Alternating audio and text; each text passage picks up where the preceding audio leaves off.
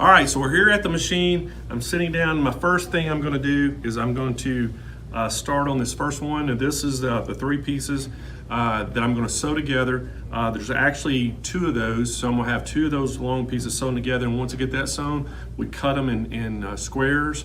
And as you can see, this is the quilt I have right up here behind me. That's the one I'm trying to make, the table runner. So I'm going to start on that first.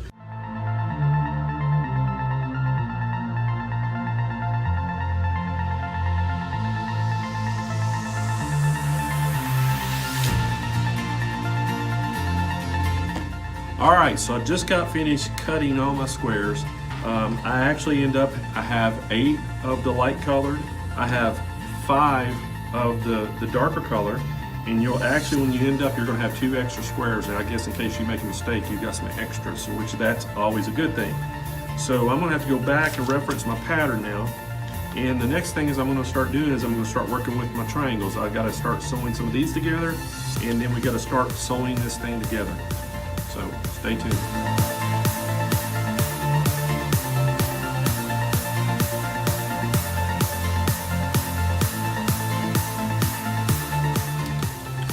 All right, so if everything went okay, I should have what you see up here, okay? So let's check this out. Let's just see if it looks like it. The next step now is to do some quilting. All right, we're out here. We're at the Handy Quilter Infinity. Got the Pro Stitcher on it. As you can see, we actually got the table runner all pin to it, and we're going to do the robotic system and let it do some stippling on this thing to kind of finish this quilt. So let's get this thing started.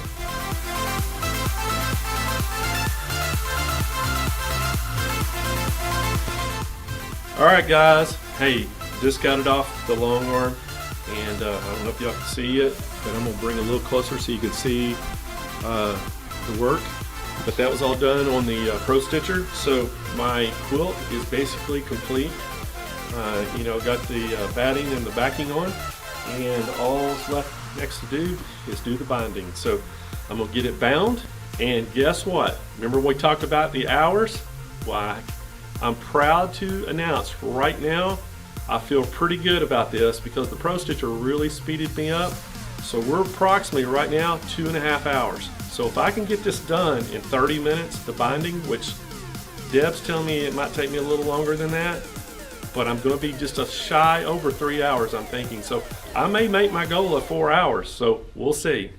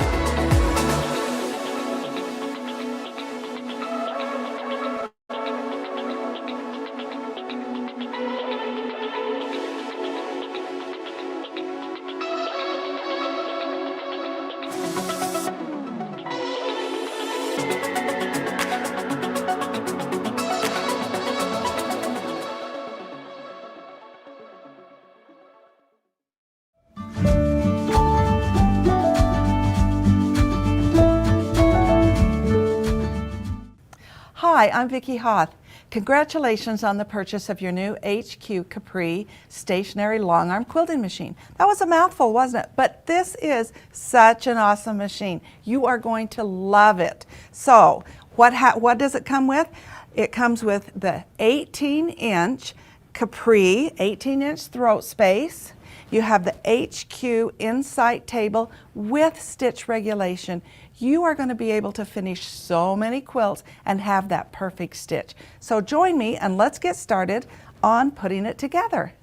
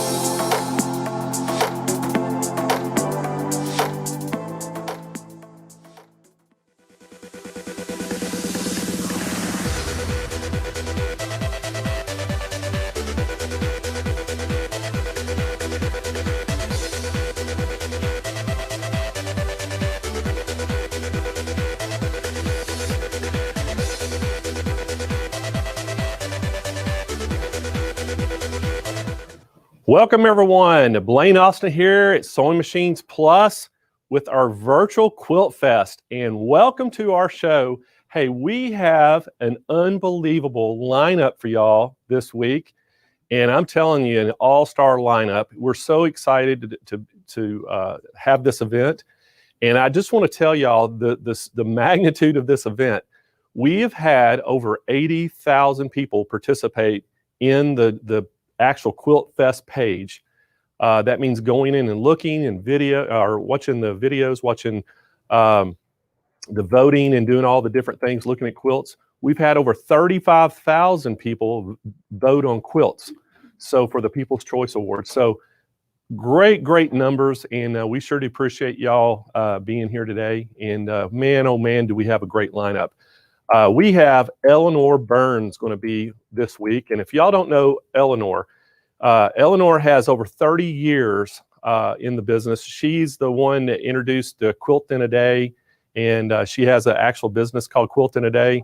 And she continues to devote herself to quilting. She is known worldwide as the Queen of Quilting. And so we're going to have Eleanor here, I think 3 different times, and she's going to do a trunk show for us, 2 different trunk shows, and then she's going to give a little speech about how she got into quilting and the different techniques. So we're super excited about that. And then our next presenter, which is going to be here today, we're super excited. We have Jenny Doan going to be here, and Jenny is basically the face of Missouri Star Quilting Company. She turned her hobby into a multi-million-dollar business. And she's had, I think it's 360 or 350 around that range tutorials on YouTube with over 100 million views. And I mean, that is incredible. And so we're super excited to have Jenny here today, and we can't wait to see her. And if y'all have questions for her, we're going to have a Q&A at the end of Jenny's presentation. So if y'all have any questions, make sure you ask. Then our judges, I got to tell you about our all-star judge lineup that we had. We have Melinda Beulah. Melinda has been lecturing and teaching both in USA and abroad. She's been featured at several different countries, making her international name in quilting. She's also written 2 books, and she is very well known. We also have Camille Ross Kelly. And Camille Ross Kelly, she's a quilter designer. She's a fabric lover. She is a 4th generation quilt maker, and she's got a company called Thimble Blossom, and that she started in 2007, and she's been designing fabric for Moda Fabrics. So we're super excited to have Camille here. And then next up, we have Karen K. Buckley. And Karen K. Buckley has been, her work has been featured in numerous magazines, and she's been voted Teacher of the Year by the Professional Quilters magazine in 1997. She's have 350 quilts under her belt, and she's won Best of Show at some of the most prestigious quilt shows in America, and one of those was the Paducah. So everybody knows Paducah very well. And then last is Sherry McConnell, and Sherry. It's kind of funny. She lives in Vegas, but she loves, the water. She's in southern Vegas actually told me in the desert. But she loves the ocean. I was like, hey, Sherry, there's no ocean around you. But she loves rainy days, which she doesn't get too many of them out in the desert either. And she says she was blessed with having a mother and a grandmother that both sewed and kind of inspired her to sew.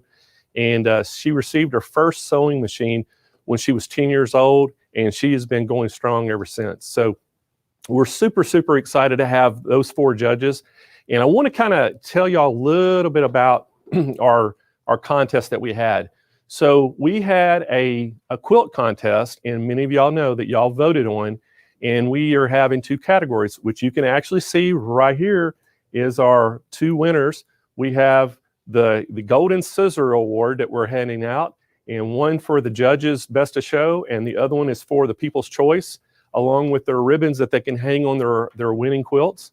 And so how this worked is we had our judges, they actually went and looked at all the entries. We had 244 entries on quilts, and only 222 of them actually qualified for the criteria that we were looking for.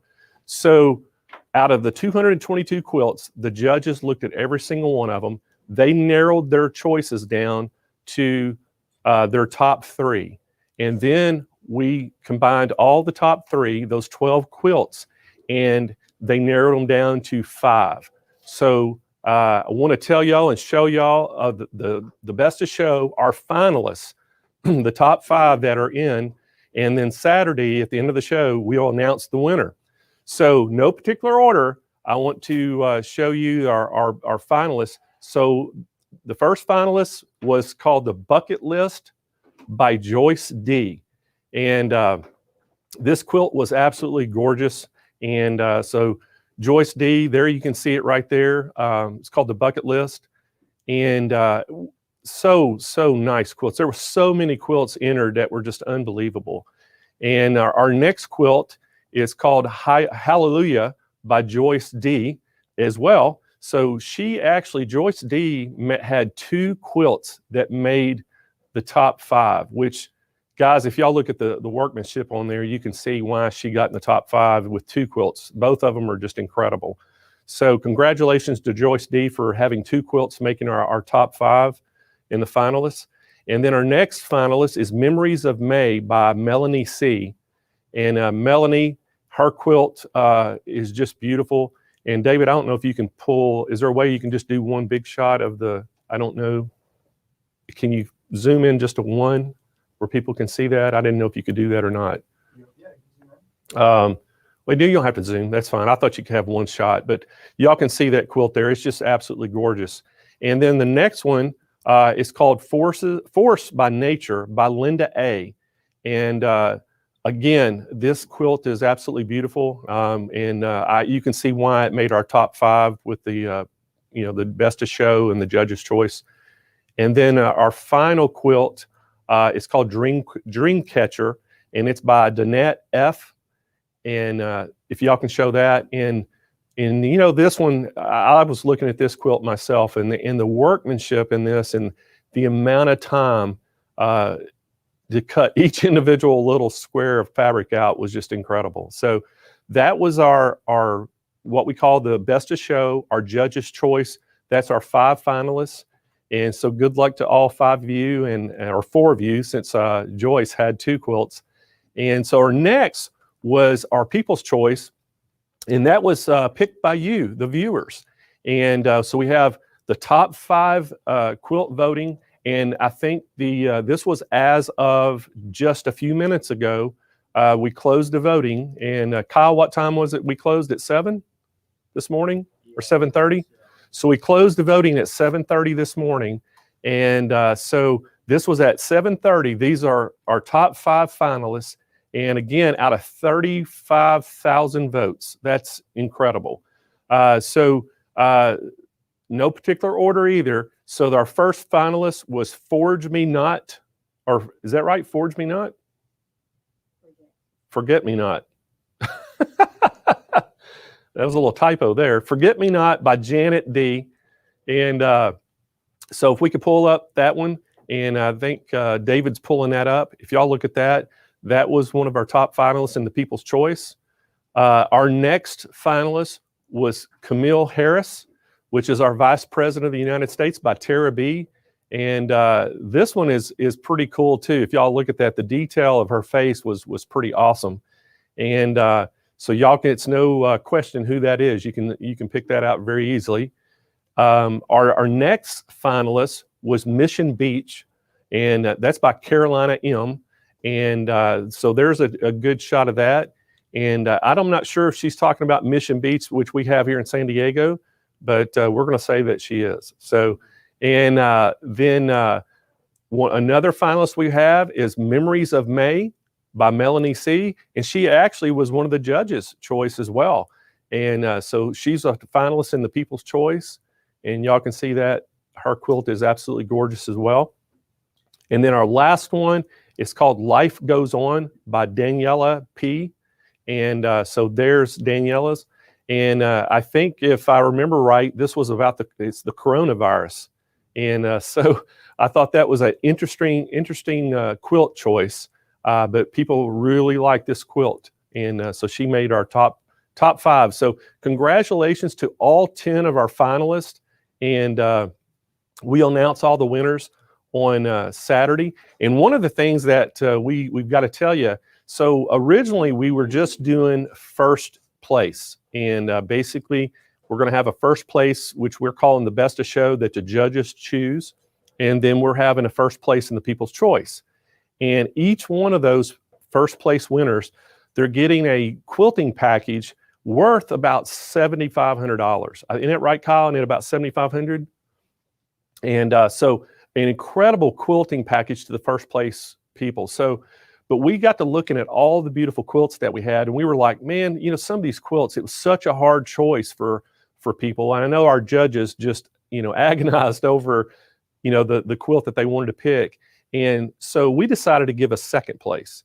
And so we're giving a runner-up in both categories, and each one of the runner-ups are going to win a Baby Lock Presto 2 sewing machine and a Baby Lock Celebrate Serger, which both packages are about a $1,700 package. So, hey, the runner-ups are not going to go, you know, away with nothing. They're going to actually get a really good sewing and serger package. So we're so happy about that. And you know, last but not least, guys, I really want to thank all of our sponsors for this show. If we hadn't had our sponsors, we would not have been able to do all the prizes that we're giving away and have this quilt show the way we're having it. And our prizes for you know, that we're giving away are just incredible. And our sponsors, really got a, you know, huge thank you to our sponsors. Our platinum sponsors for the show is Grace Sewing, Dime, Handy Quilter are our platinum sponsors. Our gold sponsors are Baby Lock and Juki. Our silver sponsors are Arrow Cabinets, Bernina, and Lighten Up featuring the Cubot. Our bronze sponsors are Brother, Sewing, or Sew Steady, Janome, Laura Star, and then our associate sponsors are Kai Scissors and Daylight Lamps. So thank you to all those sponsors, and we really appreciate what y'all did for this, and you know, all the wonderful prizes that you've donated to give away. And I know that some lucky viewer out there is going to win a $50,000 Dream Studio. And guys, this thing is for real. It is unbelievable how awesome this thing is. And not only you're getting a, you know, Juki, you know, the 4000 QVP, I think that's what it is. But you're getting a Cubot robotic system to go on one of the quilting machines that you're winning. You're getting a Laura Star ironing system. You're getting some Arrow cabinets.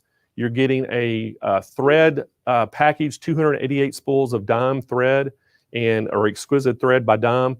And so you're getting a ton of stuff. And you know, the biggest thing, you're getting that Grace Pro quilting machine with a frame, your choice of a 10-foot or 12-foot frame.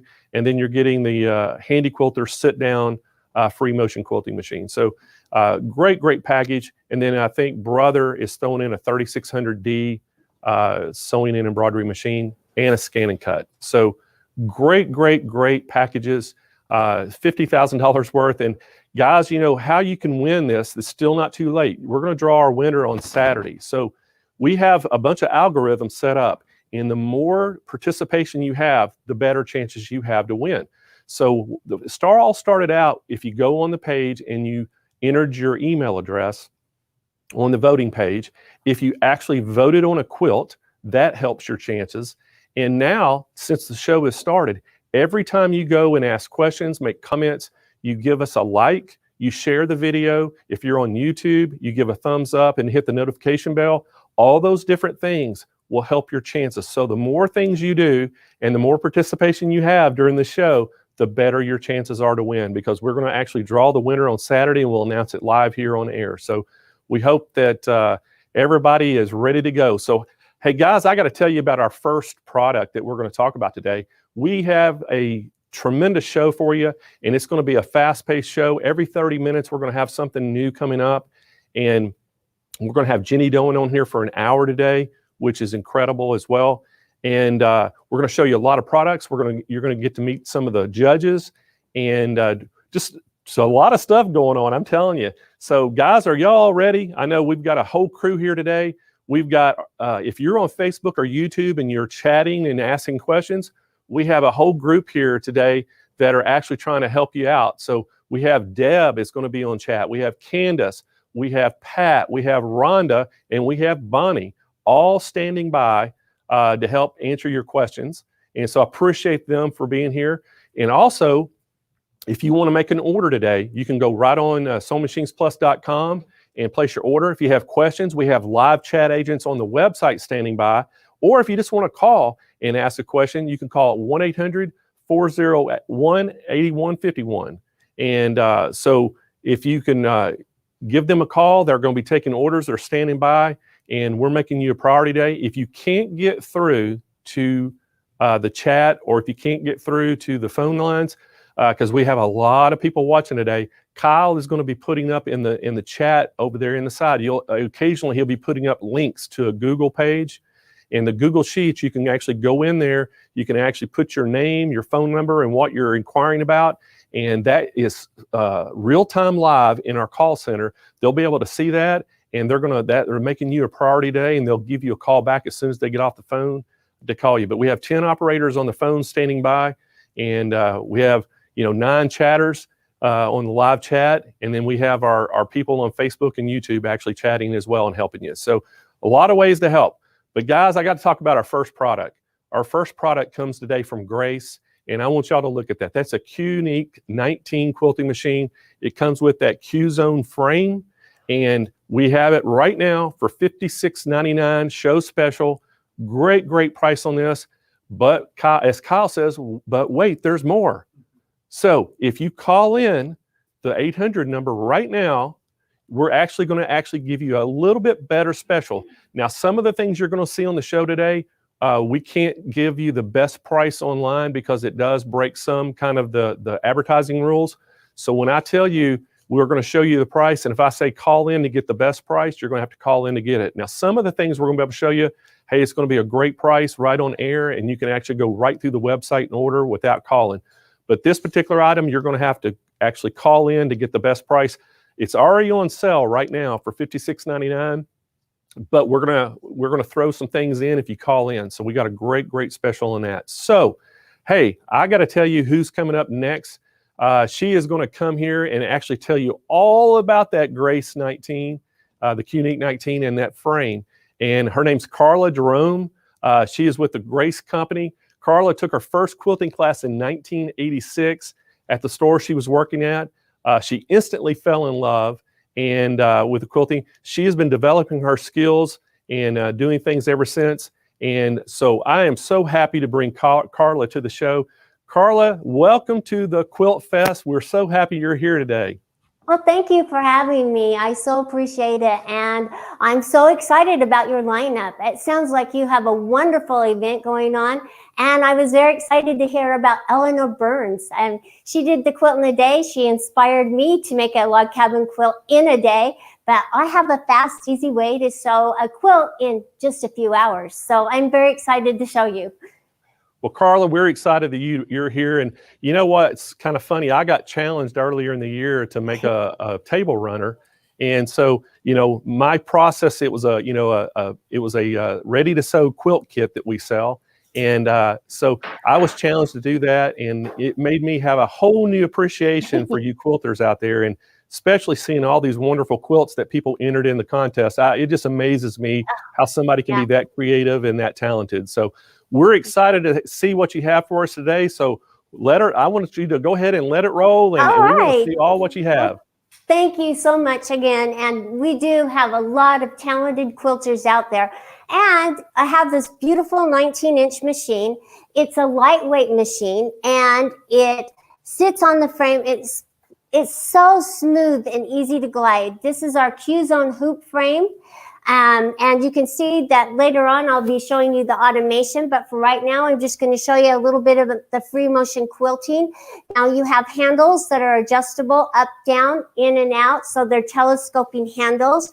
You also have the touch screen, so you can change your modes by the touch of a finger, or you can change your speed with the touch of a finger. You can jog your needle up and down, put your needle in the stop position or the down position or the up position, and it is easy to thread. Right here on the side here, we have instructions with how to thread it so you get it threaded correctly every time.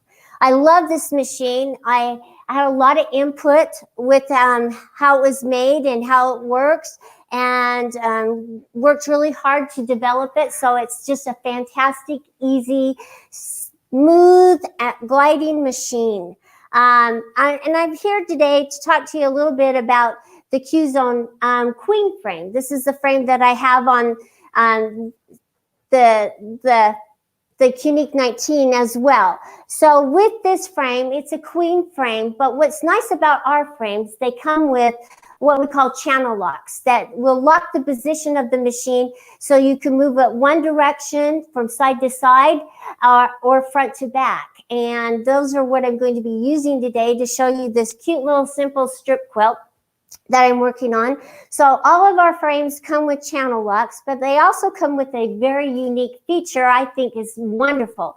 So instead of having to buy a new machine to upgrade to a longer arm machine, you can start out with a little domestic machine that you have, because this pole right here will extend in and out. So you can push it in to work with a smaller Juki machine that I have over here, or you can extend it out to get a larger quilting area to work with a longer arm machine like this Qnique 19.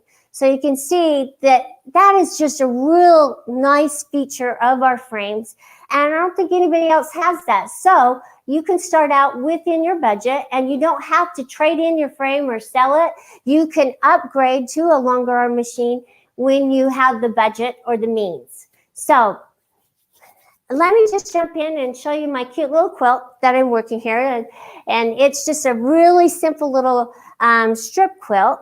What I have done is I've put my backing on, and then I laid my batting. And I like a double batting because I like a little loft in there. I like to make it a little softer. And this is going to kind of be a reversible quilt as well. So I laid down a strip of fabric. I cut in various sizes. And you also have a lot of strips that you've cut that you haven't used with different quilts. So this is a really good way to use up all those excess strips and get rid of them and make something beautiful. Right here I have a little block that I had made for another quilt that I had left over. So I just added it to a piece of white, and I'm going to sew this into the quilt myself. So it's a good way to use up those extra blocks that you made that you couldn't fit in the quilt or just didn't look just right. So this is just a fun, simple little way to use up all your little scraps. So what I'm going to do right over here. So I wanted to show you the channel lock. The channel lock is right here on the wheel, and you have one in the back. So this channel lock locks it into place so you can't move it front to back, but you can move it side to side. And the one back there will lock it into place. So if you want a straight line going front to back, it'll lock that into place. So I'm just going to move it over here really quick. And I'm going to bring my foot down. You can see I've done a few rows of it. And I'm just going to, and we have accessories and feet that you can lock into place, that you can use. I'm just going to lock it into place, my channel lock, and see it's not going to move anywhere, but I can move it from side to side. And because I'm at the side of my quilt, I'm not going to really worry about pulling up my bottom thread because I'm just right here at the side. I'm just going to turn on my machine, and I'll just show you how easy it is to move across and make your straight line.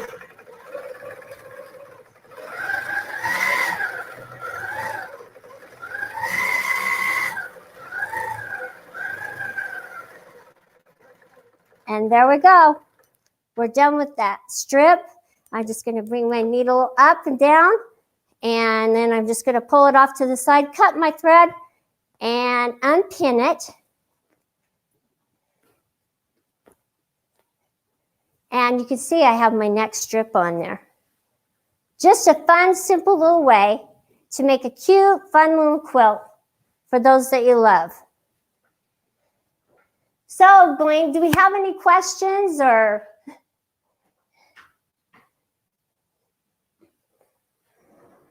Yeah, but I want to remind everybody watching, you know, this special on this machine, this QNIQ 19 with the frame, it's $56.99, and that is our show special. But also, hey, you don't have to call in for this. We actually have it. We're giving a free quilter's accessory bundle with it, and you're also getting free cloth leaders. So if you order right now, you can get the free cloth leaders, you're getting the free accessory bundle, and you're getting that special price of $56.99 on the QNIQ 19 with the frame. And that quilt kit accessories include super slide ruler template, the mini slide ruler template. You get the 16 or you get the 1800 pack needles, the size 18. You're getting the ruler base, you're getting the bobbin pack, and the hooping foot kit. So a great, great package. And then also you're getting those cloth leaders. So great price of $56.99. And Carla, right now we don't have any questions, but I'm sure we'll have a question by the end of your presentation.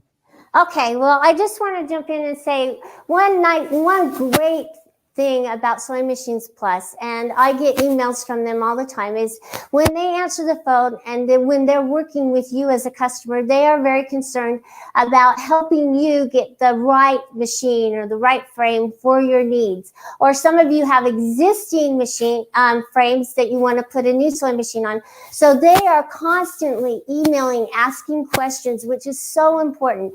Ask questions to see what will work for you and your needs. And I just appreciate that about Sewing Machines Plus, that they really care and they're really concerned about you as a customer and want to help you get into the right system for your needs. So let me just jump in and talk to you a little bit more about the frame and the machine. So like I said, you can't move this front to back, so the channel locks are awesome. And there are other channel locks out there. They just don't lock it into place like these do, because you really can't. Now, if I forced it, I probably could, but it's not going anywhere. And the one in the back just allows it to move front to back so nicely. So that's one of those great features of it. And I've laid out my strips. So I'm just going to show you how easy it is to roll the quilt. And I have on here our cloth leaders, which I've attached my quilt with, and our nice quilt clips. So they make quick work of floating your fabric. And you saw how easy it was to glide my 19-inch machine across. And I'm just getting ready to roll. And the 19-inch machine also has dual wheels.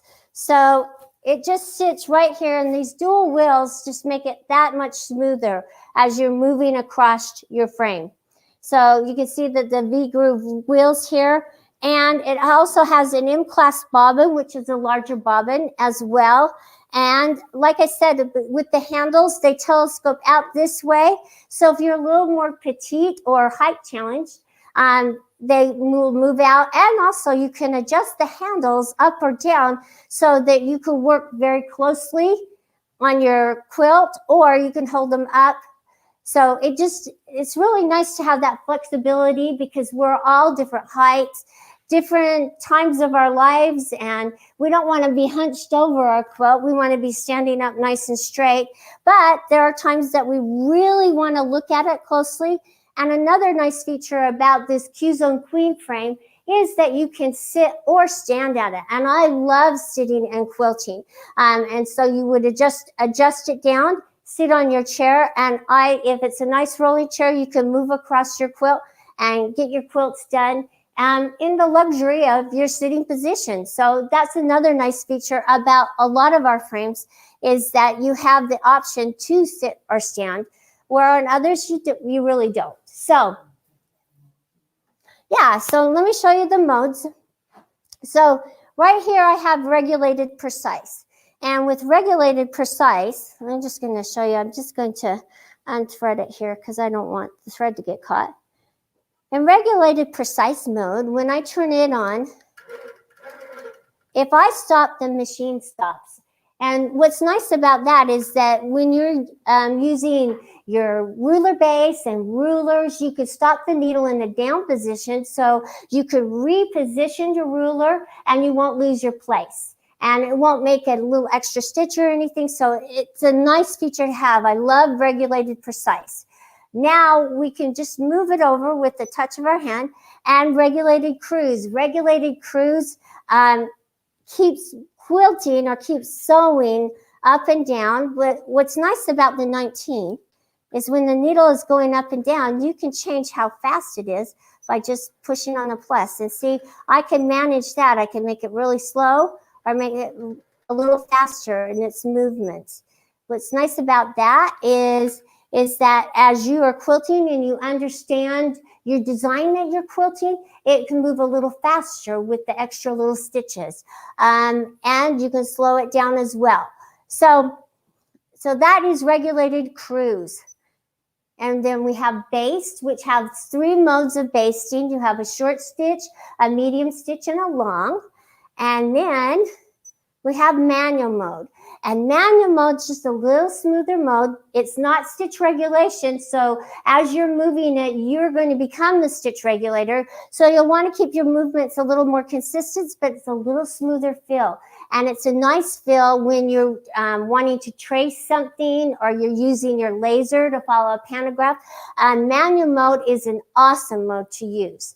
Then let me show you the settings. In the settings, we have some features that you can change it to centimeters, to inches. So if you're out of the country and not here in the United States, you can change it to centimeters. And also you have a full stitch or a half stitch. A full stitch is where the needle will go down and come back up. That's one full stitch. You have a half stitch where if you push the button, it will go down and the needle will stay down, and then you'll push it again, have it come back up. Then you can change it from right to left-handed, and you can also check on your screen settings, and you can turn your light on or off. And that is the settings mode. So it's just a wonderful machine, easy to use, and you have that 19-inch stroke, which you're going to love to use. So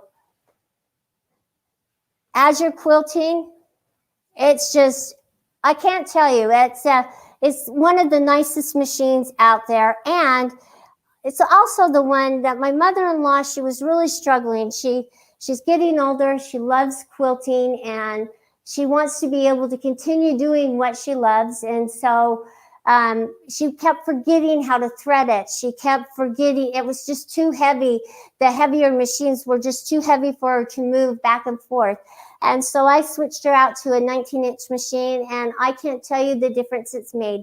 She's able to continue quilting and doing what she loves in the comfort of her own home, and she doesn't have to call somebody and say, come and help me thread my machine, or I can't move it, and she doesn't get as tired so easily, so she can stand there for a few hours, or she can sit at the frame, and she can do it at what she loves to do to continue working on. So I'm just gonna move over here and do another little strip. I'm gonna do this little purple one right here. Hey, Carla? Yeah. Hey, we got a question out there. So somebody's wanting to know, what is the quilt frame dimensions? You know, I am not sure. The Q-Zone Queen is a queen frame. We do have the dimensions on the website. It extends out to about 45 inches depth-wise, and the length of it is 108 inches long. That's what it is. It's 108 inches long from side to side, and the depth is 45. It extends out. Okay. And then the other thing is, what's the recommended thread to use on the Qnique 19? Well, our finesse thread is what I would recommend. It's a 50 weight.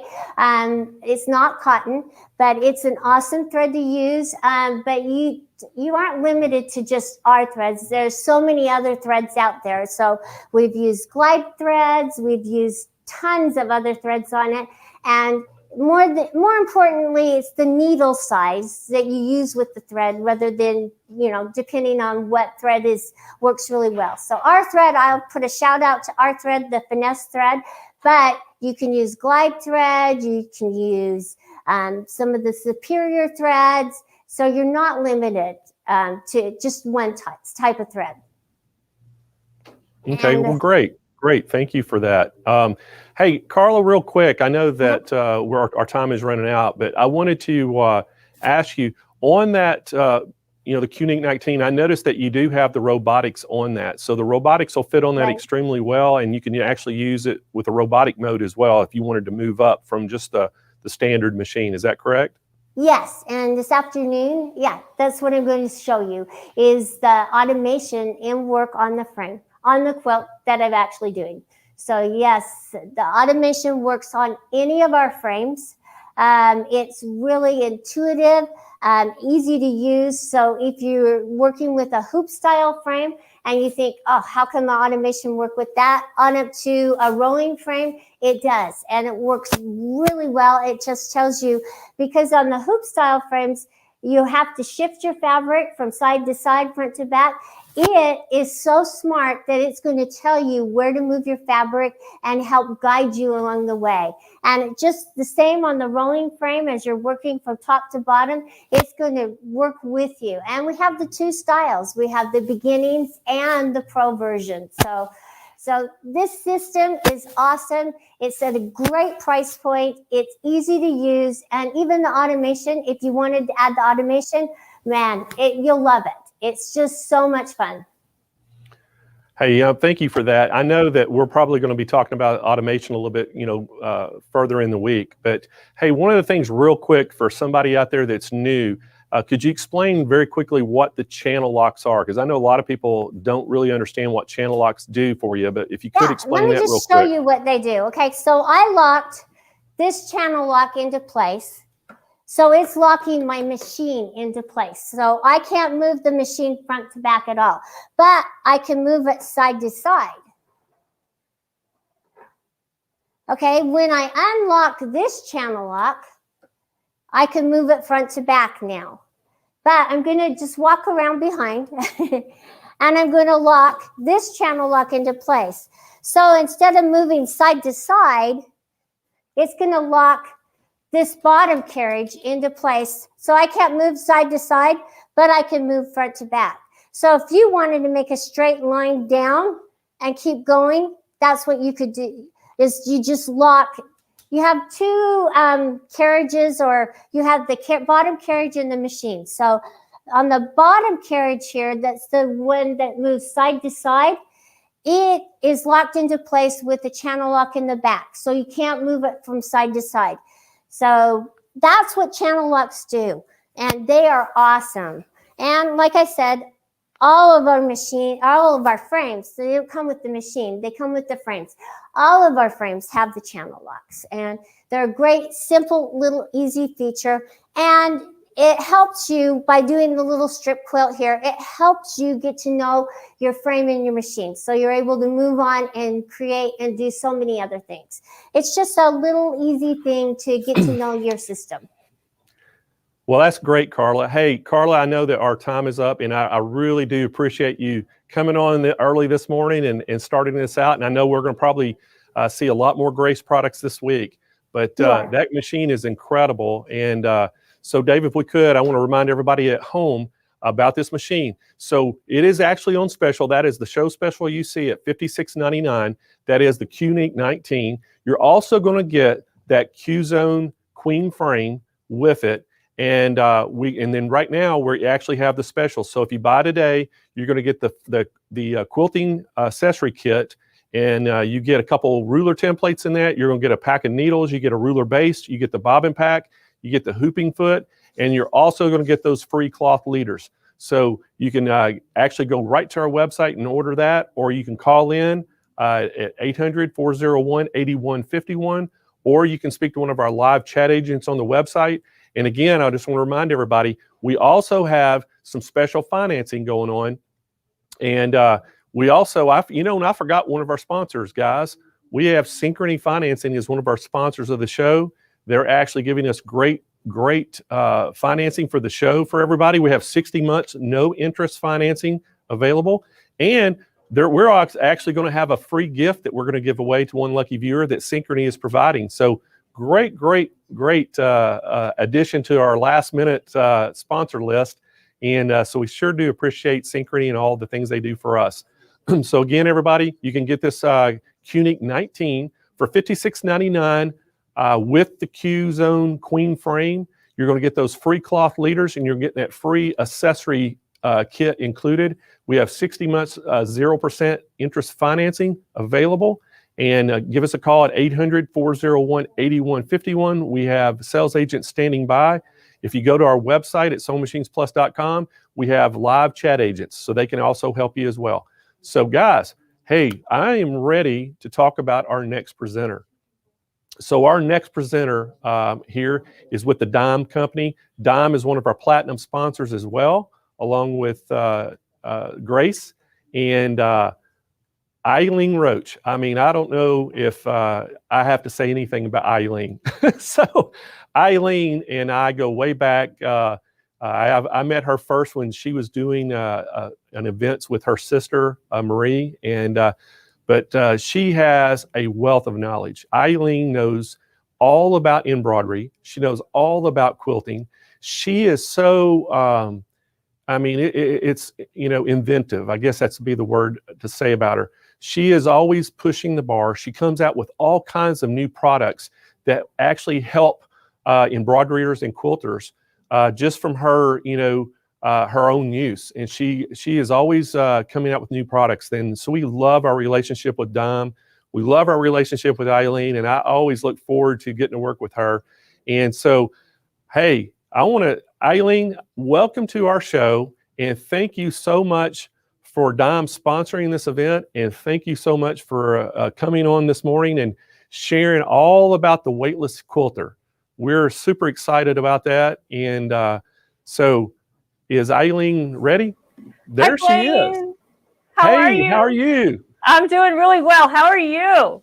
I am fantastic. And I tell you what, I could not ask for somebody better to be on our show than you. You and I go so far back, and I always love the opportunity to work with you.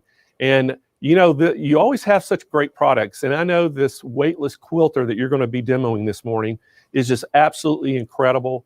And, we've got some great pricing on it. And like I explained to everybody in the show, Eileen, that, some products, the price is so good, we can't even advertise it on the air. So they have to actually call in today, the 800-401-81, to get the best price. And we're going to show them what the regular price is. However, to get the best price, they have to call in and get that special show pricing that Dime gave us. And we're super excited about this, and we're super excited to see what you have to show us about the weightless quilter. Oh, that's awesome. I'm really, thank you for having me. It's always a pleasure to work with you, Blaine. You and I have both seen this industry change so much through the years. And, it's amazing how we started with a really small sewing field. We were happy to do a small left chest embroidery or something like that, right? Or a monogram on a napkin. And now people actually want to quilt a queen king-size quilt on an embroidery machine, which is amazing. It is. It is absolutely amazing what you can do. And I tell you, this weightless quilter has enabled you to do a lot of cool things with just your domestic machine and with embroidery machines.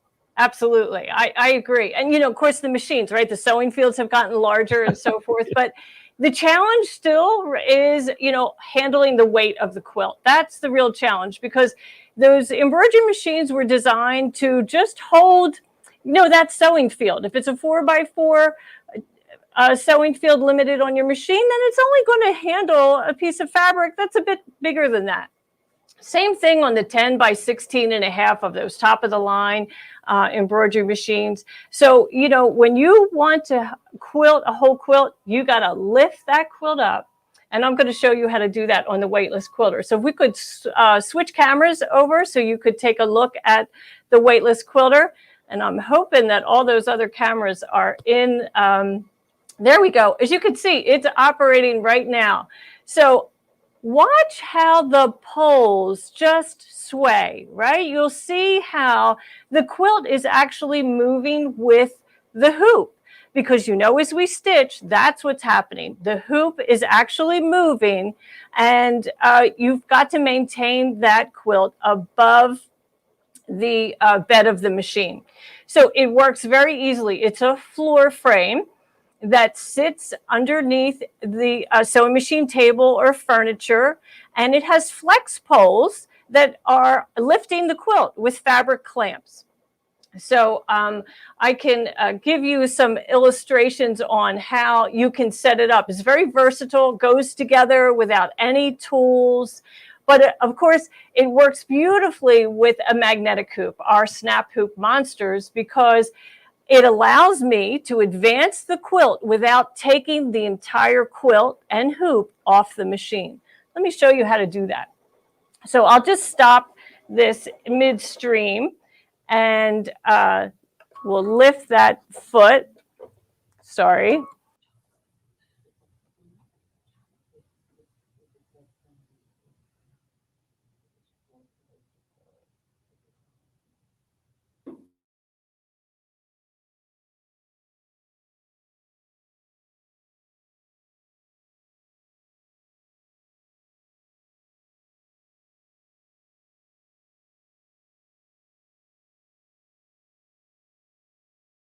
Here, I'll flip that off so you can see it's actually attached to the side of the machine, of the magnetic frame. Oh, I think I just lost my camera, didn't I? Oh boy. So let's head back over here. Sorry, we had a little technical difficulty over there. And if you, sorry, I lost a camera. That's embarrassing. So I need some help here. But first off, let's talk about the 5 mistakes that quilters make, Blaine. And I bet you don't know what they are, do you? And now I don't have any sound of you. Oh my goodness. Well, I'm hoping you can hear me. Can you hear me now? I can. All right. So, hey, Eileen, I was going to say, I know one of the mistakes that quilters make. What's that? Is not watching your videos and learning more about it. Because I tell you, you get lost when you get in here and start looking at some of these quilts and all the things, you get overwhelmed. And so I tell people, just make it easy. And what you're showing right now is so easy. And if I could, Eileen, real quick, I just want to show everybody, this weightless quilter is $2.99. Right now, you can see it. It's $2.99. We can go to our website and look at all and everything, but you have to call in because we actually have a show special that you have to call and speak to one of our live chat agents. And guys, I want to remind everybody, the quantities are limited on this.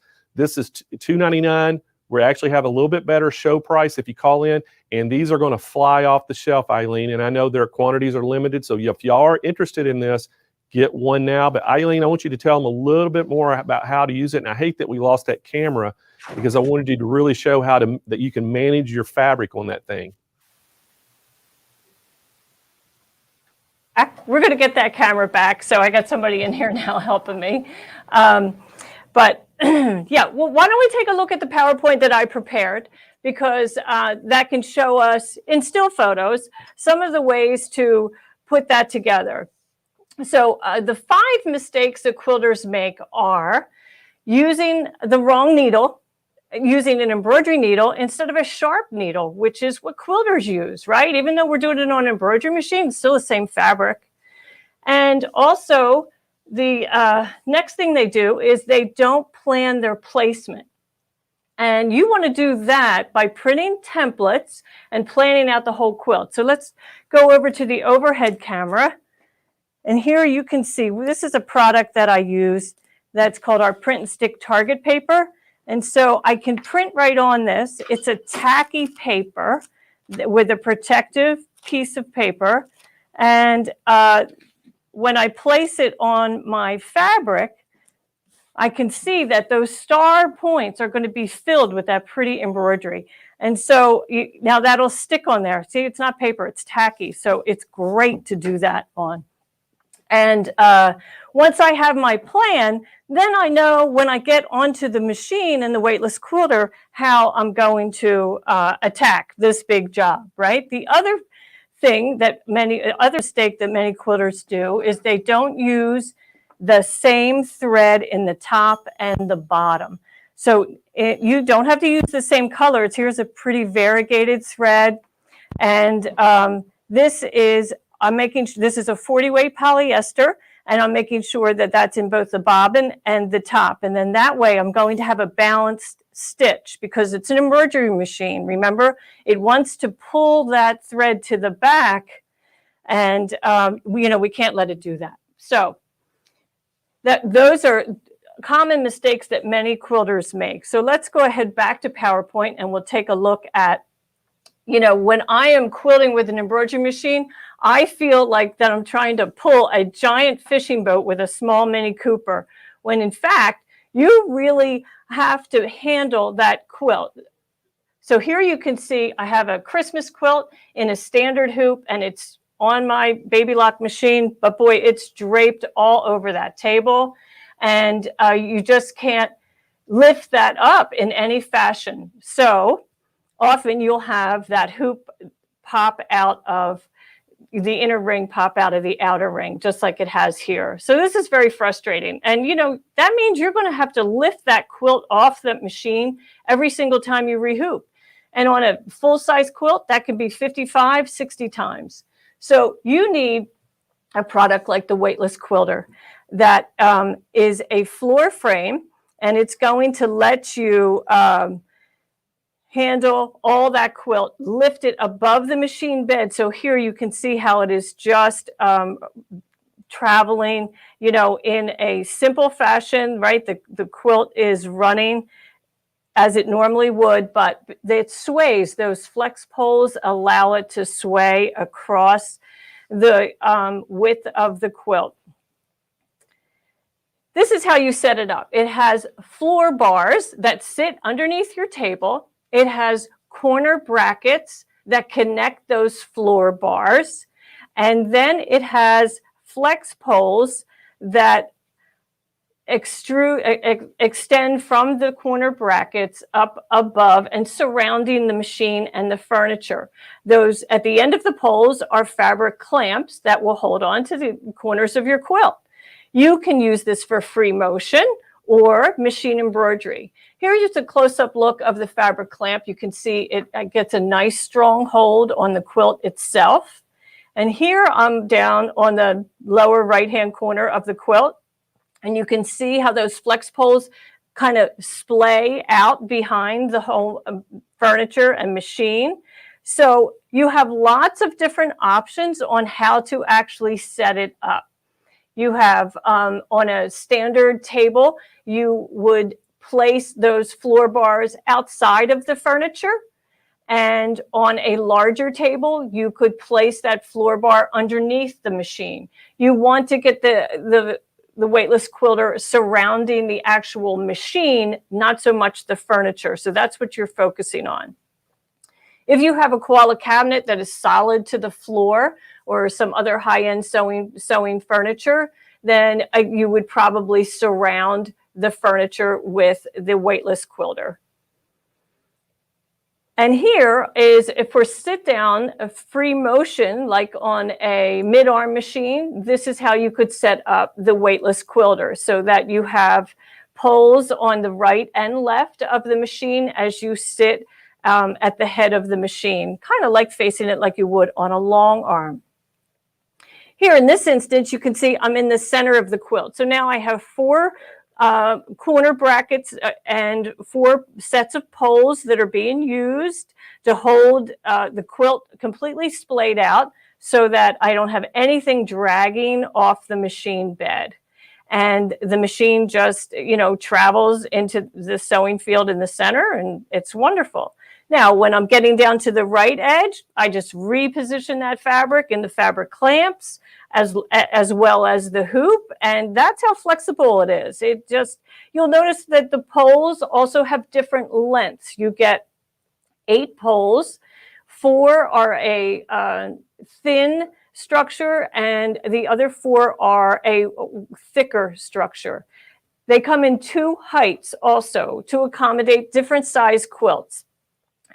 Because really you want to do everything from a lap quilt all the way to a king size quilt on the weightless quilter. So the size of the poles and the flexibility of the poles will accommodate all of those needs. Here, I'm in the top right corner. There's no reason why I can't just clamp 2 corners in 1 clamp. And then that allows me to just kind of spin off and just work on 1 portion of the quilt at a time.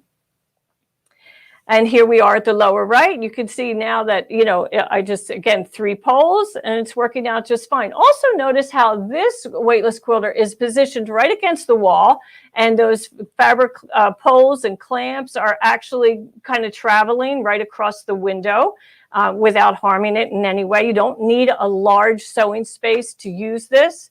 In fact, it works in a pretty tight area for a big job, and this is a big job. So what else can you do with the weightless quilter? Well, binding is just fabulous. I love doing binding on the weightless quilter. That's that last task of the whole big job of using the weightless quilter, of finishing your quilt. And that's always kind of a burden to people. They just want to be done with the quilt. But here, when you use the weightless quilter for binding, boy, you'll zoom that, attach that binding around in no time, in just a flash. So that's one of my favorite things to use binding for.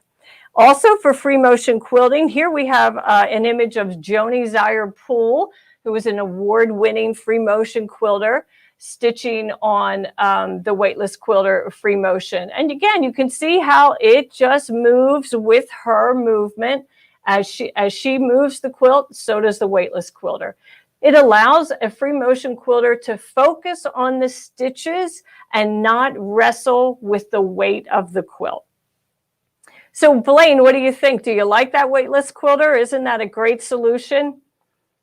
Eileen, this thing is incredible. And I'm telling you, I can see how this could make somebody, if you can't afford to get the robotics for a quilting machine and have a big quilting machine, you could take this weightless quilter at your house on just a regular, your regular furniture that you have, sewing furniture, with an embroidery machine, and actually do a quilt. You could do a king size quilt very easily with this thing. I'm so impressed with this. I love it. I really love it. It's so flexible. I think that's the beauty of it. It allows, it accommodates both free motion quilting all the way up to, embroidery machine. And, many people, maybe they want a long arm, but they don't have the space, or this isn't the right time in their life for a long arm, but they still want to get quilting.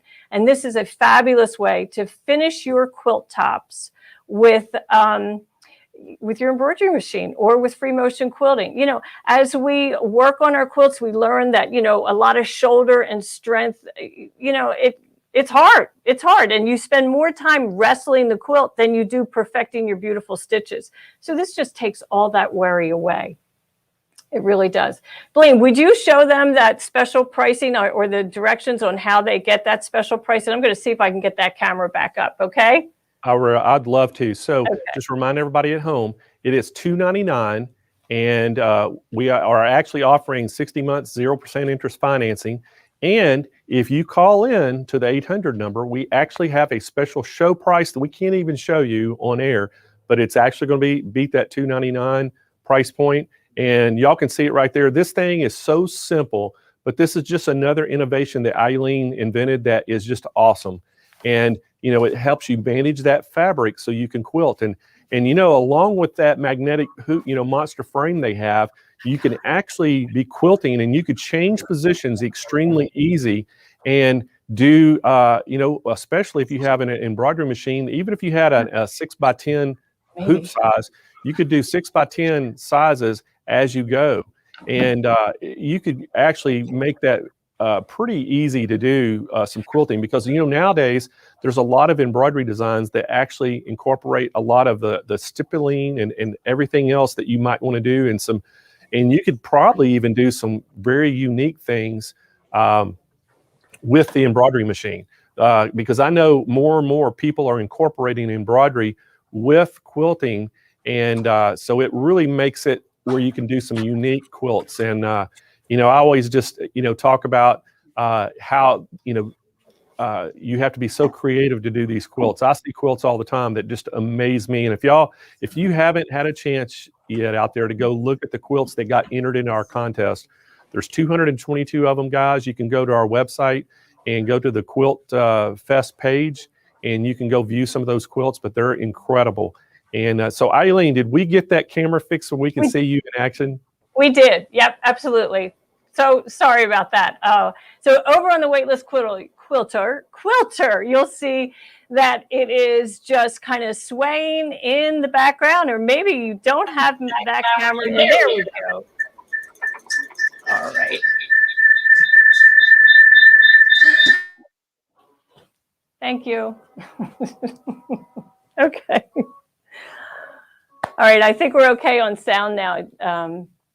Okay, I think we're okay on the sound. So maybe you don't hear me. But anyway, it is just swaying. That's what I love about this weightless quilter. It just moves with the needle. As the needle moves, so does the whole quilt itself. So now you're not worrying about how it's dragging off the table, or is the hoop separating from itself. So I thought I would just kind of give you a good example of a monster hoop. Let you get a good look at it in the overhead here, the overhead camera on the table, where you can see, maybe not. Oh my goodness, this is all a little crazy. Okay, so a monster hoop comes with 3 parts. It comes with the magnetic top and a plastic shield. This is what we call the magnetic shield, and your metal flat bottom. It has an attachment that is already attached to it, and that attachment is recognized by the machine. And once it's attached to the machine, your machine will know what hoop is attached. It has protective suede on the back of the metal frame to protect the surface of your machine. And in order to store store a monster hoop, we always like to store it with that shield in between, because that gives you, that allows you to separate the top and bottom very easily. Now, the magnetic hoop has a wrong side. You'll see it has a notched corner. So this is the magnetic side, and that's what goes on top of the metal frame. And that's how you differentiate between the two. So these two, it comes in all different sizes and for all brands. So we make it for Baby Lock, Brother, Bernina, Singer, not Singer, but Viking, Pfaff, and Janome. A limited number of Janome machines. We make it for the Janome 500 and 500E. And that is because of their attachment that's on the inside of the hoop. Of the machine, shall I say. But they're so easy to use. And the beauty of it when you are on the weightless quilter is that you don't have to take the whole quilt off. So let's go ahead and do that one more time, where I'll lift that presser foot, and I'm just sliding the magnetic frame up over the head, and then I will advance my fabric. Now, I would be working with a template normally so that I know where to position the next design. And I would center my needle over that template and then lower the presser foot and start to sew again. And, you may want to reposition the quilt at the clamps. You don't have to do it for every hooping, but you'll find, it becomes very intuitive as you work on your quilt. You'll find that you'll just know when to reposition the quilt in the fabric clamps and when to just let it go on its own. And my hoop guard here will keep this, will keep the bulk out of this roll. They'll keep it out of the sewing field. And then I should probably unroll this back here a little bit just to relax it and let that stitch. It's kind of like having a friend right in your sewing room that is going to enable you to quilt your machine like they're holding it and really helping you with the quilt and all that weight. Oh my God. So Blaine, how is everything going? Do you have any questions for me today? Eileen, I have some questions. Okay. I'm All right, happy so to first answer. of all, I wanted to make sure everybody knew that the plastic corrugated piece that you have that goes between them, that's just for storage, so Just you for can get storage. the magnetic hoop apart. Right. The other thing I had is how long are the poles that hold the fabric, and then how much weight or how much does it weigh, the base weigh on it? Oh, the base is very lightweight. So there are floor bars that I don't know what the weight of them are, but I can tell you that the corner bracket has been designed so that the angle of the flex pole, the fabric pole, comes out at a certain angle, and that's what lets those floor bars stay on the floor. And without that, here, I have one here in my hand. Without that angle, as you can see, this angle, right? So when it's flat, that bar sticks out here. And let me get one of those bars so you can see. So the tallest, I believe that the tallest, the long height is 58 inches tall. And the short one is about 38. But, you can cut these down. They are made out of fiberglass, and you can cut these down. Once you get the product home in your sewing room and set it up and place your first quilt on it, that will tell you how tall those poles should be. Now, we have those tall, we've included the tall poles in the package because some people have counter height machines. Believe it or not, they like to stand at their embroidery machine. So that's what those tall poles accommodate. But really about 36, 40 inches is probably sufficient. You want to make sure that the quilt is above the machine bed. And, so it's lifted above that. You don't want it level with the machine. You want to lift it above so that the quilt doesn't get caught underneath that arm, the pantograph arm, like behind the machine. That seems to be where the quilt gets caught the most, in that corner. And what else did you ask me? Yeah. Oh, so weight-wise, it can handle, we've tested up to a quilt that weighed 42 pounds, which is a really heavy quilt and, not one that anybody wants to sleep under. I can tell you that. It was an exaggerated test that we did. We literally kept laying quilts, on top of the weightless quilter so that we got to that weight. And we found at that point, then it started to, kind of collapse. So, but I've done king size, queen size quilts with wool batting, flannel backing with no problem.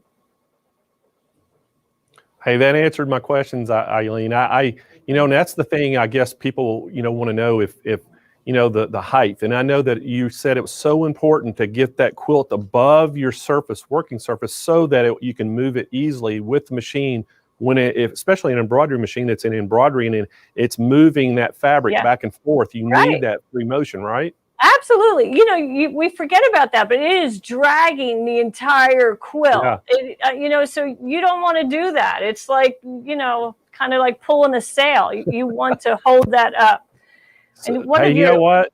I look at this thing, it's like having 3 of your best friends there with you holding your quilt to help you move it back and forth while you're working on it. That's right. That's exactly right. That's really what it is. And, we've had ladies that do bridal wear, and they love it for the white cloth because it's impossible to keep that spotless during sewing, right? So they like to lift that up and clamp it to the weightless quilter. And it's very handy for, bridal wear, draperies, any kind of heavy, large, expansive fabric that you want to keep the weight off the machine or keep it off the floor so it's not all puddling off the floor. Oh, and Sandy Black Randolph, she already got one.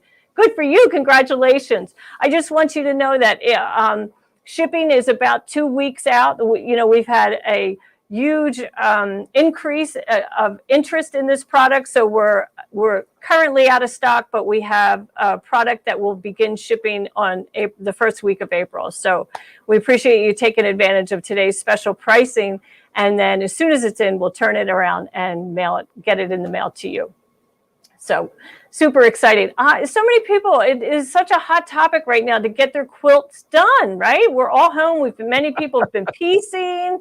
Yeah. And Linda Norris says she can see that her cat would jump in the middle and use it like a hammock. Yeah, that would be it. That you're probably going to find your cat up there sleeping on one of those if you left it up. But right.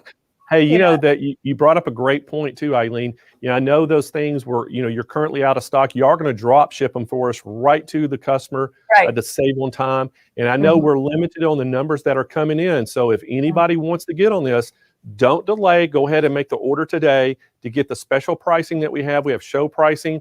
This thing is $299. Call in. You're going to get a special price on that. Y'all can see it right there. This thing is like having your best friend there to help you. 3 of your best friends actually help you hold that quilt to let you embroidery on it. And it just opens up a whole new world to you using just your quilting, your furniture, your sewing furniture at home. You can put this around it. What a great invention and what a great item. It's $299. We have 60 months, 0% interest financing available. And we've got a show special on this. If you call right now, you're going to get that show special. And like Eileen said, they're going to be shipping April 1st. They're out of stock. They're limited numbers that are coming in. And hey, if you want to get one of these, get on it right now. So Eileen, I know that you're going to be coming back this afternoon, and we're going to talk all about some other great products. And but this product in particular is incredible. And how long has this thing been out? I know this is a fairly new product for you. It's only been out a couple years, and we've just recently kind of reintroduced it in the sense that we have this whole new quilting, interest, and so we've been developing other product around the weightless quilter. And I think also, people are just ready now to really understand that they can truly finish their quilt on an embroidery machine.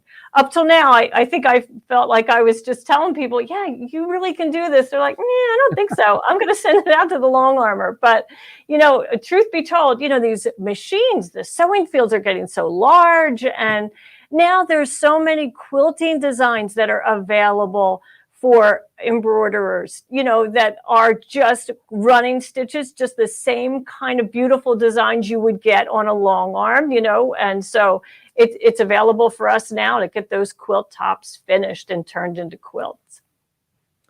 Eileen, you're exactly right. I know some of those embroidery machines out there, have 12 by 12 and 9 by 14, embroidery fields. So you think about that, doing quilts. I mean, this would be extremely easy, and especially with the combination with that magnetic monster hoop. Right. Put that on there. It makes it easy to position and change your position. And I mean, basically, once you get it set and going, you got your 3 friends holding your quilt. Your machine's doing all the work. You can just sit back and drink your coffee and watch TV. Read a book on your tablet or something. And, Bonnie Sneed, she just said that she just ordered one, even though she has a long arm, but she started doing some embroidered quilts and wants to finish them on her machine. That's awesome. I love that. Some people just are so talented and they want to explore and enhance their skills. And it's these kind of tools that allow us to do that we're not so frustrated with, handling all that bulk and that weight, that we really do get to focus on the task at hand. And it's such a great feeling to finish your quilt completely on your own and not pay someone else to do it. That's my personal feeling. All right. Well, Eileen, that is incredible. I want to remind everybody at home again, this pricing. It's $299. Hey, we have 60 months, 0% interest financing to make it easy for you can pay it out. And if you call right now, you're actually going to have a special price that you can get, but it's a call-in special only, the show special that can give it to you over the phone. It's $299 regular price. We're going to beat that price. And again, guys, we want to thank Eileen Roach for coming on this morning, and Dime. Dime is our platinum sponsor. And Eileen will be back again this afternoon, and we're going to have some more products from Dime. But hey, the show must go on. So guess what? We have another product coming up, and it is from Handy Quilter, one of our other platinum sponsors. And what a great product this is. And our first presenter this morning for Handy Quilter is Kelly Ashton. And Kelly is actually the studio manager for the education department. She actually used to own a quilt shop, and she just, her passion just was so much in the quilting industry. She kept learning, and I think in 2013 she actually joined Handy Quilter as one of their national educators.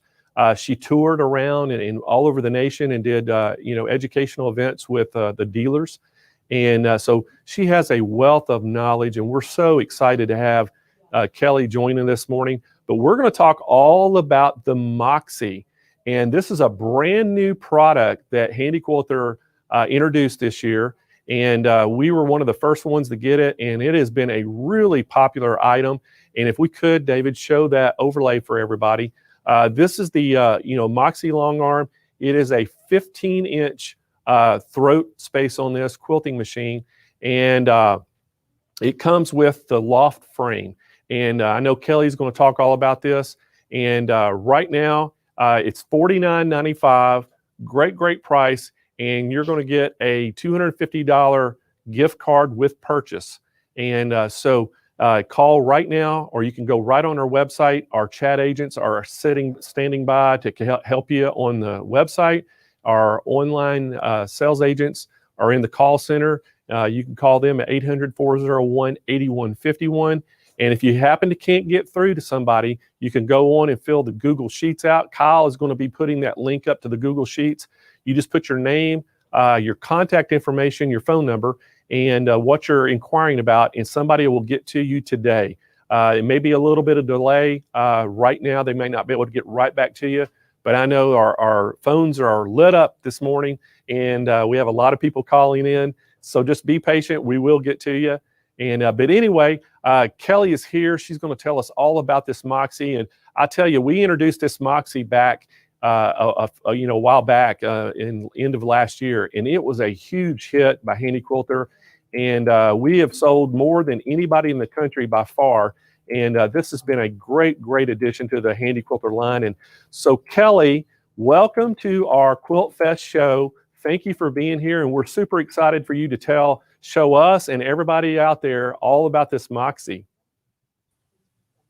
Hey, Blaine. Thanks for having me today. I'm pretty excited to show you the Moxie and your audience. So the Moxie, like you said, was introduced to the public about a year ago, and it was received so, like, people loved it. The Moxie has been a huge success. So, and one of the reasons is that the Moxie, the price point of the Moxie has allowed people of all levels of quilting to be able to expand their free motion quilting. So I'm excited to tell you about it. So it has a 15-inch throat base, and it comes paired with the loft frame, which is an 8-foot frame. So everything you need to get quilting. So we're dedicated to providing high quality machines and good service and excellent education. I might be just a little bit biased with the education part, but we're excited to bring all of this to you from Handy Quilter. So do you have any specific questions, Blaine, or do you want me to just tell you all about the Moxie? Hey, Kelly, I'd like for you just to tell us all about the Moxie, and we're probably going to be taking questions, and I'm sure if you'll break here in about 10 minutes, we'll see if there's any questions, or I may have some I want to ask you, and then we can kind of go finish the demo. Okay, awesome. All right, so here's our Moxie, and it's very easy to use. It's simple to drive. It just glides around on that frame just so easily, but it has a few different features of our other machines, and I want to tell you all about it. So we have, one of the reasons you're going to get a long arm machine is because of the great stitch regulation that comes with the machines. And so we have the option of stitching in regulated mode here, and we have two different modes with regulated. It's called cruise and precision. We have two different regulated modes. And so I want to show you how to get through. I'm going to move it right over here, and I'm going to show you how to get through the features, how to scroll through them on this machine, okay?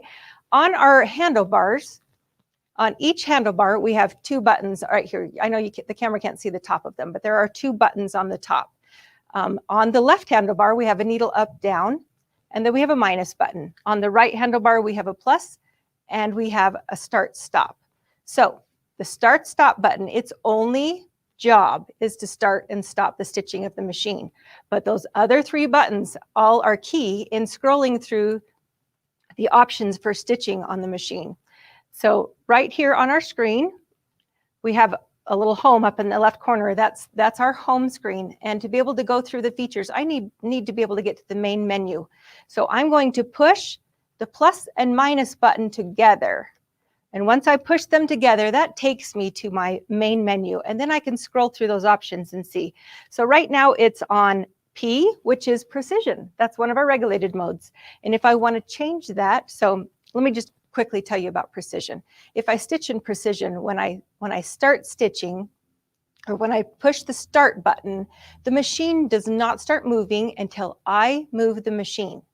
Okay, so I'll do some demoing on the stitching in just a little bit, but I'm going to move it to cruise. Now, when I put it in cruise mode, I'm still in regulated. If I move the machine fast, the machine speeds up. If I move it slow, the machine slows down. But cruise, when I push the start button, it starts a cycle of stitching immediately. And that cycle is fast or slow depending on the mode or the speed that I choose. So I'm going to show you where that's at. So right now it's on P, the P is blue. So I'm going to push select, and that is the needle up down on the left handlebar. That selects. Now I can scroll through with my plus minus button. I can scroll to my other options, which is C and M. You can even stitch in manual mode, but we're going to do regulated for a minute. If I put it on C, now it's the blue, C is blue. So all I have to do is push select, which once again is my needle up down button on the left handlebar. And now my C is selected, but now I have a second number choice, and that right now is at 125. That's 125 stitches per minute. So when I push my start button, the machine will start stitching at 125 stitches per minute.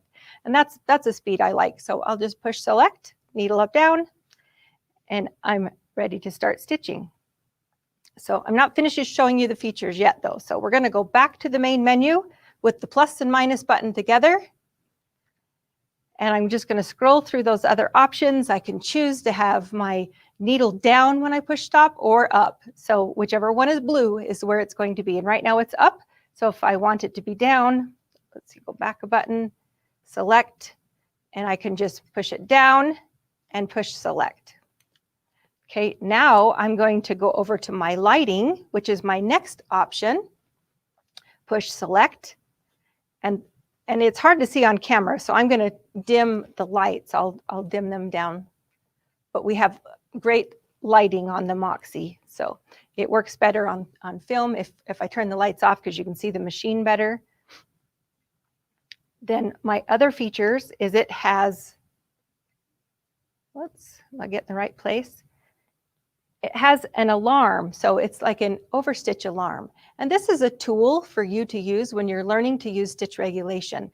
So if you're moving your machine, if you're moving your hands too fast and you're out stitching the stitch regulator, it will beep at you and say, hey, slow down just a little bit. We want to be able to have nice, even stitches. So it's a great learning tool. All right, our next feature or tool is a stitch count.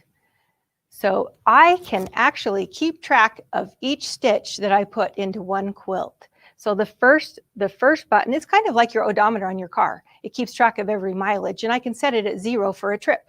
This is the same. I can set it at 0 so that when I start this quilt, I can kind of keep track. It's just a fun thing to keep track of, to see how many stitches you actually put into a quilt. The second number, it doesn't ever change. It's like I said, an odometer. It just keeps going. It's a continual number with your machine. The next feature is a diagnostic tool. You'll only use that if you're talking to like a Handi Quilter tech support person. So, and then the next one is about updating the machine. Now, Handi Quilter is constantly finding new ways to improve their machines. And so if they find a way to improve the Moxie and want to do an update to it, you can just download it on the Handy Quilter site, put a USB stick into the side of the machine, and go to that feature, and you will be able to just upload the newest update. So the next one is information. It actually tells me what version I'm running on my software on the screen and in the machine. So that's what that button is for. All right, Blaine, so those are kind of the features of the Moxie, that and how you make it run. It's really easy to use by just using the buttons on the handlebars. It scrolls through all the features. The screen is very small, but it's still feature rich. It has a lot of options for you to choose from. So I'm going to go back to my main screen. All right. So I want to talk to you a little bit about why someone would want a long arm machine. Hey, Kelly, real quick, yeah, could I ask you, what is the size of the frame that loft frame? Okay, let's talk about the frame system next. So this is a loft frame, and it comes as an 8-foot frame, but you do have the option of adding a 2-foot section. So you could have a 10-foot frame. And with all of the frame systems, you can, if you have an 8-foot frame, you have 7 good feet of quilting space. So I can do an 84-inch wide quilt without any problem. I can do 120 length if I want to, but as far as width-wise, one of them needs to be within that 84 inches. If I add the 10-foot or the 2-foot section and make it a 10-foot frame, then I can add 24 more inches to that throat space, or that quilting space. So let's look at our frame system just a little bit, because the Handy Quilter frame system is unique. So it has a 4-bar system, and this pole in the back, we call them poles, kind of go back and forth between bars and poles, but the pole in the back is called the take-up pole. So as the quilt is being finished, as I'm quilting it, I roll it up onto this take-up pole. And I never have to make any adjustments in the heights of the poles, because this pole just takes the quilt and rolls it up, and it's got a nice gap there between the idler pole. This pole below it, it keeps our quilt always level, and that's really important to be able to get good stitches. You need a nice level quilt. So moving forward, the way we have the frame set up right now is called high position, and this pole that's to the inside is what we have, is what the quilt top is loaded onto. And then the front pole is where our backing is loaded, and the batting just lays over the top of that. But what's important to note is that our backing pole and our idler pole are even. So that's what keeps our quilt nice and even for good stitches. But one thing that's exciting about this frame is you have an option to set it up in two different ways. So this is called high position. If I come over to the side right here, and you can see the side arms, I could actually put this pole or this side arm down a little bit, which would lower these poles. And if I did that, it would be considered, this high part right here would be just about even with this lower part. And that would be in low position. And what it does, if I put it down like that, is it actually changes the role of these poles. So now instead of having my quilt top on this pole, now my quilt back is on that pole, because it's lower, now it's going to be level with the idler pole. So it's a neat frame that you have two options to choose. And really, you can quilt anything in either position. But if I have it in the high position, the bobbin case is also gives me a nice visual of when I'm going to run out of quilt space. If I set it up in low position, it makes it a lot easier to use those rulers that are kind of longer and wider, and they might bump into this pole up front. So you can use rulers with any position, either position.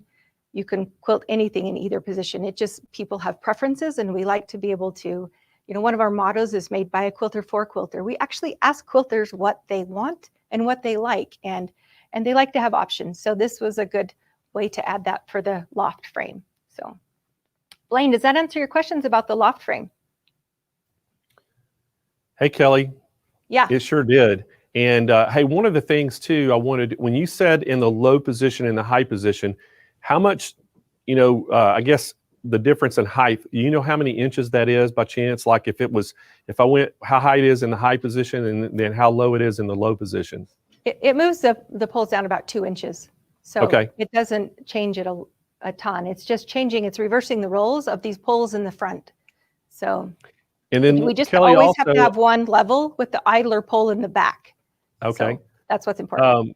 Also wanted to ask you, and I just want a clarification of this. I know that we sell casters that you can put on the frame so you can move it around if you needed to. But I know that basically frame requires 6 casters, if I'm not mistaken, but they get sold in a sets of 4. So you'd basically have to buy 2 sets and you just have 2 spare casters. Is that correct? That is correct. Okay.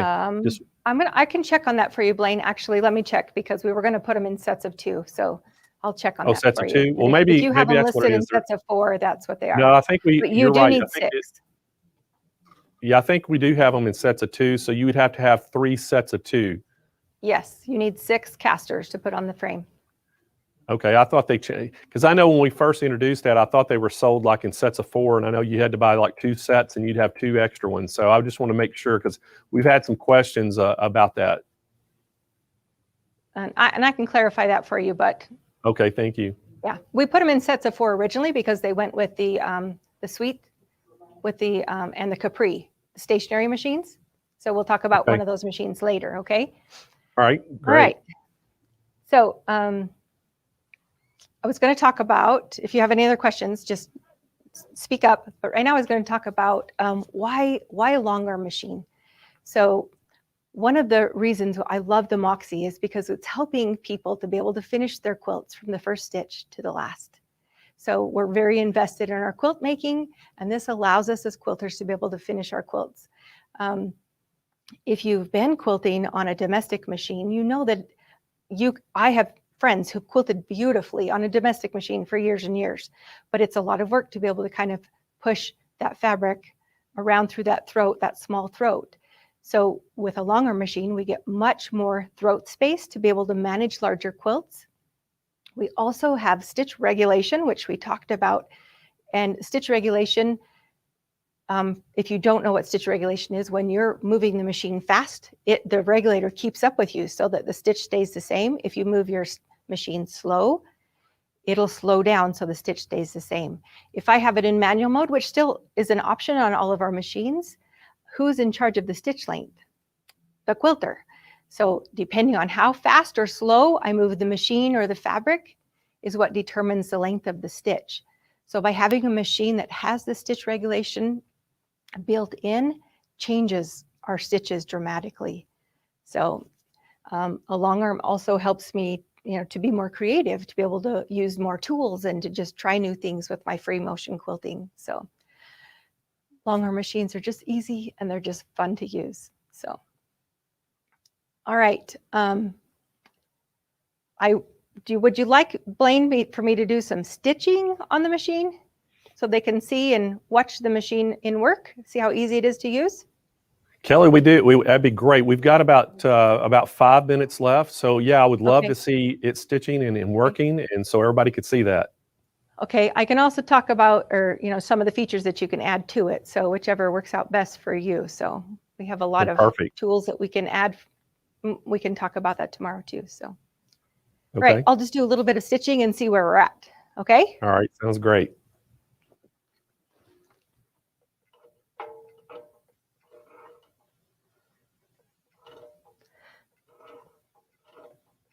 I'm just doing a little knot to start off my stitching, and I'm just hoping that you can see how easy it is to drive the machine. Okay, all I have to do is push the start button. I have it set at 10 stitches per inch, and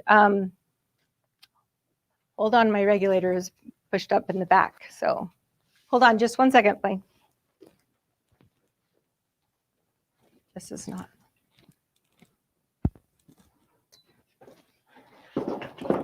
Oops. Okay, I'm going to show you stitching tomorrow because I got to get around to the back of the machine. We put it in here real quick this morning. So if we can go back here, I just want to show you a couple of the features that we can add to this machine to add to our creativity in our stitching. So one of the things I love to quilt with is rulers. And you can easily stitch with rulers on the Moxie by having a ruler base. And here's a ruler base. Of course, it's live, so things don't always go as you plan when things are live. It's okay. We'll improvise and do something next time. Okay, so when you order a ruler base, the throat of a long arm machine is generally like about 4 inches wide. That's not a very big surface to be able to balance a ruler on. So if you want to add ruler work to your free motion quilting, you just get a base like this, and then any ruler you'd like to use that's 1/4 of an inch thick works well with the Moxie. Okay, we also have an option that you could quilt from the back. Have you heard of pantographs and groovy boards? It's a wonderful addition to free motion quilting. You can stand at the back of the machine with rear handlebars, follow a laser light on a piece of paper that's the pantograph with the design, or you could actually put a stylus it's a spring-loaded stylus, and it slips right down into the groove of what we call a groovy board. The groove or the stylus just stays right in the groove as you drive it around the design. It sits right in that groove the whole way around. So we also have, if you'll notice the loft frame, I'm not sure if you can see, but the back of it is open. It doesn't have a tabletop. But if you want to do a pantograph or groovy board, you can just order a tabletop system, and that tabletop sits right on the back there and makes a nice table to hold those tools. So I love the Moxie. I'm excited about it, what it's doing for our quilting industry and for the opportunity that's providing for so many people to try their hand at long arming. So hope that you're trying some new things, and we'll have some fun with the Moxie. Well, Kelly, thank you so much. That Moxie is awesome, and I know it's been a great seller for Handy Quilter and us. And I want to remind everybody at home, again, on the pricing, as David, we could pull that overlay up. You can get this for $49.95, and if you order right now, we're going to get you a $250 gift card. And as soon as you place the order, that gift card will be emailed to you. It'll be a digital gift card from Sewing Machines Plus. And what a great price. Hey, we have 60-month 0% interest financing by Synchrony available. And we're super excited to have them on board with us to help us out in this Quilt Fest. And we have operators standing by that can take your order. You can call 800-401-8151. You can just visit the website. If you have any questions or need some help, we have live chat agents standing by. And you can also, if you can't get through to either one by some chance, Kyle is putting the link up to Google Sheets. You can hit that link, and it'll actually let you be able to fill out your name, your contact number, and what you're inquiring about. And that is updated real time in the call center. And one of our live chat agents, as soon as they get off the phone, they're going to make you a priority and give you a call back. So just make sure y'all don't screen any calls from 800 numbers in the next a little bit, because they'll be calling you back. So what a great price on this is. And that Moxie has been a great machine, and we're super excited to have it part of our show this time. And so again, hey, if you're just joining us, I want to just kind of give you a little up to speed on what's going on. And while we're getting ready for our next presenter, it's going to be Sylvain Bergeron from Bernina, and we're going to talk all about the Bernette machines. But before I introduce Sylvain, I wanted to kind of tell you a little bit about what's going on for Quilt Fest. So if you kind of tuned in late, you missed a lot. We had, over 80,000 people participate in the Quilt Fest. We've had over 35,000 votes on the quilts. If you haven't had a chance to see any of the quilts, I would welcome you to go check the quilt page out and go look at some of the quilts that were entered. We had 222 quilts that qualified, and they are absolutely beautiful. There are some that are just incredible.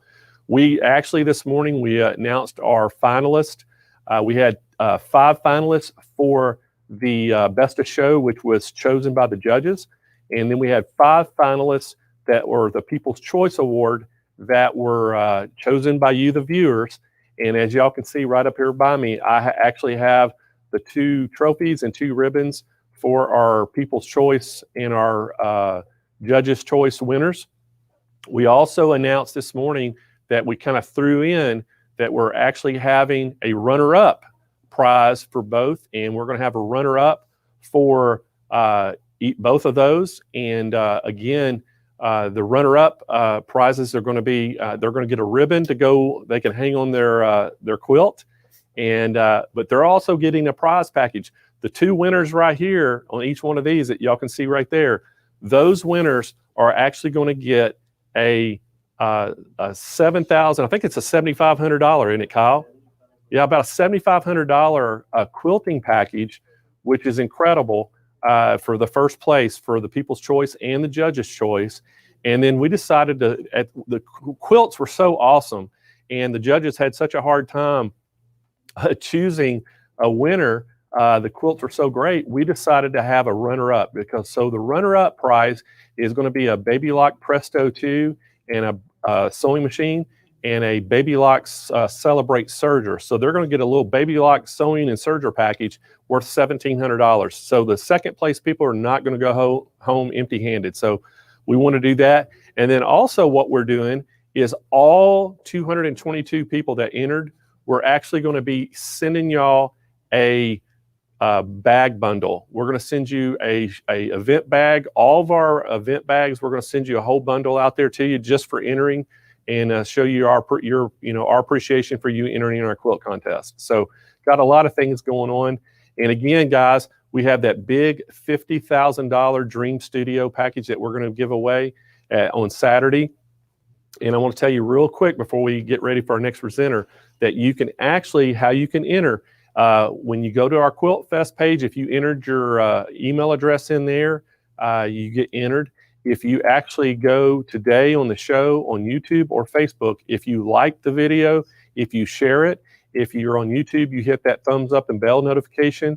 If you ask questions or make comments, it actually helps your chances to win. The more participation you have this week, the better.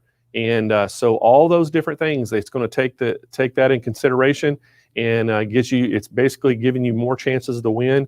And then Saturday, we'll electronically draw a winner out, and hopefully it'll be you, and hopefully you'll have room because it has a lot of products. $50,000 worth of a product that's going to go, and you're going to have everything from a long arm quilting machine to a sit down quilting machine. You're going to have an embroidery machine, sewing machine, an ironing system. You're going to have a thread bundle of 288 different colors of thread. It is just a tremendous package that you're getting. And so we hope you have room to fit all that stuff in. You also get a Brother Scanning Cut. So a lot of great things that our sponsors have provided for this. And so we're super excited to be giving that away. And you want to stay tuned every single day because Kyle, David, don't we have about $40,000 worth of stuff to give away? I mean, we have a ton of giveaways, and it starts today. We're going to be giving stuff throughout the day, and a ton of stuff to give away. And again, how you win is by commenting, asking questions, liking it, sharing the video. If you're on YouTube, give us a thumbs up, and hit that bell notification. If you're watching it on our website right now, we're streaming it live on our website. If you're on a website, you can't make comments there, but you can make your way over to YouTube or to Facebook, and you can make comments there, and that'll get you entered. So we want everybody to have a chance to win some great prizes that we have. And if you're interested and you're in a market for quilting products, this is the place to be this week. We're going to be highlighting quilting products all week. We got some great things that we're showing, and we got some great show specials. Some of the show specials, we can't show them on air because the prices is so low, it kind of breaks some of our advertising agreements, but we'll tell you that it's a call-in special, so you'll have to call in or you can chat, and they can tell you what the price is. And but some of them you can go right to the website and buy. So anyway, great things ahead of us. And so next up, guys, we are going to talk all about a Bernette machine. And we have an educator that is awesome. I've worked with Sylvain before. Sylvain Bergeron, he's with Bernina. And Sylvain, came to sewing through garment making. He was a garment maker He had a lot of projects that he did, at home, and he has developed over the thread designs with embroidery software, creating digital wall painting quilts. He was the first ever recipient of the Master Award for Thread Artistry at the Houston Quilt Festival. So, and that's a big honor. And we're so honored to have Sylvain here with us today. And so, Sylvain, welcome to the Virtual Quilt Fest, and good to see you again. And I'm glad you're here. It's a pleasure to be here, especially when, I love sewing. I love talking about it. So it's a thing for me. And I am definitely a self-avowed thread junkie. I love thread. So today we're talking about Burnett's, right? Yes, I want to know all about Burnett's. And I know and we're going to talk about the top of the Burnett range. Burnett is junior line for Bernina. The name was from Bernina and Odette, the name of the mother of the current chairman of the company. He put the two together to create a brand that would make the machines more affordable. So they manufactured for Bernina, but we work like this with the manufacturer. And this line that I'm showing you today is co-engineered basically with Bernina. The layout of these machines was done only for Bernina. So this is not just a sticker machine, like you buy off the shelf and they put your name on it. This was engineered strictly for Bernina. And the sweet spot here is that you get a Bernina, it's a premium brand, premium features, jumbo bobbins. There's a price point that goes with that. And I know I was a grad student, right? When I did garments, I was a grad student. I did not pay $10,000 for my first Bernina, right? My first one was like $1,300. Well, back then we didn't have a solution like this. So what Bernina said is that, okay, if we can't make a Bernina at like under $1,000 easily, not with these features. So what do? So we work with a manufacturer that does value hardware, like more affordable hardware, and we graft onto it the Bernina know-how. So the features of this, if you've seen Bernina machines, the current 5 Series, this is pretty much at par with the 5 Series Berninas on a value hardware platform. So it bridges the gap between the two, and it makes high-end features available to everyone. So I'm going to show you. I brought one unit today. It's called the Burnett 79. That's the top of the line. But if you look at the 77, which is the sister machine, they look the same. So I can just show you one. They look the same. Notice that mine has the screen on echo mode. I'm going to try to do this in reverse. There you go. So if you've seen a Bernina recently, this looks like a Bernina right now. Key features, very simple. Centralized screen so that you only glance up when you need to check a setting. You don't need to look away from your work. 9 inches to the right of the needle. That's top of class for this brand, this category, this price point or price range if you want. So big space for sewing and embroidery. Dual feed for extra precision when you sew. It has a freehand system on the front so that you can lift and lower the presser foot and your hands stay on the project. It's available on the sewing side. It's a great feature. I would never be without it. I will not sew on a machine that does not have a freehand system. And then when I told you that this hardware was developed just for Bernina, if you've seen a Bernina recently, this is very similar. You have the knobs here. They're not just the stitch length and stitch width. They're multifunction. If you're rotating something on the embroidery side of the 79, the top of the line, you're rotating this way is easier than tup, tup, tup on screen, right? A bunch of settings are accessible through these, so you can crank up and crank down a setting just like you want. And you know that a 2-year-old can crank up the stereo, right? So you don't have to learn how to manipulate the screen all the time. You can just do it with the knobs. Very ergonomic. And a feature that is pretty much unique to Berninas until now is that if you do an applique, for instance, and you have a blanket stitch or a zigzag or satin stitch, if it's centered and you do a different type of applique, you have to move your fabric just right to catch it at the edge. Not on a Bernina. On a Bernina, you say, I'm going to line it up with the inside of the toe. I have a nice stable guide, line it up there, move the stitch over instead. So the needle position, the stitch position can be moved on these Burnett's just like on a Bernina. Not only that, you have a drop-in bobbin here that is pretty standard for the class. So you can see how much thread is left. It's not a jumbo bobbin. The jumbo bobbin is a Bernina feature, but it's easy to use, easy to change the bobbin. And it is also easy to wind the bobbin. Everything's accessible when you lift the hood, right? So all the key features are there for premium sewing. The thread cutters are built in. There's an automatic cutter on the front. When you cut the thread, the machine will then lift the foot automatically, so you can just remove the project. So sewing is made a lot easier. You can just focus on your project. All the DNA of a Bernina feature set has been brought into here to make your sewing easier. The speed is up to 1,000 stitches a minute, so that's pretty productive. So the 77 would be everything I just described to you. It even has a sewing consultant. So the sewing consultant is your helper. Let's say you do garments. You've never done a buttonhole on fine fabrics like silk, and you don't want to mess up the silk. It's expensive fabric, right? So what it will do when you select the fabric and the technique, it will recommend the foot, it will pick up the stitch, it will set it up just like on a Bernina, and it will let you execute that technique, more accurately and better results the first time. Even if you need a stabilizer underneath, it will tell you that. So all the key features are here for successful sewing. And this is basically some high-end features. There's 500 stitches in there to sew. And there's a bit of everything, a quilting menu. There is decorative stitches, alphabets, in more than one language. So you really have a full rounded set of features at a very affordable price. So that would be the 77. The difference with the 79 is that the 79, it has a couple, on the sewing side, a couple more features. One, it has a stitch designer.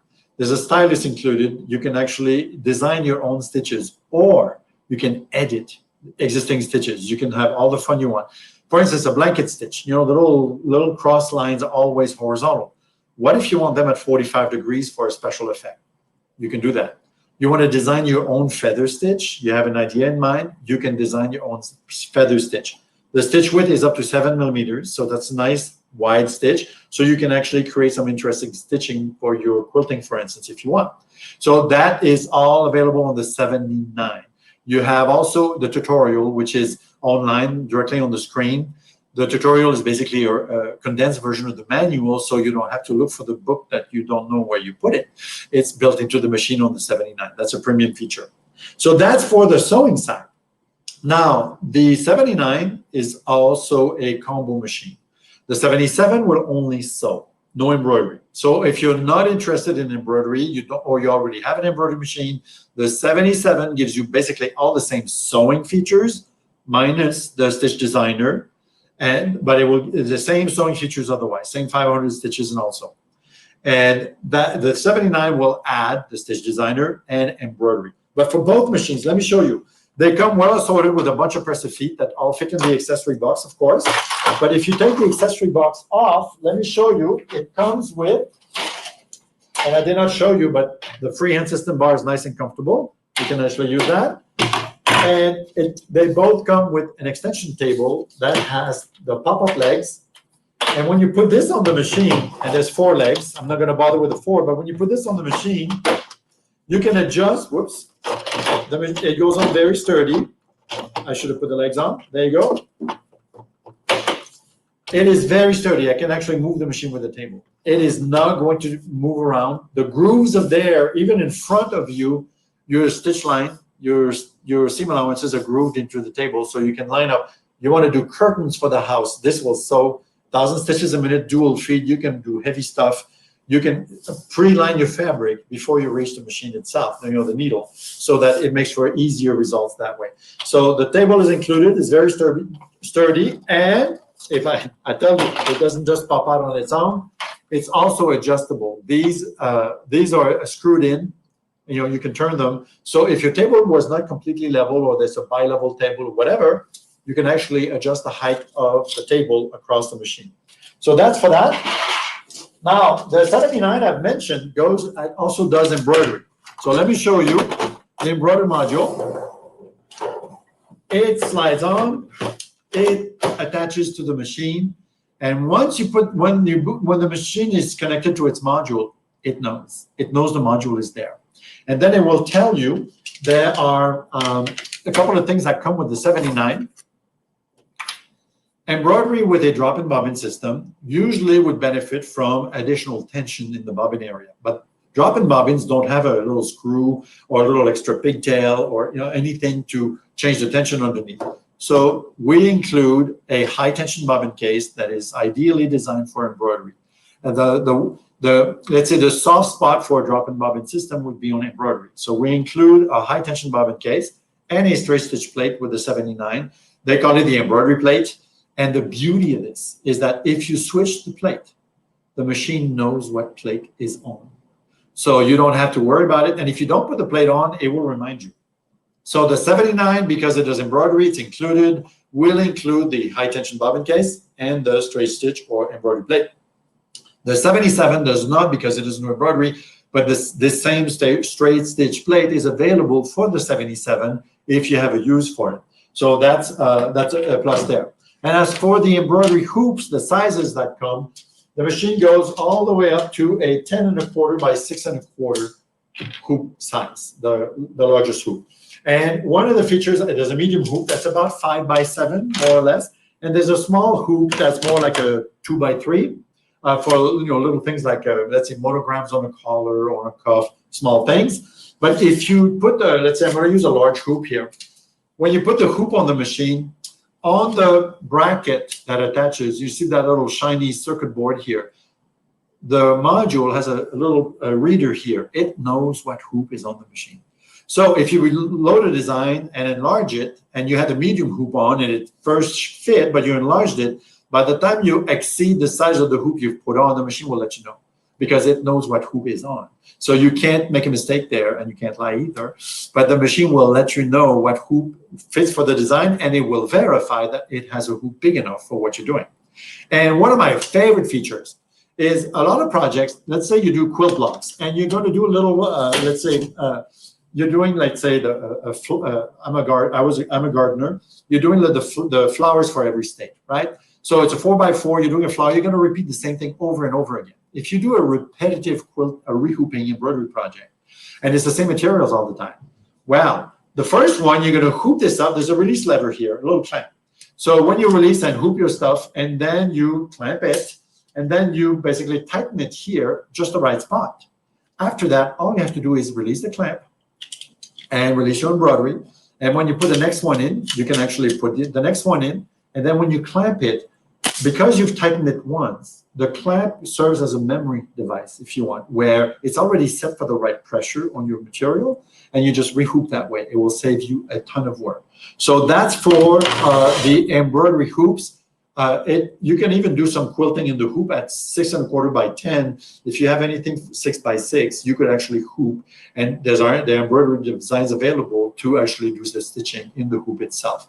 I cannot stipple very well yet. That's not my mainstay. So, but I can, with my embroidery software, I can create very complex geometrics that I could actually stitch on the quilt. So that's the way I do it. And it used to be considered cheating. But we used to have only treadle machines, right? Or quilting used to be strictly by hand. So we don't cheat anymore. We use the technology to benefit the craft, and then we can literally use it as a printer if you want a plotter, and use software if you want as an addition to create design. So 3 hoop sizes, from small to pretty large, with hoop memory and hoop recognition. Great, great feature. Now, this is a quilt fest, right? So the question we get asked a lot is, okay, is there a patchwork foot for the 77 and 79? And yes, there is one. It's an optional foot because not everybody quilts, right? But it's available, and it's a dual feed foot. So for extra precision in your piecing, it has the markings for the 1/4 inch right at the needle, and then by 1/8 of an inch in front. So you can, and also the inside of the toes is 1/8 of an inch as opposed to a 1/4 inch on the outside. So if you do miniatures, the foot will work just as well. So with the dual feed, as you piece, it keeps things lined up for you, and it gives you better traction. So as you line your fabric from the table on the front, remember the groove precedes the needle. You go through the needle with an accurate foot with a dual feed, and the dual feed helps keep that precision all the way out the back. So for quilting, it's actually a very precise machine to do all your piecing. So, and with the 9 inches, you can roll up a king size quilt on this and actually do your, especially if you want to do like echo stitching and all that, it's a great machine for quilting all around. You are able to control your speed on the front here. There's a speed slider.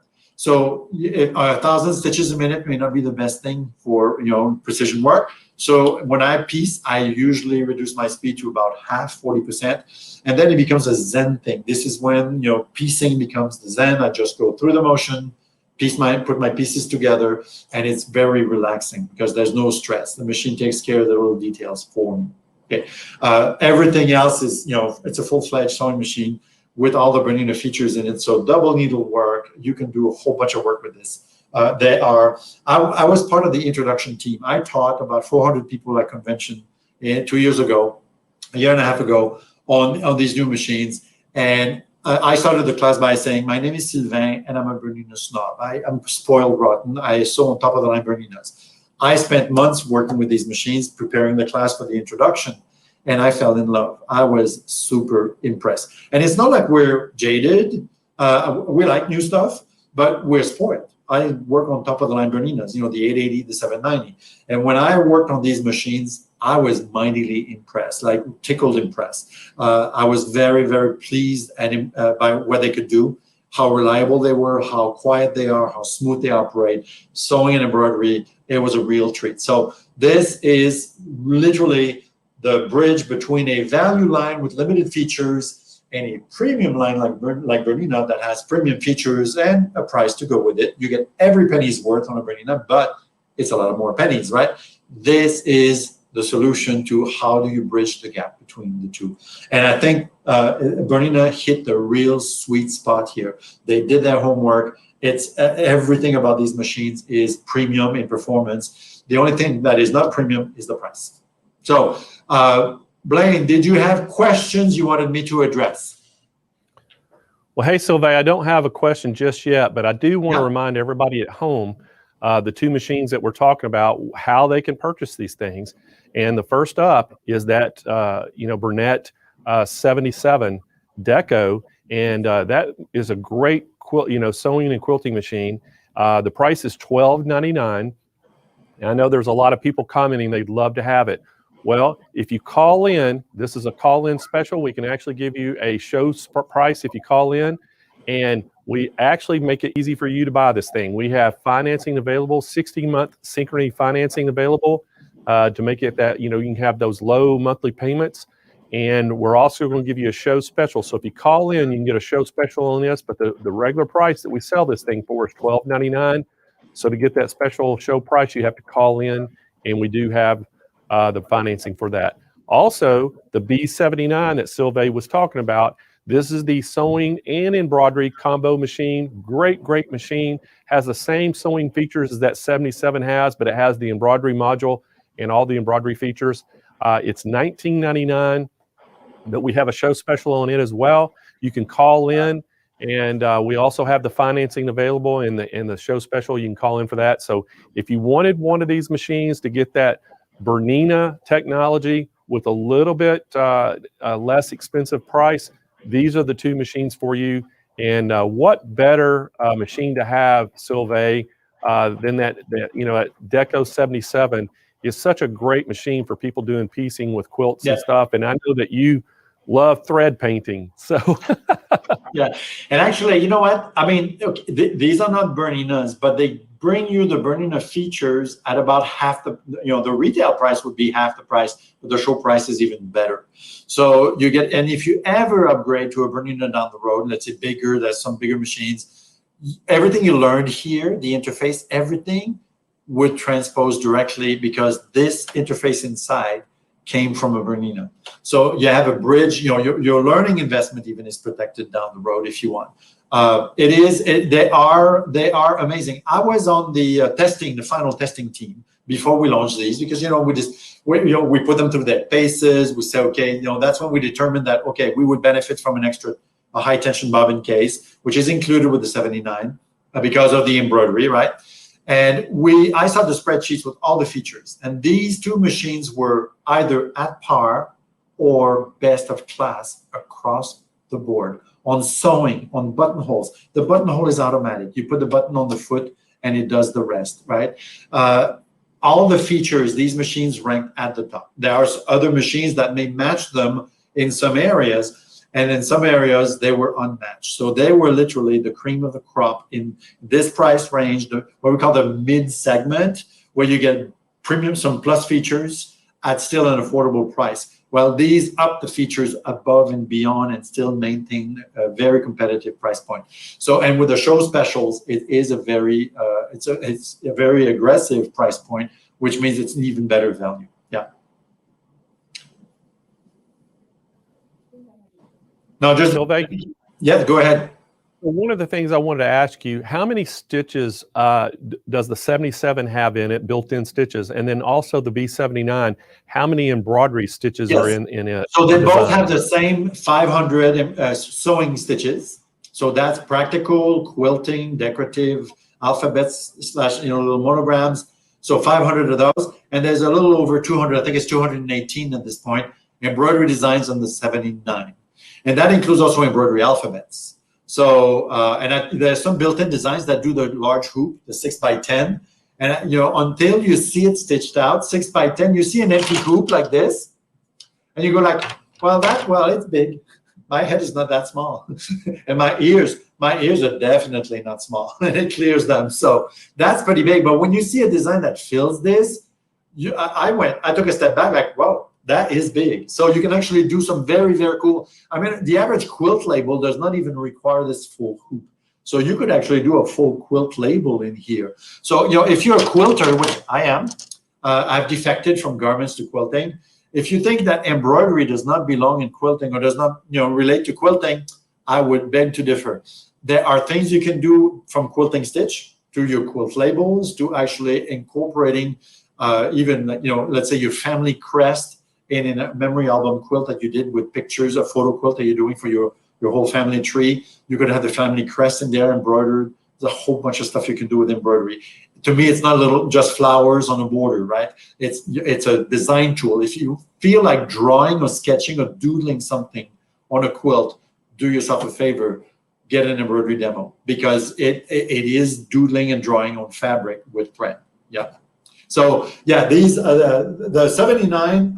It's an amazing package. It's really, all the stuff that normally would be considered additional to bona fide embroidery is included, and the fact that the machine knows what plate is on, that is cool. When I first did this, I said, oh, now I want this on all my machines, right? Because it recognizes from the bottom of the plate, there's a little piece that's added that when you put it down, it knows what's on the machine. Super easy threading. The needle threader is built in.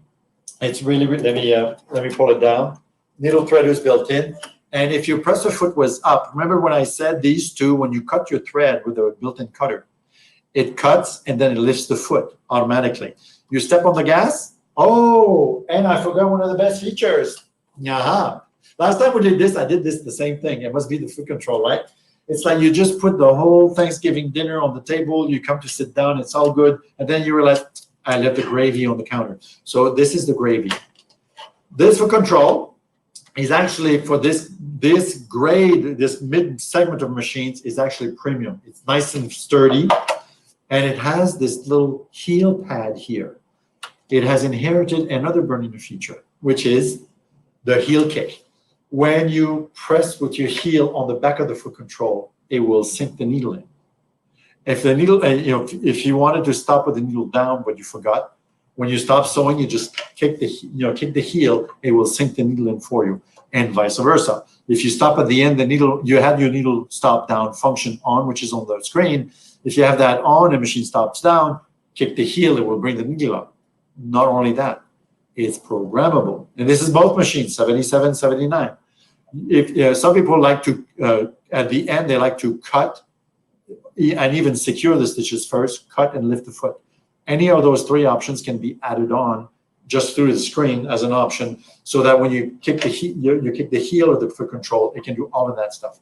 The default is needle up or down, depending where it's currently at, and the other three can be added on to your taste. So it's awesome feature, and it's pretty much not available anywhere else in this mid-segment of machines.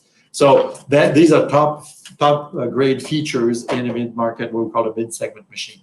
So the foot control is really, and it's super comfortable. The fact that it's sturdy means you leave your leg on it.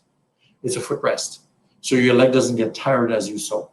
Bernina is very big on sewing comfort, and they made sure that these being premium Burnett's, that they would inherit that feature as well. So they're more comfortable, you can sew longer, they cut, lift the foot, you can just put the next two pieces in there and resume sewing. So you focus on your project, less on the little manipulation that take attention away from your project. I don't know about you, but most of us work, right? 9 to 5 or more.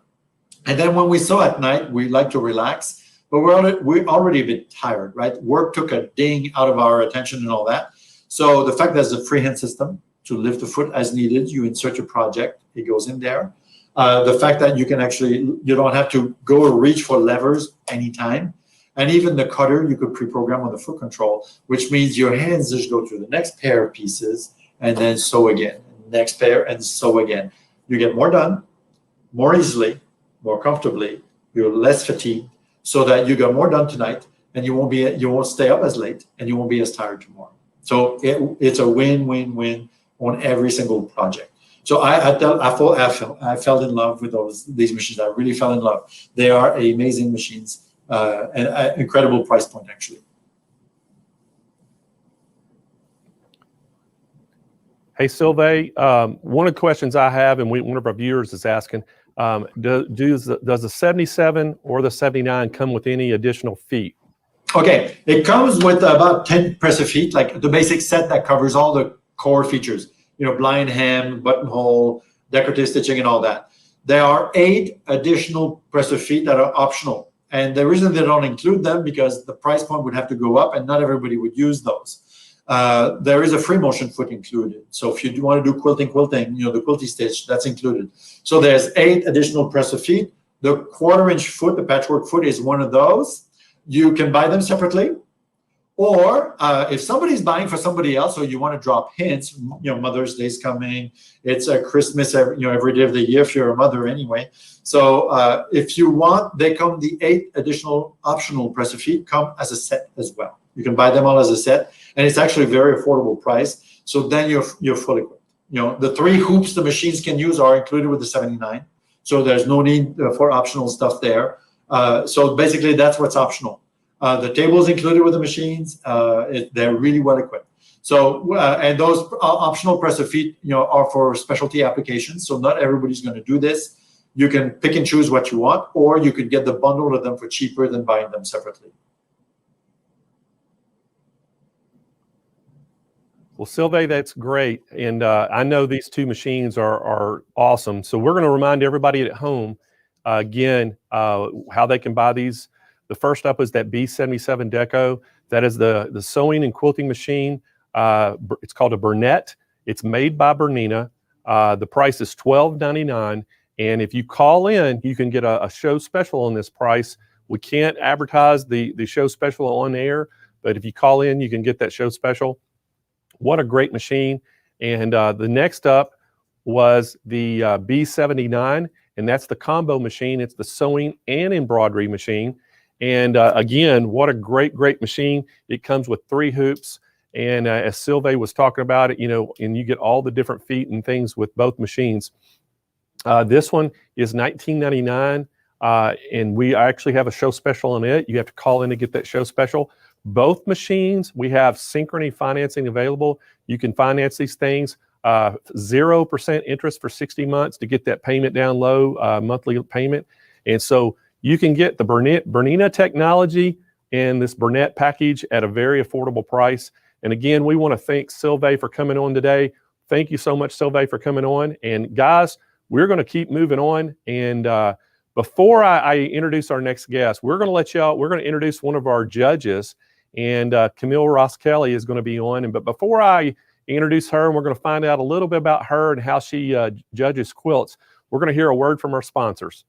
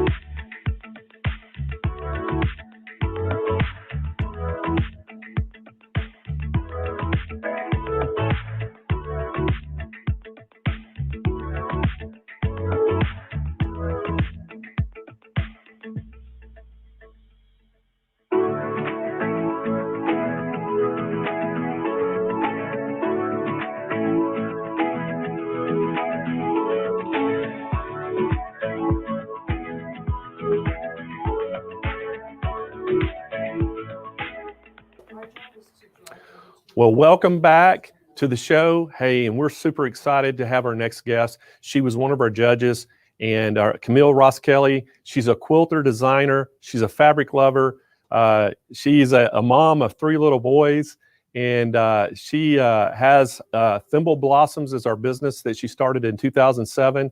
And we're super excited to have Camille on the show. So welcome, Camille, to our show. And I know I have a ton of questions for you. Thank you so much for having me. I'm excited to be here. Well, one of the things that, I go to a lot of quilt shows, and we usually have, we have a quilting machine. It's a King Quilter that we always have set up. And so I always want to talk about, the quilting aspect of things with people. But a lot of times I get, these questions I really can't answer. And, people will ask me, well, what's it take to, have a award-winning quilt? Or, what are some do's and don'ts? And so I never know what to answer. So what I would like to do is just, take this opportunity from an expert to let us know, like, what do you look for in a quilt? I know that, you told me on the phone that it was pretty difficult judging our quilts because there were so many, and we did it a little different. Instead of it being in person where you could actually feel it and see it, you actually, basically were looking at a bunch of pictures that we had of the quilts. So it made it a little bit more challenging. But what do you look for on a typical quilt to be an award-winning quilt? So I'll be honest with you, I've actually never entered a quilt into a judging contest, and I'm not sure why that is. I do live in a large city that I'm not sure has some of those competitions locally, and so I guess I didn't do it. However, so this is my first time judging as well. And there were a few things that I looked up online, a lot of criteria that more seasoned judges would look for, and I tried to use that criteria a little bit. The biggest thing really was just what caught my eye in the beginning. If it was, visually impactful, if it just caught my eye and I thought, oh, I love this one, I kind of kept track of those. But then, of course, there is more to that. You have to kind of look at the color and the design. A lot of it for me is like the piecing accuracy and construction was definitely taken into consideration. Like you mentioned, we didn't get to see them up close like you normally would in a quilt show that was in person. And that is difficult because we can't see every little detail up close. But we did the best with what we had, with the pictures that we had. And it was a really tough call. I made a list of about 50 of them when I went through the first time, and then tried to narrow it down as I went. So, I mean, do you want me to go into more detail of things that I was looking for? I don't know how much you want me to say about that. Well, Camille, that's the thing that, since we have your expertise on here, I know that, you've got some beautiful quilts that you do, and you've been involved for a long time. But what are some things that you could help, somebody out there that's, we have some first-time quilters that actually entered this contest. And, one of them, which is awesome. By the way. I actually, she said in her entry that Blaine made me do it. And she had never made a quilt before at all. And she actually did a ready-to-sew quilt kit and made one and entered 2 of them in the contest, which, we thought was great. So somebody like that that's just getting into it, what are some, things that like, do's, and what are some things that we would say don'ts, kind of things that look out for, that common mistakes that people might make? So when I was first quilting, my mom told me, if you're going to sew, if you're going to make quilts, then make them well. And I have always tried to do that. But that being said, I've never made a perfect quilt. Every quilt that I make has something that could have been improved upon, I'm sure. And so this is not coming from a place of like, I think that my quilts are perfect, because they aren't. Although I do love them and I love the process. And I feel like in the quilts that we judged over the past few weeks, I could tell how much people loved making them and how much they enjoyed that process. And you can feel, when someone puts some of themselves into a quilt that they're working on. So was I looking specifically at like the different techniques, and like I couldn't see those up close very well. I know there's so many things that go into it. It's hard to narrow it down. One of the things that I looked for was a binding that was nice and straight. So that's something to work on if you are putting quilts in different shows and things like that. Applique skill, not something I am great at. Again, I prefer piecing and more traditional quilts. I don't know how to make art quilts and things like that. Ooh, there's just so many things. It's hard to narrow it down. As far as mistakes, I don't think that there are a lot of mistakes that are like deal breakers for me. I used to tell my friends when I would teach them how to sew, just try really hard not to make any holes. So keep your 1/4 inch seam and make sure that things are really secure, and that way your quilt won't come apart in the wash. So that's really the biggest one. If you love it, if you put your heart and soul into the quilt, it's going to be great. Well, you know, Camille, that was interesting what you just had to say, because that's what I try to tell people a lot of times is, don't worry about making mistakes, because you're going to, and I know that I had a little experiment back that we had some ready to sew quilt kits that we sell, and we were highlighting those when we launched it, and I was telling everybody how easy they were to do, and they were like, well, put your money where your mouth is, and they challenged me to make one. So I did, and I made a couple mistakes, and Deb Donovan was kind of helping me, and she filmed it, and she said, hey, there's nothing you can't do that a seam ripper won't work. Absolutely. That's the one part of quilting I feel like I'm an actual expert at, is using my seam ripper and redoing things. It is. So one of the things I wanted to talk to you about is, I know that you do a lot of videos and your connection with Moda. So I have filmed some classes in the past with Craftsy. Being on camera is not my favorite, believe it or not. But I'm here. I'm excited to be here with you. But I do love fabric, and I love designing with fabric. My mom and I started designing for Moda in 2009, I believe, or 2008. I may have the date wrong on that. So we started designing fabric and have continued to do that ever since. We release 2 to 3 collections each year, and with each collection, I design quilts that go with it. This is one of my quilts here. This is called Sweet Escape. And so we design the fabric. So this is one of our collections. This is called Shine On. And so I take this fabric that we design, and I design quilts. So I have quilt patterns and then books as well. So this is one of our recent books called the Bonnie and Camille Quilt Bee, that's made out of that same fabric. So I just really enjoy the process of the sewing part a lot more than I enjoy the being in the spotlight part. I did do my hair today, but usually you would find me in my sweats with ponytail if I was in my sewing room. Well, hey, Camille, I'm really impressed that you actually did your hair for the show. Yeah, well, it felt necessary. So well, thank you for taking it, serious enough to do your hair. And I tell you, we're getting a lot of comments about the quilt behind you. Everybody's talking about how beautiful that quilt is behind you. Thank you. And so if somebody wanted to get a hold of you, I know that do you have a website? I do. I have a website, which is thimbleblossoms.com.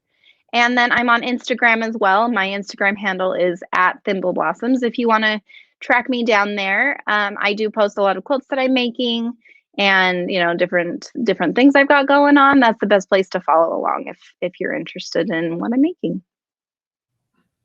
Well, that's perfect. So we want to make sure that everybody knows how they can follow you, and I'm sure they can go now through the website. Can they have links on there to like some of your YouTube videos, and can they go to your Facebook page and things like that? Yes, I do have, sorry, excuse me. I do also have a Facebook page, which is Thimble Blossoms as well. And, oh, thank you, Doris. I saw that. Your hair is beautiful. That's very sweet of you.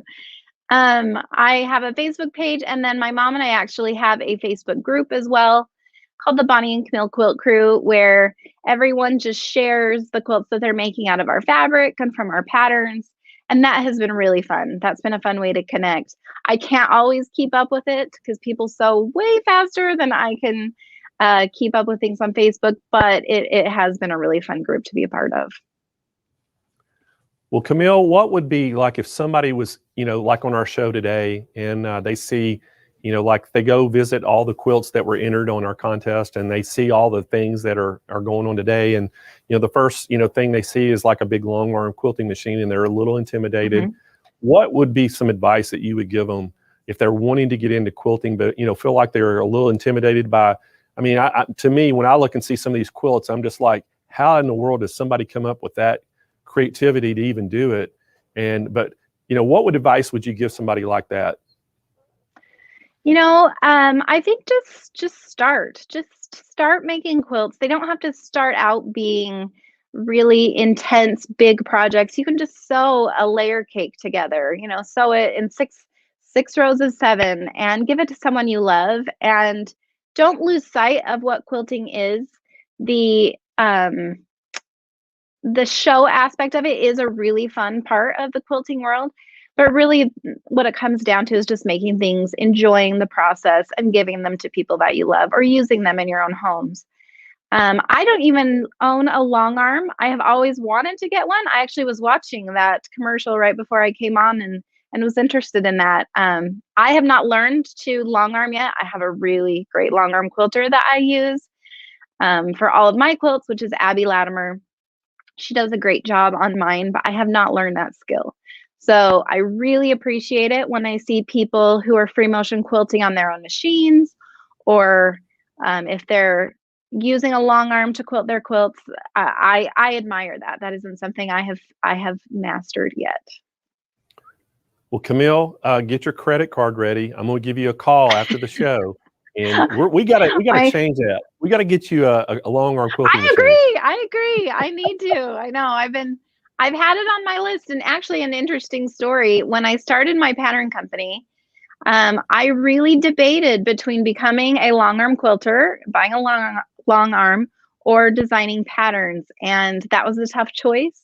But I decided to start designing some patterns, and then eventually I thought I'd get a long arm and do that. And my kids have kept me busier than I thought, and my business as well, and it just hasn't happened. So yes, I would love that. Let's get that taken care of. All right, we're going to have to do that. So I know that you live over in Las Vegas, and actually in Hendersonville, or Henderson, I'm sorry. No, actually just in Las Vegas, not Henderson. Oh, Las Vegas. Okay, I knew you were close. I couldn't remember. So yeah, in Las Vegas, and so I know that you go to probably a lot of the shows that are close by. Do you ever make it over to California to some of the quilt shows? I haven't. It's been on my list for a long time to come to some of the quilt shows in California. A lot of times they're in the spring, and I actually have 2 teenage boys that are in high school and 1 10-year-old, and it's just hard to get away. I do manage to make it to Quilt Market about once a year, sometimes twice a year, but usually just once a year. But my family's busy, and I feel like there's a time and a place I'll be able to do a lot more of that, but I haven't over the past few years. Kids keep you busy. I bet they do. Well, I know that speaking of busy, I know that you're super, super busy, and we really do appreciate you coming on this morning and just, sharing some of your thoughts about it. And we really do appreciate you being one of the judges. And because I know that that was a hard task to undertake, especially when there was so many quilts. It was hard. Yeah. And, I looked at every single one of them. I went through all 222 of them myself. So I know the time it took for you to do that. And anyway, I know that you're going to be back during the week. We're going to have you on here, and then you'll be here Saturday helping me give away our winner prizes. And so we're excited about that. But you and I are going to have to talk about that long arm, okay? I agree. I think that would be a great idea. All right. Well, thank you so much for coming on this morning. And we're going to, guess what we're getting ready to do? We're going to give some prizes away. Great. That's exciting. I can't wait to watch. It is. So, all right. So thanks to Camille for coming on this morning, one of our great judges we have. And are y'all ready to win some stuff? We are going to give some stuff away this morning. And the first thing up is we're going to give a Circus Cheater quilt away. And I think David may have the overlay to show that up. There it is right there. Y'all can see that giveaway. So great product by Dime. We actually, they're pulling a winner up for us right now. And the winner is Cindy Cordone.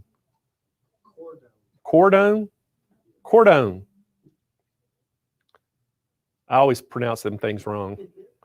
So Cordone. So Cindy Cordone, congratulations on winning the Circus Cheater quilt. And that is provided by Dom. And also, and I want to tell everybody, we're going to tell you how to claim your prize. I'm going to give all the stuff away, so stay tuned. And we're going to tell you how you can get all your, win all the prizes to claim it. So our next prize that we're going to give away is provided by Daylight, and it is one of the Slim Line 3s, as you can see right on the screen right there. And our winner is Don Bellows. So congratulations, Don, for winning this. This is awesome. And our next prize that we're going to give away is provided by Grace. And it is the TrueCut rotary cutter system. And these things, we're going to actually highlight them on the show this week. They're awesome. And you'll want to check those out. And if you don't win one, hey, you need to purchase one of these. They're really great. And so the winner of that is Patty Gregg. Patty Gregg. So congratulations, Patty. And our next winner is going to be a sewing machine we're giving away from Handy Quilter. It's that 510 sewing machine. And the winner is Rosemarie Cromer. So Rosemarie Cromer, you are winning the Handy Quilter 510 sewing machine. So congratulations to our winners. And this is how you're going to claim your prize. So everybody send us an email to sewing or contest with an S. So contest plural with an S to sewingmachinesplus.com. In your subject line, put I won, and in the body, put your name, your shipping address, where you want it shipped to, and then just tell us what the prize that you won in there. And we'll get all that stuff. It's going to be shipped to you, and probably look for it. It's probably not going to be this week, so it'll probably be in 2 weeks. We'll ship everything out. So we'll start shipping the end of, or the first of next week, we'll start shipping prizes that you win out. So make sure if you want to claim that prize. So guys, hey, coming up next, in just about 8 minutes, I think it is, 8 minutes or so, or 10 minutes, we have Jenny Dillon coming up, and we're super, super excited to have Jenny. And but if you're just joining in today, I want to tell you a little bit about what's going on. We've started the day off. We've had a great presentation so far, and we're going to have a bunch more, and we have them all week this week. So you want to come to every day, all the way through Saturday. We're going to have all these presentations. And but let me tell you a little bit about Jenny Dillon. So I met Jenny back a few years ago. She came out to San Diego, and we did a big quilting retreat with her. And her and her husband came out, and they were super, super nice. And she is just a great person, a great ambassador to quilting. And she has such a huge following.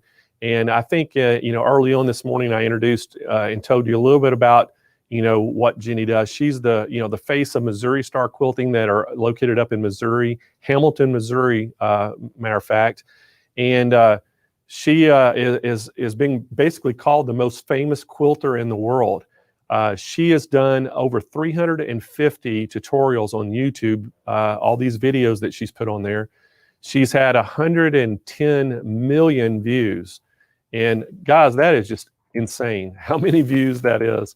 And so Jenny works alongside her family. She's won many awards, and we're super excited to have her part of the show today. So she's coming up just in about 10 minutes. We'll have Jenny on here, and Jenny's going to be on here for an hour.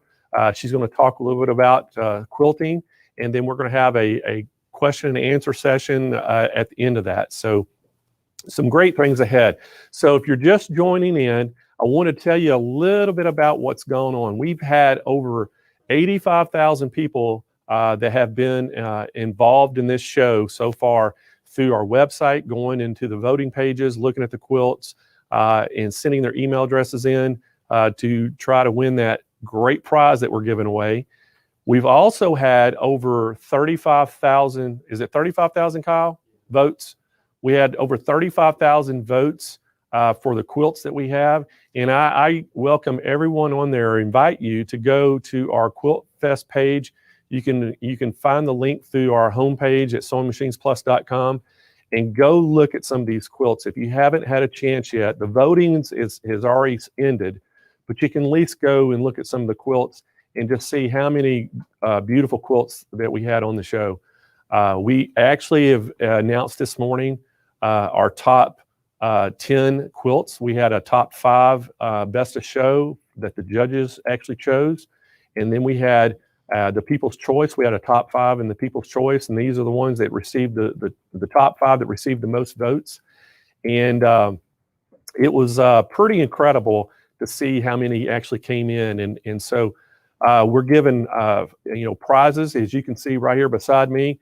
We're given trophies for the People's Choice and the Judge's Choice Best of Show for both categories for first place. And they're going to get these really beautiful ribbons to go. They can pin them on their quilts and display those. And they're also each getting a $7,500 quilting package that is provided by our sponsors. And so great prizes that were given. Both of them are getting a long arm quilting machine. And so we're super excited about that, to give those away.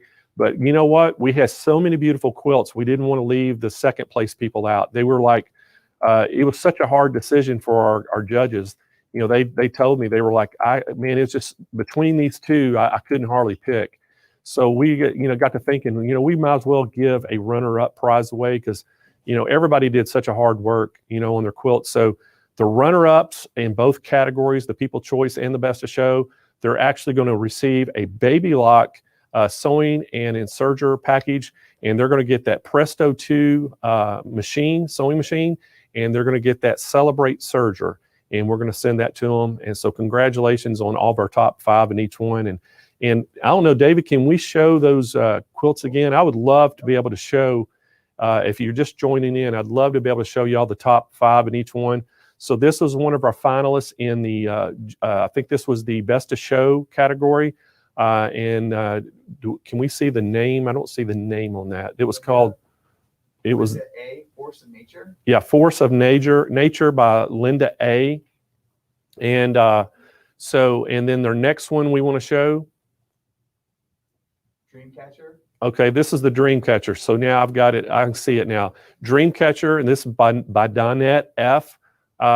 Just a beautiful quilt. Our next one was the Bucket List by Joyce D. And Joyce D actually got 2 quilts. She entered 2 quilts, and both of them actually ended up in the top 5 of the Best of Show. And her other one was called Hallelujah. There it is. Y'all can see that. The quality is just unbelievable on these. And then our other top 5 in the Best of Show was Memories of May by Melanie C. So congratulations to all top 5 in the Best of Show category that were chosen by the judges, and beautiful quilts. Our next category was the People's Choice, and this was actually voted on by you, the viewers. We had over 35,000 votes. And one of the finalists in that was Memories of May by Melanie C. She was actually a finalist in the Best of Show category as well. So congratulations to her for that. I mean, that's great. The next one was Life Goes On by Daniela P. And this is actually a COVID quilt, and it's the COVID virus, and she named it Life Goes On. So what better quilt to have at this point in time? And then our other finalist was Carolina M. And her quilt is called Mission Beach, and another just a great quilt that everybody chose. And you can see the big picture there of the whole quilt hanging. Beautiful quilt. And then Tara B has one. It's called Camilla Harris, or Camilla. I think there's been a little discussion of how she pronounces her first name, but Camilla Harris. And you can see that. You can very quickly know who that is by looking. But what struck me with this quilt, if you look at the details on the face, all the different colors and things that she used. So congratulations to Tara B for being a finalist. And then the last but not least was Janet D. She introduced one. It's called Forget Me Not. And another beautiful, beautiful quilt that was entered, and y'all can just see all the work that was done on these quilts. And so congratulations to all 10 finalists, and every one of the people who entered a quilt, they're actually going to get a event bag bundle that we're going to ship you out just for entering your quilts in. And so we're super excited to have this. And hey, we're going to plan this again next year. So y'all can start working on your quilts now for next year, and we're going to have another one, and it's probably going to be even bigger and better than this. So again, I want to thank, if we could pull up our sponsors page for me, I wanted to thank all of our sponsors who made this happen. And our platinum sponsors were Dime, Handy Quilter, and Grace. And y'all saw them already this morning presenting. Our gold sponsors are Baby Lock and Juki, and we appreciate those guys so much. Our silver sponsors are Aero Cabinets and Bernina. Our bronze sponsors are Brother, Sosetti, Janome, and Laura Star Ironing Systems.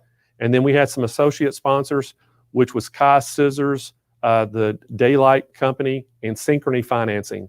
And we really appreciate Synchrony Financing coming on board and helping us with the financing, giving us some special rates. And we're able to offer 0% interest to all of our viewers out there that are wanting to purchase. And so we're super excited about that. So what I'd like to do next is, while we're waiting on Jenny to come on, we'll show some of our sponsors' videos. So we have some words from our sponsors, and David could play some of those. And we'll be up next. Will be Jenny Doan. So y'all don't go anywhere.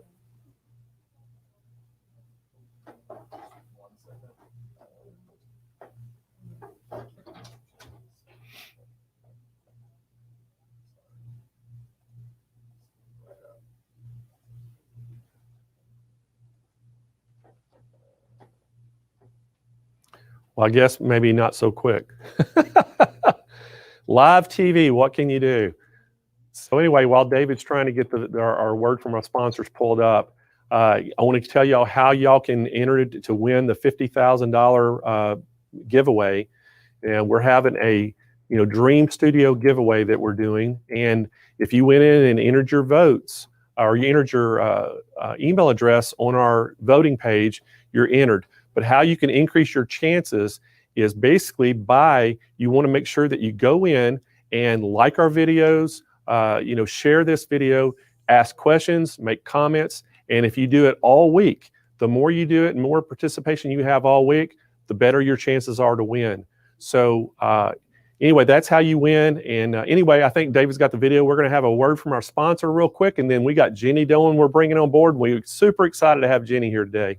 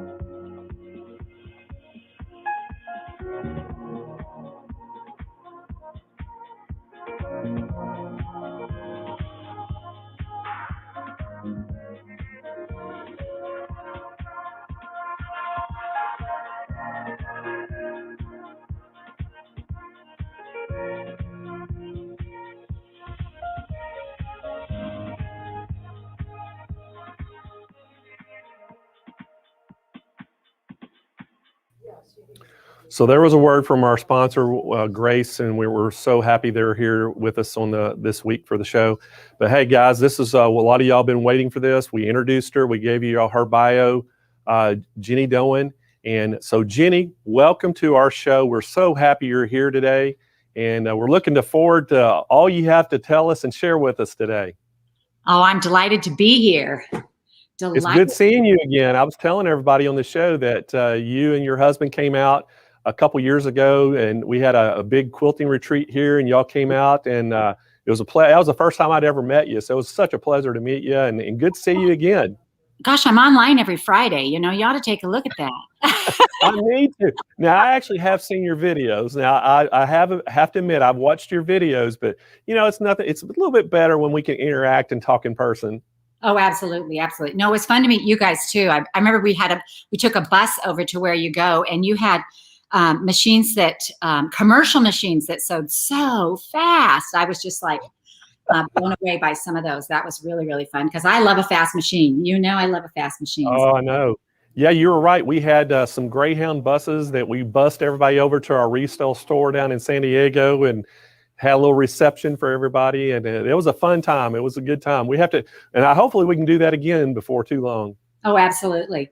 You know, we just really can't wait for things to get back to normal. I think everybody thought it's in January, everything's going to be fine. And it's just like, it was like the next day and it wasn't fine, you know? And so everybody is, you know, we're all still holding our breath. We're planning on, you know, opening up here in Hamilton in May sometime. We're not sure of the day, but still it's a little bit nerve-wracking, you know, like I'm not quite old enough to get my vaccine. And I keep telling them, wait, I'm a teacher, you know, and they're like, no, doesn't work, you know. So Ron's got his, but I haven't gotten mine yet. So that's kind of where I am with that.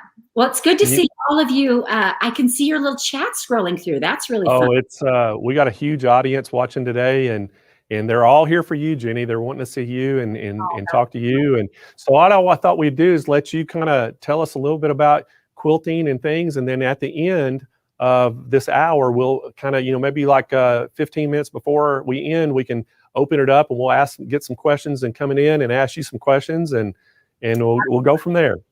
My favorite thing is the Q&A. I love a good Q&A, you know, because people want to know stuff and I like to talk. So it all works out. I've been guilty of that too.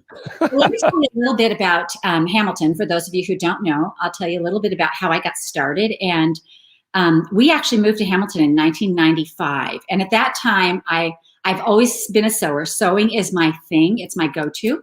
I love, you know how some people clean when they're mad? I sew. And so Ron will come in and I'll have a whole new outfit on and he'll be like, are you okay? You know? And so I do. I love to sew. I sew when I'm anxious. I sew when I'm happy. I sew when I'm sad. I just love to sew. And when your children get to be past 6 feet tall, they'll no longer wear matching clothing and you can't make them. So I started sewing clothing for theater. You know, I have a background in musical theater, and I started costuming and things like that. And so when we moved to Missouri, I still needed to sew. The children aren't too big on matching clothing at that point, and I can only make so much clothing for myself. I only needed so much. And so I went right to the theater and asked them if I could be their costumer. Well, here in Hamilton, they had a little theater group, and they actually did a children's show and an adult show. So 2 shows a year, and they just did not need a costumer. And one of the ladies said to me, if you really want to sew, maybe you should learn how to quilt. And I looked at her and I said these words. I truly did. I said, old people do that. I can't even tell you how funny that sounds to me now. But at the time, that's what I thought. And so it was a few months later, and we would get these newspapers and it had classes listed for the Votech School in Chillicothe. And I love learning. And so I was always looking for, you know, when you're creative, you'll do anything to just keep creating. You know, it's like candle making, I'm in, you know, embroidery, I'm in, you know, it's like whatever it is, we just love to do it. So one day there was a quilting class in there and I thought, well, maybe I should check this out, you know. So I called the teacher to ask, you know, what it was and how it would go. And she talked to me, and she actually even offered to go with me to the store and help me pick fabric, which clothing sewing is way different than quilting sewing for fabric. And so we went together and I took this class at the Votech, and it was Eleanor Burns' Quilt in a Day Log Cabin. And I know for a lot of people, that is your first quilt. And for me, it was as my, once I started quilting, I realized that I'd been making some things that were quilting for a long time, but I didn't realize that's what I was doing. I was just sewing some squares together for my grandma. So these log cabin, it was so interesting to me, these blocks. We made them, I took them home. And of course, when you make a quilt from a class, you make it the way the teacher makes it.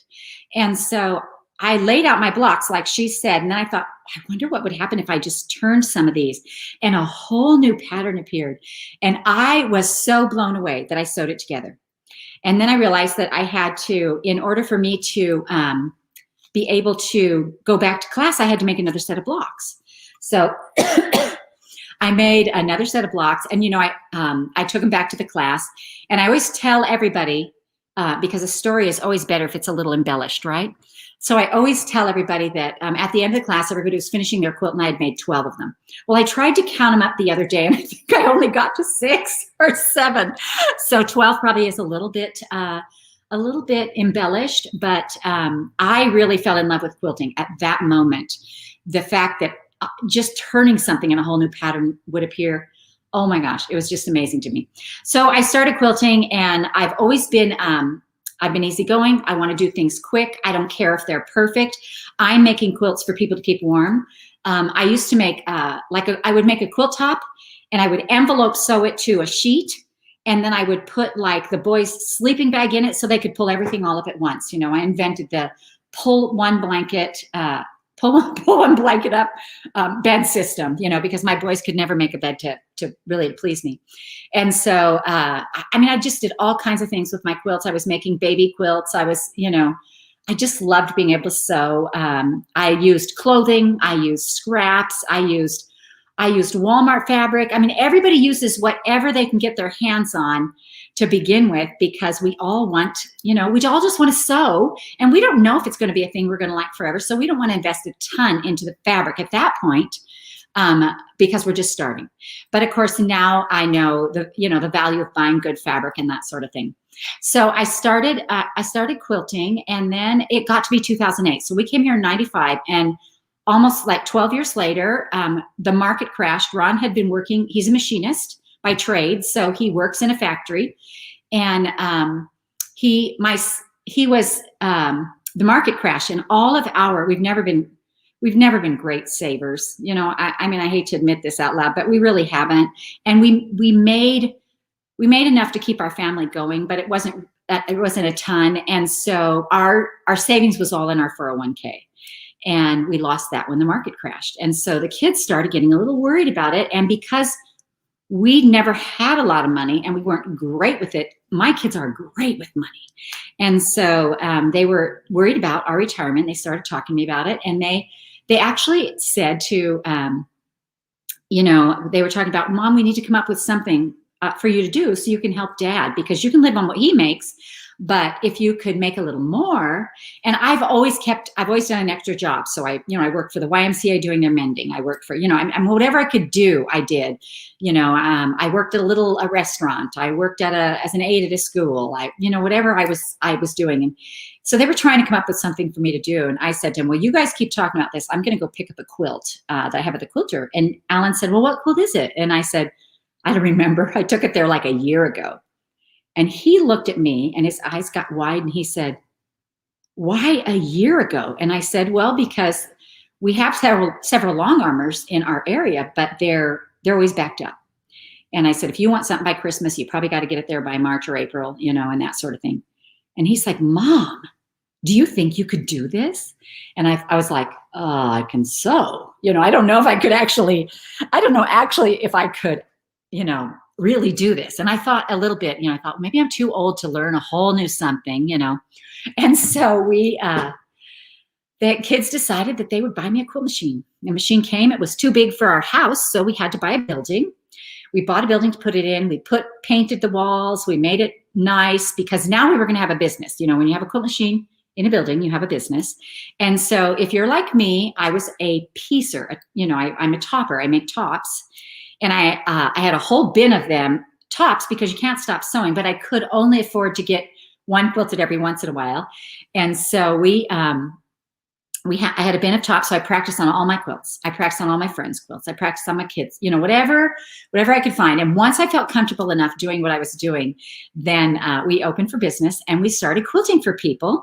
And one day, Alan, he started looking online. So if you have a computer kid, you know, and honestly, if you have a computer kid in your family, you really didn't do anything to earn him or deserve him or get him. He came that way because his professors would say to me all the time, you did such an amazing job with this kid. And I was like, I fed him, you know, they just kind of come like that. And so, you know, out of my 7 children, I have several that are interested and good with computers. Alan is the one who came to me and said, Mom, I've been looking what's happening with quilting online and it hasn't really made the jump. Do you want to do tutorials? And I'm like, what's a tutorial? And he's like, well, you would just be teaching people how to quilt online. And I said, yes, how would people see that? And he said, well, it's on a new site called YouTube. YouTube is only not even a year older than Missouri Star is.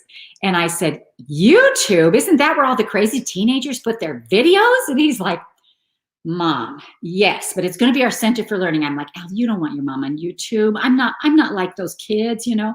And he's like, Mom, it's going to be our Center for Learning. And I just couldn't wrap my head around that. And I'm like, well, all right, you know? So he came and we started doing tutorials. And of course, that first tutorial, I was just showing people around my studio to get them, you know, introduce myself, show them around. And Alan did the whole thing. He forgot to turn the camera on. So we had to do it again. And now I'm really feeling goofy, you know, and I'm, you know, dancing around and I've got my leg up on the quilt machine and I did a twirl in front of the quilt machine and I got my leg caught in the cord and he's filming and he's like, and Mother's down, you know, I'm laying on the floor and he's like, are you okay? And I said, actually, Al, I broke my leg. I think my leg is broken. I'm really hurt. And he's like, what do you want me to do? Call 911. And I said, call 911. And he's like, Mom, we don't want to have an ambulance come to the quilt shop. And I said, then get me to a doctor because I think I've really hurt my leg. And so we went and it was broken. So now I had a broken leg. So those first tutorials, literally, I'm in a wheelchair. In some of the pictures, you can see the crutches are behind me, you know, perched against the wall. But mostly I'm heavily medicated. So I'm like trying to enunciate my words. I'm like, hello, everyone. You know, I'm just like, they're just the worst. So I just apologize for that. But now we do a tutorial every single Friday. We've kind of got it down to a science. I love doing it. I've always loved sharing my information. That was something that was really important to me. I said to Alan, as long as what we're doing is free, I said to him, I can't control the price of all that, but I can control what I do with this. And I want to share that. I want to give that away. And honestly, when I came to quilting, I didn't know there were certain ways you were supposed to do things. I didn't know there were rules. I didn't know there were quilt police. And so I did things the way I thought was best. And I have a lot of shortcuts, a lot of things that I do. I way think outside the box. And so I have a lot of, like I'll make a block and instead of making all the little pieces, I just cut it a couple of times to see what it looks like. And then I have little pieces, you know, and it looks like I worked really hard. And so I do a lot of things like that, which in the sewing world wasn't very traditional, I guess, you know. And, you know, I remember there was one gal who came to me and she's like, I think you should be a better quilter. And I'm like, well, the quilters have to start somewhere, right? So the people who are generally attracted to what I'm doing, they're beginners. They're beginners, children. They are, or they're people who've been quilting a long time and they know that somebody's getting married, somebody's having a baby, somebody's graduating, and you need a quilt without it having to take, you know, 3 years to make it. And so what I'm doing is quick and easy. If you ever see a tutorial that looks like you think to yourself, oh my gosh, that looks hard, go watch the tutorial because there's probably a trick, you know. So, so anyway, so we started doing videos and then people started coming to see us. One day a lady called and she said, I love the fabric you used in that tutorial. I would like to buy some of it. And I said to her, well, it's mine. And she's like, no, I want to buy it. And I'm like, no, it's my fabric. I'm not selling fabric. I'm showing you how to do something. And she's like, well, where did you get it? And so like all of us, I quickly, you're in the third bin. It's the green bin. You have flat folds, I said to her, 1984, Ben Franklin. She goes, is that true? And I'm like, no, I don't know where I got it. None of us know where we got this fabric. We barely know where half of it is because it's under a bed somewhere, So I had, so I said to the kids, maybe we should sell some fabric. And so we looked at buying fabric, and we discovered very quickly that we couldn't afford it. We couldn't afford a line. It was just, if you buy a line of fabric, it's like 40 bolts of fabric, and you buy 15 yards on a bolt. And we didn't want to go into debt. The children's idea of getting me started on this wasn't that we wanted to go into debt. And so we just didn't have much fabric. We bought a few single bolts, and we did some things with those single bolts and that sort of thing. But one day the Moda Man. Anyway, the fabric rep from Moda came, and he was actually the only rep. We had a couple of reps come, but he was the one, and he came, and he has his suitcase, and he's like, so are you a fabric store? Because he peeks his head in the door, and I'm like, well, we could be. And he's like, well, come on. I said to him, come on in. He says, well, I want to show you my fabric, So he starts pulling it out, and we have to touch it all. We have to look at it all. We love fabric. And after, the table started getting piled, and I finally said to him, I'm really sorry about this, but we can't afford to buy this. And I'm starting to feel guilty about, you're showing me all this fabric and we can't really afford it. So he looks at me and goes, why can't you afford it? And I said, well, it's because I have to buy this whole line, and it's this much, And he looked at me and he goes, have you ever tried a pre-cut? And at that time, I don't know if he'd even sold a pre-cut, because nobody was using pre-cuts. And I said, what is a pre-cut? And he said, well, it's one square of fabric from every fabric in the whole line. And then you could buy a bolt of yardage for a border. And I was just like, my whole brain went, oh, we could do that. And I said, I'll take 4. And he said, no, you can't buy 4. You have to buy a dozen. And I said, no, well, we don't need a dozen. Find another shop to split with me. He's like, you can't do it. That's not how it works. You have to buy the dozen, And so we just really bought a dozen, and I made something out of it, and lo and behold, it sold. So in the beginning, what I do is I would go look at what fabric we had, and I'd say, we have quite a few of these. Let me make something out of that. So now what we do is we actually order for the tutorials. The fabric companies, of course, want us to use their fabric, so they will send fabric to us to use in a tutorial, and we then order from that. We have buyers that buy our fabric, and that's how it worked. But what happened was, so all of a sudden, people start coming, and our shop, we don't have room to put everything, so we decide we're going to move 1 block to Main Street. So we bought most of the buildings on Main Street by this time. Now, when we came in '95, it was a legit town. There was a pharmacy, there was a stationery store, there were 2 grocery stores, all this stuff. Well, within that 10-year period, everything, everybody lost their shirts, the stores closed, they were boarded up, all this. So the town is boarded up. There's very few businesses, a couple of businesses only left. And so we went into one of the buildings on Main Street, fixed it up, repainted it, built ourselves with the help of 2 of our customers and their husbands, built all the shelves to put the fabric on, and we opened up. We had this grand opening. It was wonderful. Our little store on Main Street, and then we ran out of room there. We got too much fabric, and Sarah came and said, "Mom, what kind of fabric do you think we have the most of?" And I said, "Well, I think we have the most of what did she say? Oh, primitives, like Civil War fabric." And and she says, well, I'm going to go buy a building, and I'm going to decorate it Civil War type. So we're going to need some of your antiques from your house, and we're going to make a Civil War shop. And so we did that. We bought a little building. We painted it. We decorated up with antiques right out of my house, and we made this primitives and Civil War shop. Well, then it wasn't maybe a month later, she came and she says, what do we have the most of now? And I said, probably batiks. So she says, I'm going to buy another shop. And, we started buying these shops, and all of a sudden it was like people were coming and they loved it. Every fabric had its own shop. So we bought as many of the downtown buildings that were for sale, and we started opening up fabric specific shops. And so we now have 13 fabric specific shops.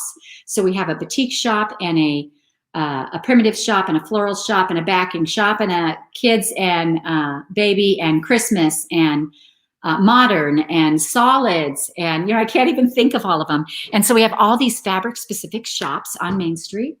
It's very fun for people to come. But then we noticed right away that they came, Hamilton is an hour north of Kansas City. So if you fly into Kansas City. And then, but it's an hour north and it's kind of in the middle of nowhere. And they were like, well, where do we stay? And so we built a retreat center that holds about 40 people. And then they wanted to eat. And we have Subway and the gas station. So then we bought 3 more buildings. We bought 1 more building, and then we cemented an area that was just gravel and built 2 smaller buildings on there. That's our little plaza next to the main shop. And we put 2 little restaurants in over there. And basically we didn't want to run restaurants. So we found people who had always wanted to have a restaurant, and we let them open their own restaurant in that building. And so then we had 3 little restaurants. We've also had a Mexican food restaurant open. We have a barbecue place open, so we've had several other businesses start up to take care of it. And people wanted the patterns to my tutorials. And so I was like, well, I don't really want to sell patterns. And so somebody offered us a magazine. Actually, it was Fons and Porter offered us a magazine. And we started doing, I think we did a year's worth of magazines with them. It was called Quilting Quickly. And, but it didn't work for us because when you're on YouTube, it lives forever. And if today is the first day that you're seeing a video, even if it came out 8 years ago, you may want that pattern. And if the pattern comes out in a magazine, that magazine is good for, maybe 3 days when it comes on sale, and then people are looking all over searching for it. And, if you get a copy, you're lucky or whatever. And so I said to the kids, the magazine thing doesn't really work for YouTube. We need a pattern book that doesn't go away. And so I wasn't really interested in selling individual patterns. And so we decided we would make this pattern book. And that was the beginnings of our Block magazine. And Block magazine, from its first copy to now, it has always looked the same. It's a smaller size. We produce it ourselves, and so it enables us to keep the price down. There are at least 10 patterns in there. Beautiful pictures, stories. Probably the first, I don't know, at least 5 or 6 years are all stories about my kids and my family. Now we include employee stories, quilter stories. We include lots of other stories about it in Block. And it comes out every other month. Actually, this week on Thursday night, we do a block party live to show you what's coming out in the next Block magazine. And so Natalie and I will tell you all about that. That's kind of fun. And then, but people wanted individual patterns too. They didn't want to mark up their Block books. So we started selling the individual patterns, and that's how that came about. We have all the shops, and then COVID hit. And when COVID hit, we felt we're such a small community that we thought it was the wisest thing to do would be to shut down our stores. If somebody came from someplace else, another country, another place, and happened to have COVID and unknowingly give it to it, we have a lot of Amish in our community. We have a lot of Mennonites. It could wipe out our community. So we decided that we would just close the shops. And wonder of wonder, miracle of miracles, we did not have to lay off a single person. Because more people were staying home during COVID, what happened was the people were shopping more online, and our online business picked up. Now, our online has always been the lion's share of our company. But of course, the town is a really fun part. It's a destination. It's like Disneyland for middle-aged women, it's like, and men, whoever wants to quilt. And so it's just a fun place to come. But we were able to take all of our people who worked in town and move them out to the warehouse. We didn't have to lay a single person off, not one. And we hired we're still hiring. We could always use more people. And so we're still hiring, and we're our future reopening. We're shooting for May. We're not giving a date because we're not exactly sure. it's still it's still a little bit scary out there. So we're trying to make sure that it's as safe as possible for everybody. And of course, we'll require masks, and we'll have a lot of hand sanitizer. I think whoever invented hand sanitizer is probably a multimillionaire by now. But anyway, the other thing that's happened for Missouri Star in the last couple of years is that one of the things I noticed right away is that when you sew like I sew, sometimes you lose your sojo. Now, I'm going to talk more about losing your sojo on Thursday when I talk to you. But one of the things that I learned is that if you can create out of your element, sometimes that creativity comes back.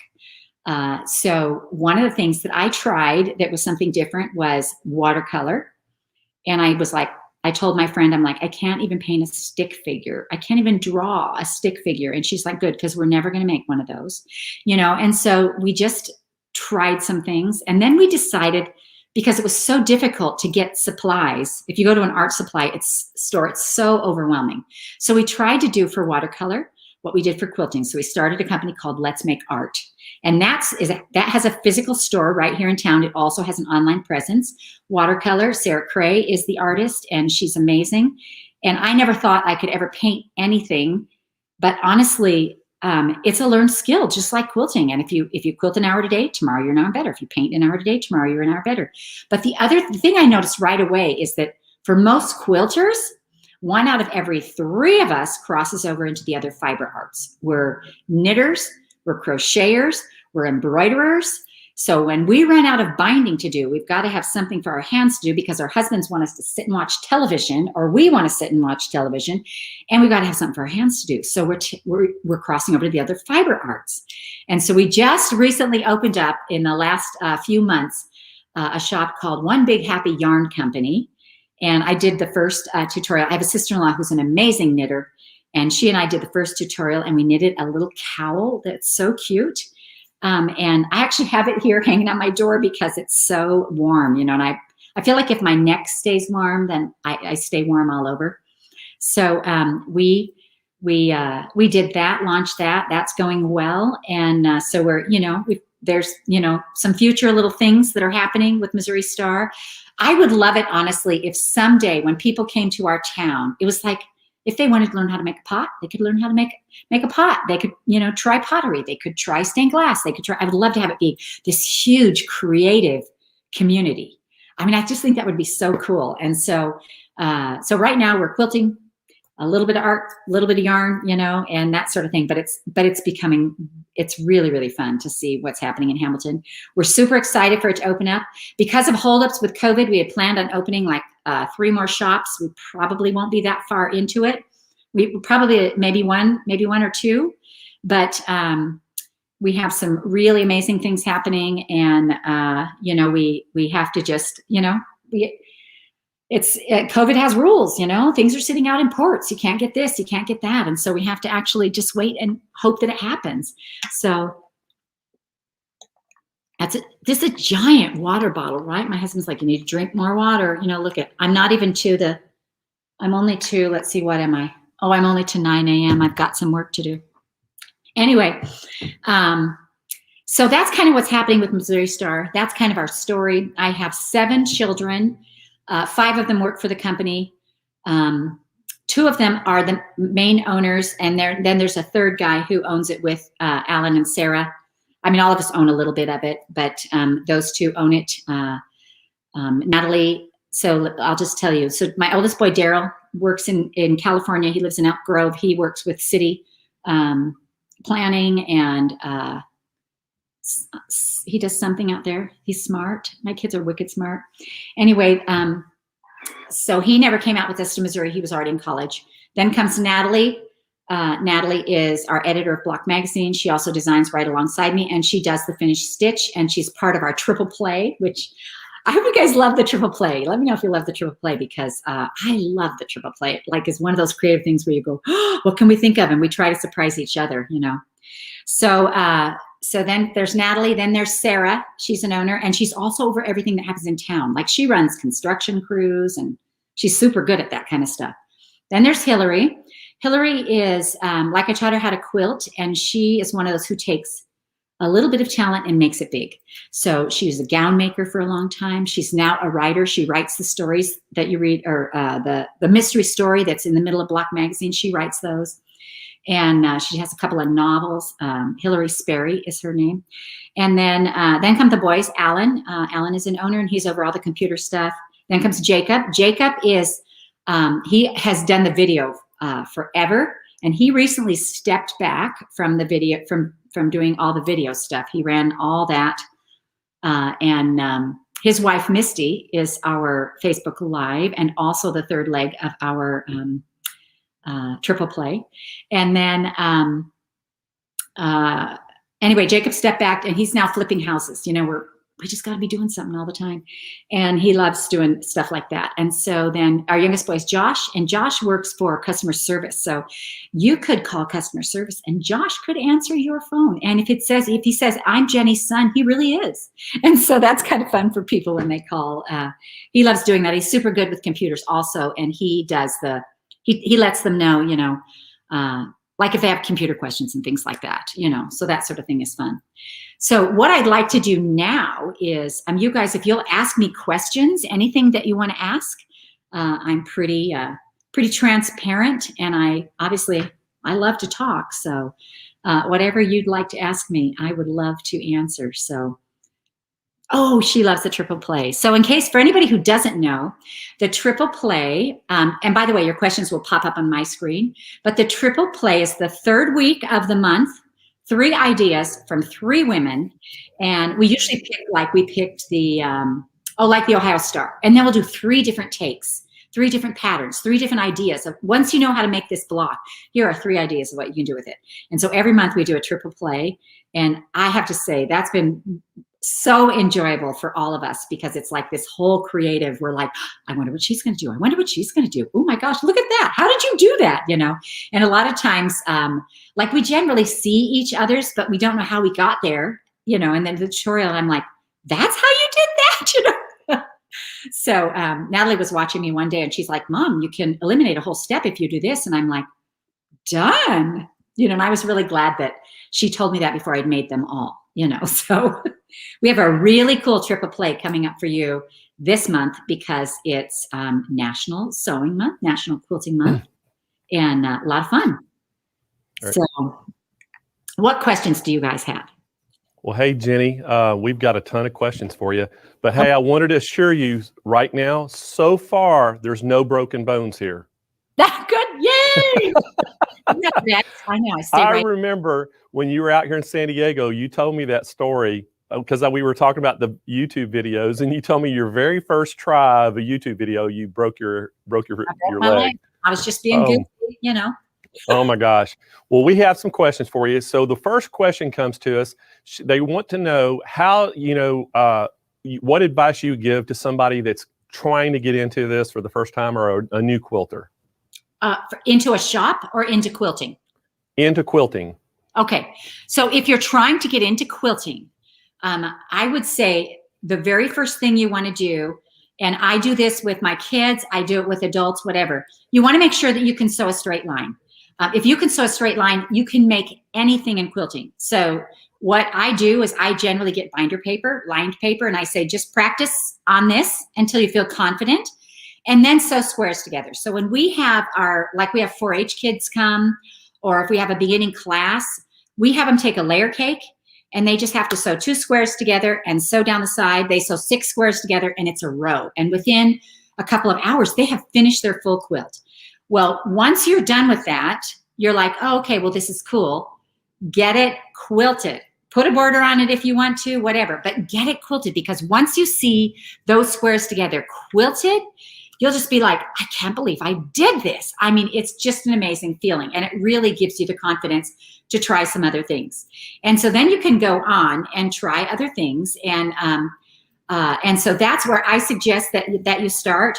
But once you have that confidence of sewing squares together, literally everything in quilting is a straight line. And so it's just important to do that. Now, one of the hard things for me was going from a 5-inch seam to a 1/4-inch seam.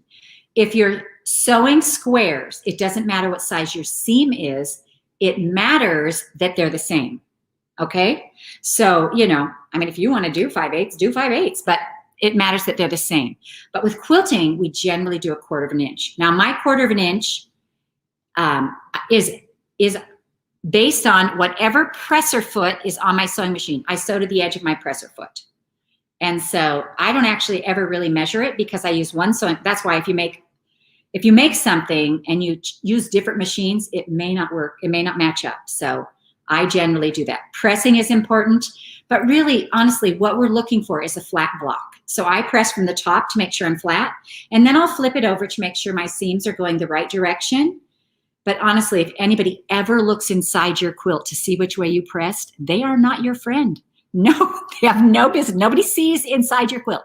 Nobody's going to see if your seams are perfect. Nobody's going to see if, you know, they're not going to see it. So, so don't stress over that. So that would be the advice I would give, is just jump in and try it. But whatever it is that you do first, just send that off to the long armor and see, because once you see it quilted, it's like it gives it life, you know, and it's just like, oh my gosh, this is amazing. So that's what I would say with that. All right, Jenny. Our next question comes to us. It says, where do you get all the ideas for your videos? So ideas. So there is, let me show you this. So there's this amazing book right here called Encyclopedia of Quilt Patterns, and it's Barbara Brackman. Oops, where is it? There we go. Over here. Anyway, these are all blocks that have been made before, those are all, they're all old blocks. You know, there's nothing really super new that comes into quilting. It's just how you put them together, how you turn them, and how you do that. So I do, especially now, I do a lot of looking at an old block and thinking, well, what happens if I don't put a 4-patch there? What happens if I put a snowball block there, you know, and coming up with something new. So I do use old blocks as my inspiration. I also use tile floors. I use rugs. When I travel, I can't even tell you how many pictures of rugs are in my phone thing. Sometimes somebody will send, you know, I'll see a block or on Pinterest or something like that, and I'll be like, oh my gosh, that is really cool. Oh, I could make this so much easier. And then I'll put a twist on it, you know, to kind of make it my own. And I generally, what my brain does, I think it's because I come up with shortcuts. I don't know why my brain does it, but I'll look at something and I'll be like, okay, if I just tweak this, you know, I can make this 4 at a time instead of making 2 at a time. And my brain will just do the shortcut thing. And so a lot of what I do is a different method, you know, and of course I'm locked into the pre-cut sizes. Now, one of the things I want you to remember about that is, say you have a stack of 8-inch squares. The quilts I make are based on a shape, not necessarily a size. Now, I'm using a 5-inch square because that's the size of the pre-cuts. If you have an 8-inch square, it'll all work the same. You know, I mean, you might have to do a little bit of sizing up if it's corners or whatever, but it's based on a shape, not necessarily a size. If I were to invent the pre-cuts, I would do 3, 6, 9, 12 because that fits in a yard. But you know, they didn't ask me, so I just use what I use. But I'm 99% pre-cut users. That's another thing for beginners that I want to cover. So I am not good with color. I am a matcher.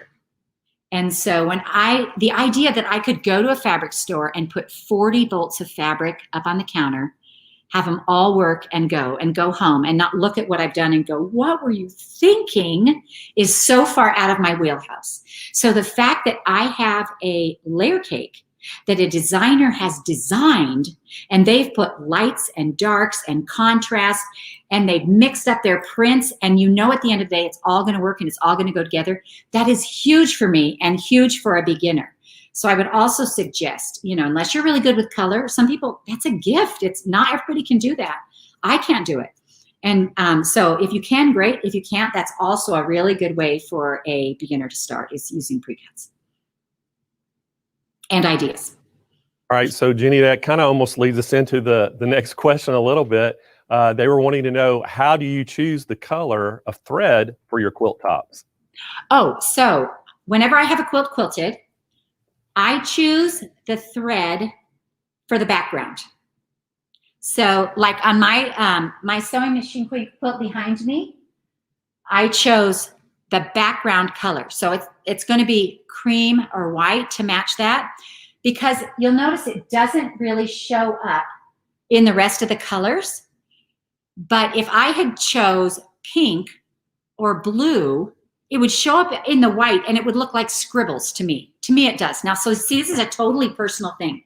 People love, they love all different ways of the quilting and all different colors. And some people love to see the colors, but so there's a school of thought here. One is, and whether I applique, whether I do my whole quilt is needle turn, no matter what it is, I'm going to quilt right over the top of it, edge to edge, because I'm a utilitarian quilter and I want that quilt to be washed, used, loved, worn out.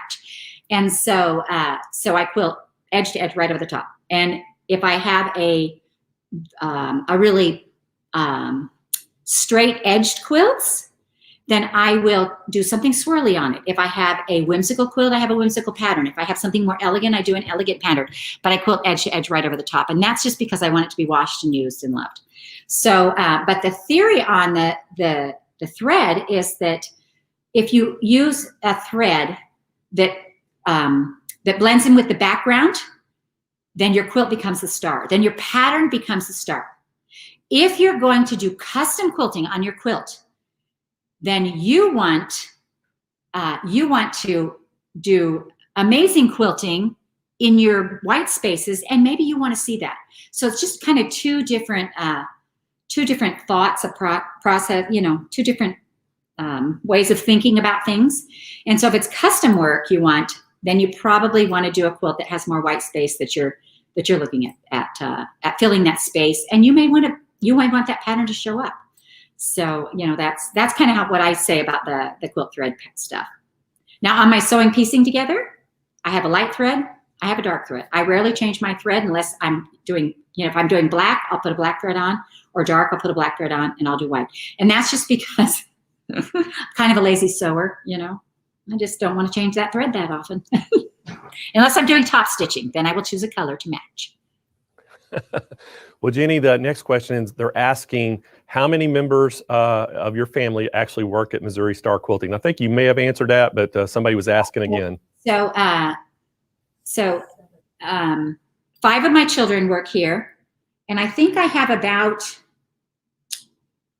4 or 5 grandchildren that work here legally.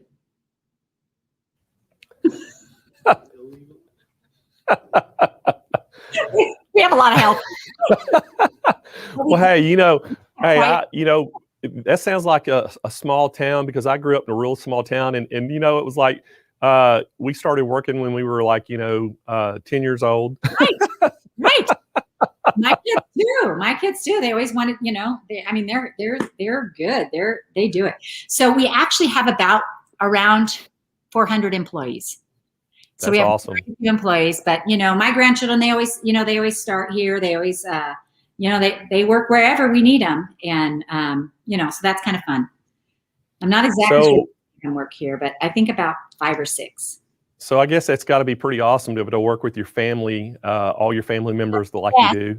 It's the best and the worst part of my job. So, family comes first, hands down, family comes first. But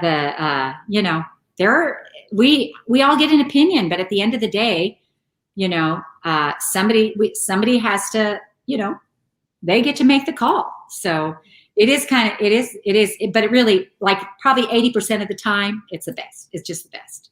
Yeah. I love working with my family and my grandkids too. Well, the next question, Jenny, is somebody's asking, do you like scrappy quilts? I love scrappy. That's my favorite. That's one of the reasons I love pre-cuts, because every square is a different fabric.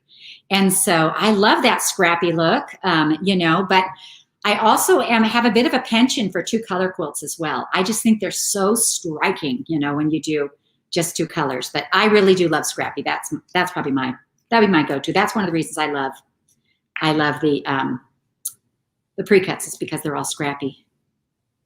You know, I had no idea really when I was thinking scrappy quilts. You know, you think about other crazy things come in your head, but I guess it's pulling all scrap fabric together to make a quilt. Yeah. So I'm actually gonna walk you over here to see this quilt over here. Awesome. I have hanging on my wall. It's a Sue Daly English paper pieced quilt, and it is all. See right behind me, right there. I don't know how to actually flip the screen. So you're perfect. That looks great. There we go. Anyway, each one of those pieces, it's English paper piecing, which is glue on the paper, super easy, and you whip stitch a straight seam. But this is all genres, all types, all different fabric lines. It's so scrappy, and of course, this quilt on this wall is one of those beautiful old. I think it's 1894 is embroidered right in the middle of it. So I love the scrappy quilts. You get to get a little look at my studio while I'm walking around here. Anyway, I hope that didn't make anybody sick, you know, because sometimes sometimes we're moving around and it's like. Oh, that was great. So, hey, you know, Jenny, we know that, you know, you inspire hundreds of thousands of people, you know, nationwide and worldwide, actually. And so, you know, so many people get their inspiration from you. So what is something, or where do you get your inspiration from? Like I said before, I get it from old blocks. I get it from tile. I get it from rugs. I get it from patterns. You know, I actually don't sleep very much either. So my brain, so I have to actually read a book that's super intense. Like I love John Grisham and, something that's super intense, because then my brain will go, oh, you don't have to solve this problem. It's in a book, and it will actually turn off. Otherwise, I used to wake my husband up in the middle of the night and say, Ron, will this work? Will this work mathematically? So what he did, this is how sweet he is. What he did was he bought me a journal and he said, Jenny, write it down and we'll talk about it in the morning. I'm trying to plug my computer back in over here. Anyway, so it just comes from everywhere, every place. Yeah, it's kind of you're just always not looking for it. You never know. You just never know. So, Jenny, how if we could tell everybody again, what days could they see you? I know you have a live show, don't you? Aren't you on weekly? So I do a tutorial every Friday. It comes out, and that's going to be a quilting tutorial. The third week of the month is triple play. Also, Misty does a live every Tuesday on our main Missouri Star face page. Now we have. I did a block of the month last year, and we started a site for the block of the month called MSQC All Stars, and that's a Facebook page only. And that has actually really taken off, and it's just got thousands and thousands and thousands of people on there, and it's been really fun. So this year I had to postpone my block of the month, which is so cute. I can't wait to do it with you guys. But I had to postpone it till 2022 because we couldn't get everything that we needed for it. And so this year, I decided that we all have UFOs. So on the first Thursday of the month, I'm live with you on that Facebook site. We're just working on our UFOs. So I bring something to work on. Hopefully you're working on something at home. We're making a count. We're going to see how many UFOs we can get done by the end of the year. And we're all just working on finishing things. And it's called Unfinished Business. And so it's, it's just pretty cool. Like we get to meet together and sew together. And that's been a really fun, just a fun little side thing to do. I miss traveling. I miss seeing everybody. I know you guys have asked me several times, when are you going to come out? When are you going to come out? And I'm so glad we can actually do these kind of things, because we do it for the people. Every one of us who teaches, we do it for the people. We do it because we just love sharing this knowledge and getting to be with everybody. And so this is a cool, safe way to do it. And I'm glad we can. So Jenny, I know we're looking forward to you being able to come out again too. I know that this COVID has changed a lot of things for everybody. I'm so glad we can do this virtually. I had a couple other questions. Hopefully we'll get time for everything, but one viewer asked, do you still, what do you sew besides quilts, if anything? Do you still do clothes? Do you do anything nowadays besides quilts? Occasionally, I'll do clothes. Rarely. Now, what's interesting is that you can actually buy clothes cheaper than you can make them, and so I don't do a lot of clothing sewing.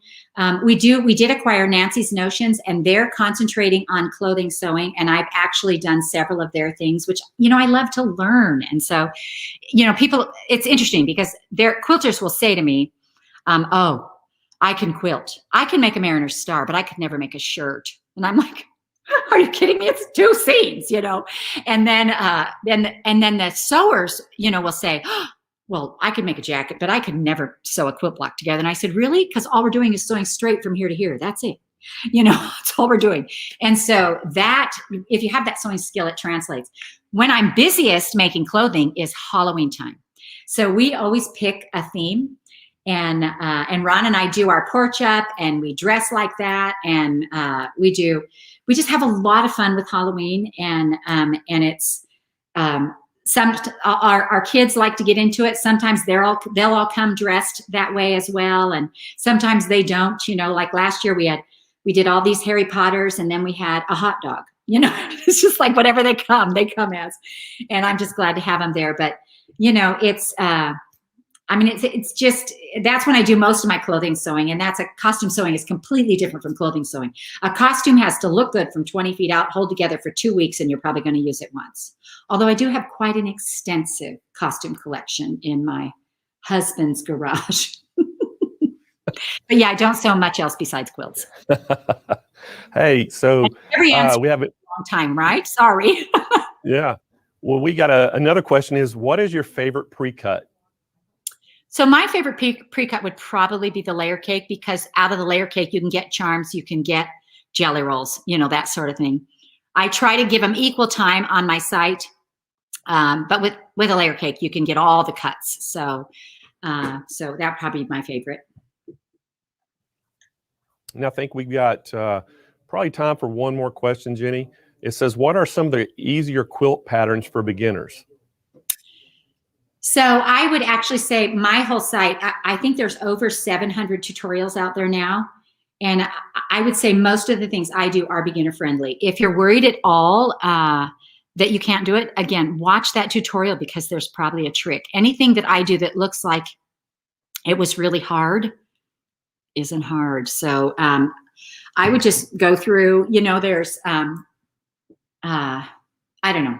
I just think once you watch that tutorial, because once somebody walks you through something, so if you're like me, when you pick up a pattern to read a pattern, it's like, it's like wah, wah, wah, wah, wah, wah, 25, and I read it again, and finally I'll hand it off and I'll say, can you just read this and tell me how many to cut? Because I don't know why, but I have a really hard time reading patterns.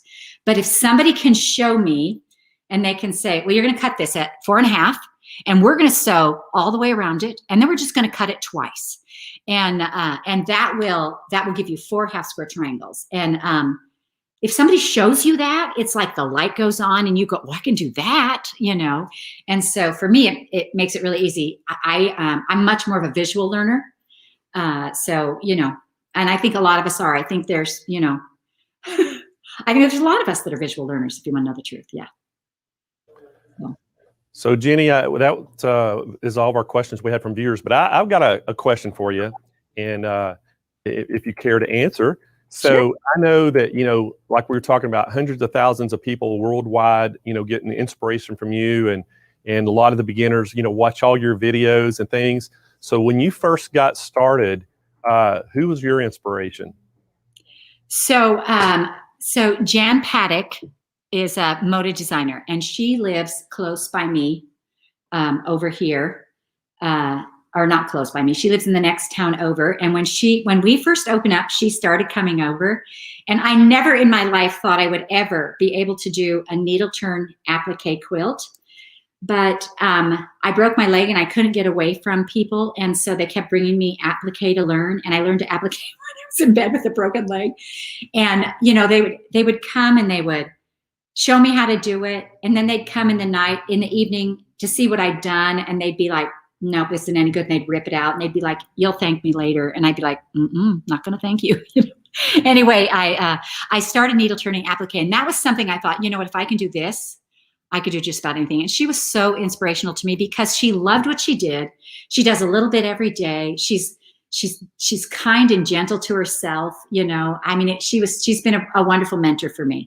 I also love inspiration for me was also Eleanor, because my first quilt I made was one of hers, and the way her mind thought about, you didn't cut out every piece. You didn't have to cut out every piece. You'd take a piece and you'd put it on a strip and you'd sew.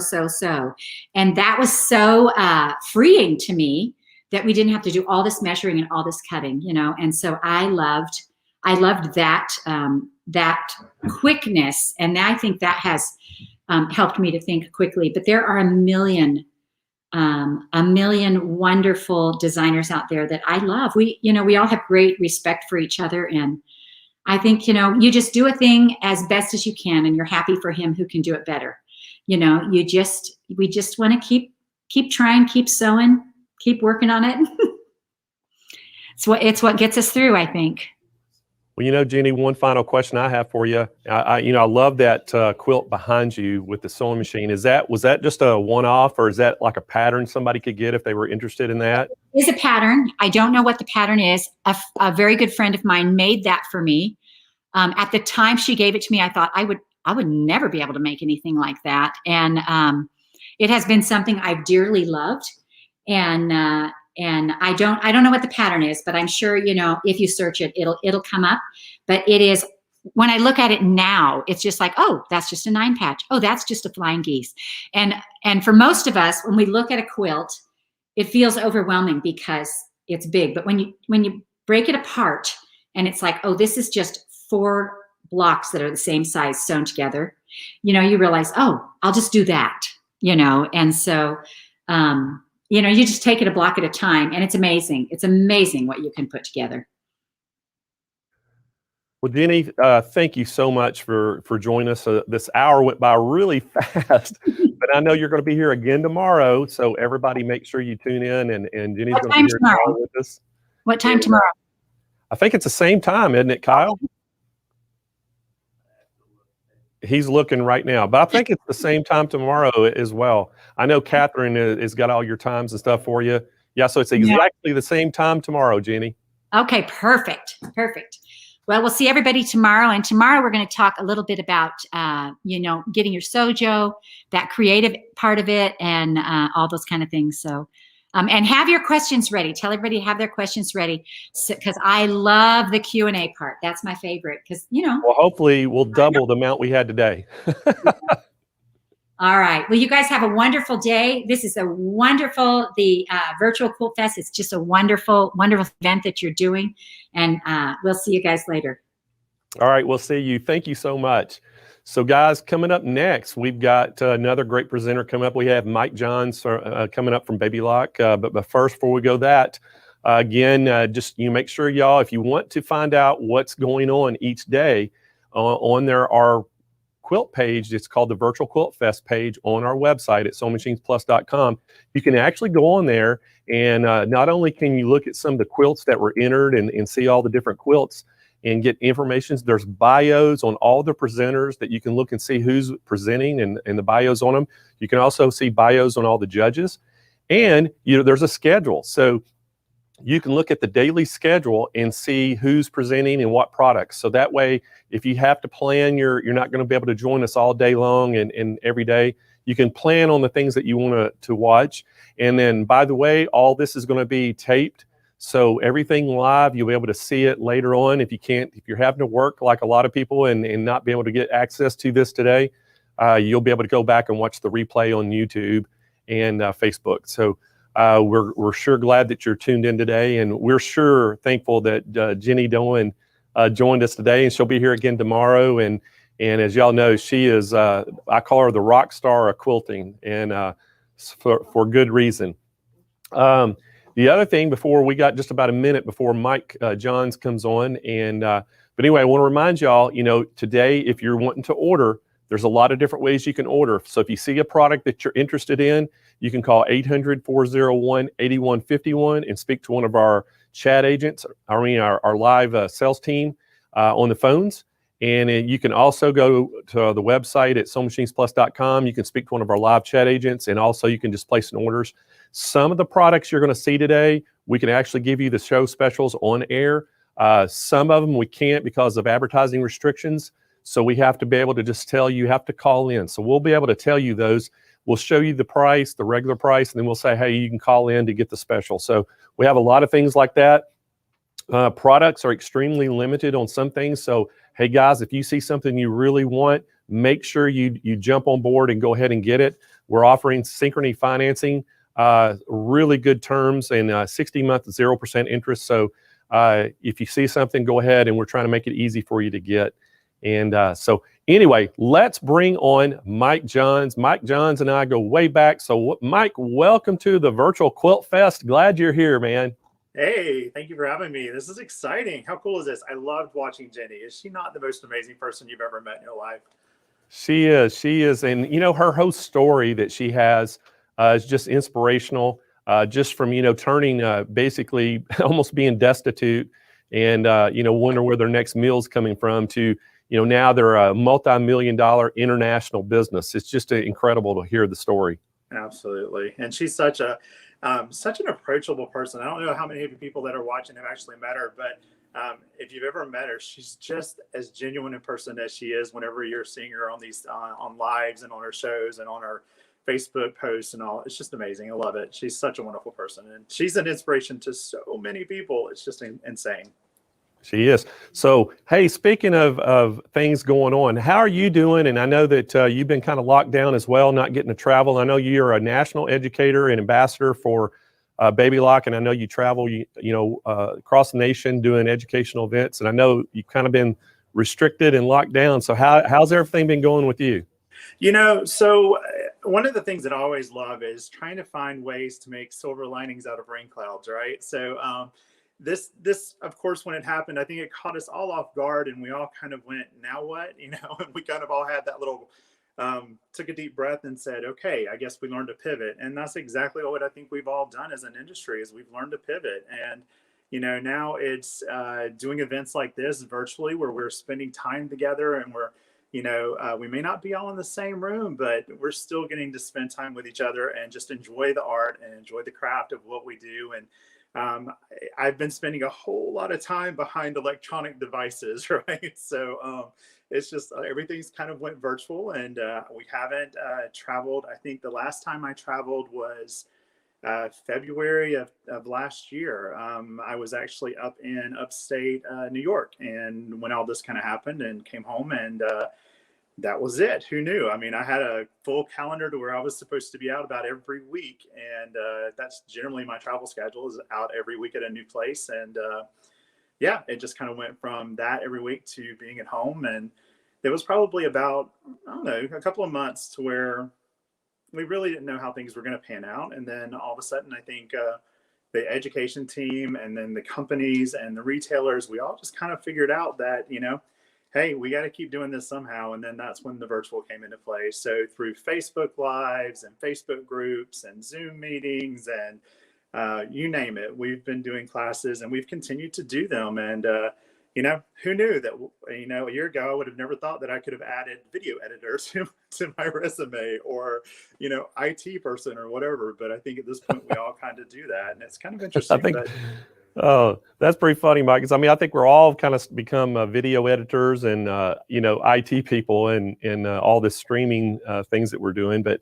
you know, I know that you know, Baby Lock is such a great brand. You know, we're you know, one of their top dealers, and you know, they're a gold sponsor of this event, so we couldn't have done this without them. And we're so happy to be here. But I know that you've got a really great demonstration lined up for us with one of their top machines, and we're getting to talk about today. And I'm super excited to, you know, have you show this to all of our viewers. Absolutely. So, you know, I love all of our machines, and I teach on all of our machines, and I teach our software. I teach all of it. And one of the things that I really love is I love our free arm machines. I love, you know, a lot of people just refer to them as multi-needles, but not all of our free arm machines are multi-needles, which the one we're going to look at today actually is not a multi-needle. It's a single needle machine, but it's a free arm machine. And I think, you know, when we stop and we look at that as a machine, a lot of people kind of get caught up on I can only do, and then insert whatever it is they think they can only do on it, right? I can only do left, right, chest logo embroidery on that machine, or I can only do stuffed animals on that machine, or I can only do tote bags on that machine. And, you know, I'm one of those people, I love to figure out how can I take that machine and make it do something completely different? How can I take that machine and apply it to a different area in our craft, right? So, you know, we're talking QuiltCon, we're talking about making beautiful quilts and having fun with quilts. And I'm going to be honest with you, I use my multi-needle in quilting almost every day. I use my free arms in quilting almost every day. I use my sergers in quilting almost every day. So, you know, I am not one of the quilters that you're going to see my quilts hanging up at Houston Quilt Festival in the judged area. That's not me. I'm one of those people that when I make a quilt, I want to know that somebody's going to be sitting on the couch, cuddled up in it, appreciating the fact that I took the time to create that for them, and they're going to have it for generations to come and just enjoy it, because that's how the quilts that I have are. You know, one of my most cherished possessions that I have is a quilt that my great grandmother made, and she hand pieced it, hand quilted. I still have that to this day, and every time that I see it, that reminds me of her and reminds me of the fact that she took the time to make that. So that's the kind of quilter I am. So to be able to take my other machines, other than just my flatbed machines, and be able to turn those into quilting machines is a huge bonus. So I'm going to be walking you guys through the Baby Lock Alliance. Now, the Alliance is kind of, you know, I don't know, I like to call it kind of our sleeper machine, because we don't hear a lot about it. We don't talk a lot about it, but it is such a cool machine. It's so much fun. It gives you the benefits of a flatbed machine, because most people look at multi-needle machines and kind of get a little bit anxious, I guess, because of all the needles and all the threading paths and all that. This doesn't have that. It has one threading path and one needle. But what it does give us is it gives us all the benefits of the free arm machines too. So if you do things like tote bags, stuffed animals, ball caps, anything that's in the round, working on shirts, embroidering down the side of those pair of jeans, you know, doing the sleeves of shirts, those kinds of things. That's where that free arm comes in and really handy. But I think a lot of times when we look at free arm machines, we don't think quilting. And that's kind of what I want to walk through today, is just some things about quilting. So I'm going to turn my camera around and get you guys looking at the Alliance. So give me 1 second here. And there you go. You can see the Alliance kind of thing. I'm going to move the camera. So if you get a little bit, you know, seasick watching a camera move, then close your eyes for a second. But there you go. This is the Alliance. And you can see I've got a couple of things already stitched out on it.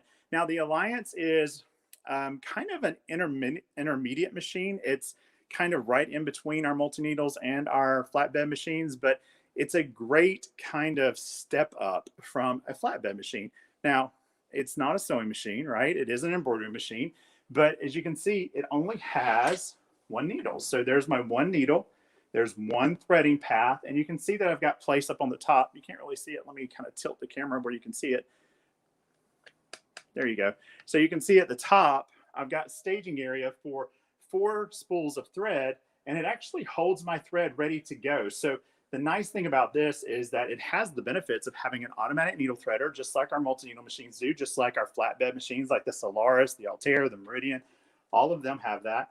This does as well. One benefit that you're going to see from this is that this actually has what's called a front-loading bobbin. So for those of you who do a lot of sewing, a lot of quilting, one of the things that you've probably gotten very used to, at least in the Baby Lock world, is a lot of our bobbins are what we call drop-in bobbins. We actually have to take the hoop, if we're doing embroidery, we have to take the hoop off, and then we can replace that bobbin there. But when we're talking about a multi-needle machine or a free arm machine, we don't have to do that. I'm going to move this little table that's here.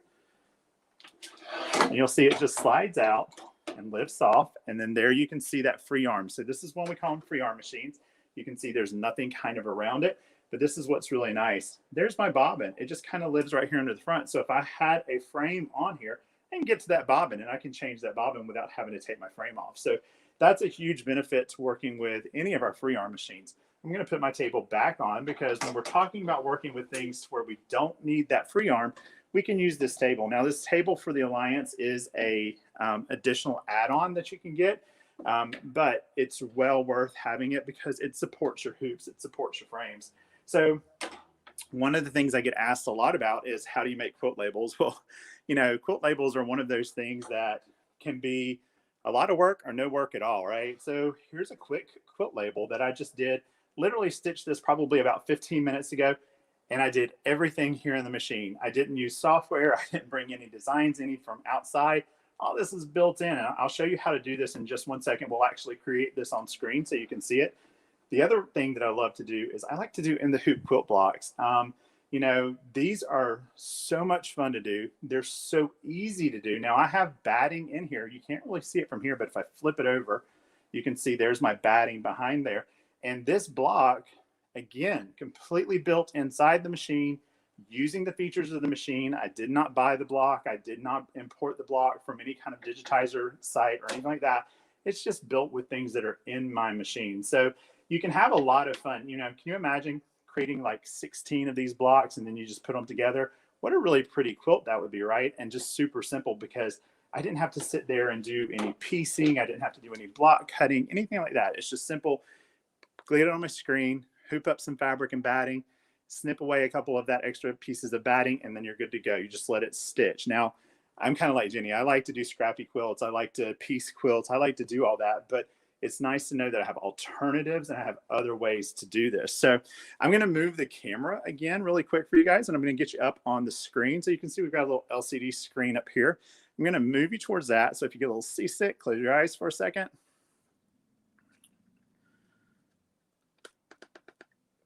See if we can't get that glare off of there. There we go. All right, so here's my screen that's going to show me all of the features that are built into this machine itself. And you can see we've got some basic designs that are built in. That's underneath my exclusives and underneath my common files. If I go to my exclusives, you see I've got categories for floral, quilting, home accents, novelty. Quilting is the one that I pulled this square out of. And you can see if I kind of scroll down here at the bottom, there's several screens worth of designs. And the one that I actually stitched here, oops, let me get back up. This is the one that I actually stitched on my quilt block. So that's the one that you saw stitched out. And I like to use variegated thread when I do things like this. If I'm not going to be all matchy-matchy. If you're matchy-matchy, that's great, right? I could do literally white fabric, white thread, and just do a texture thing versus doing an actual seeing the stitches. Whatever makes you happy.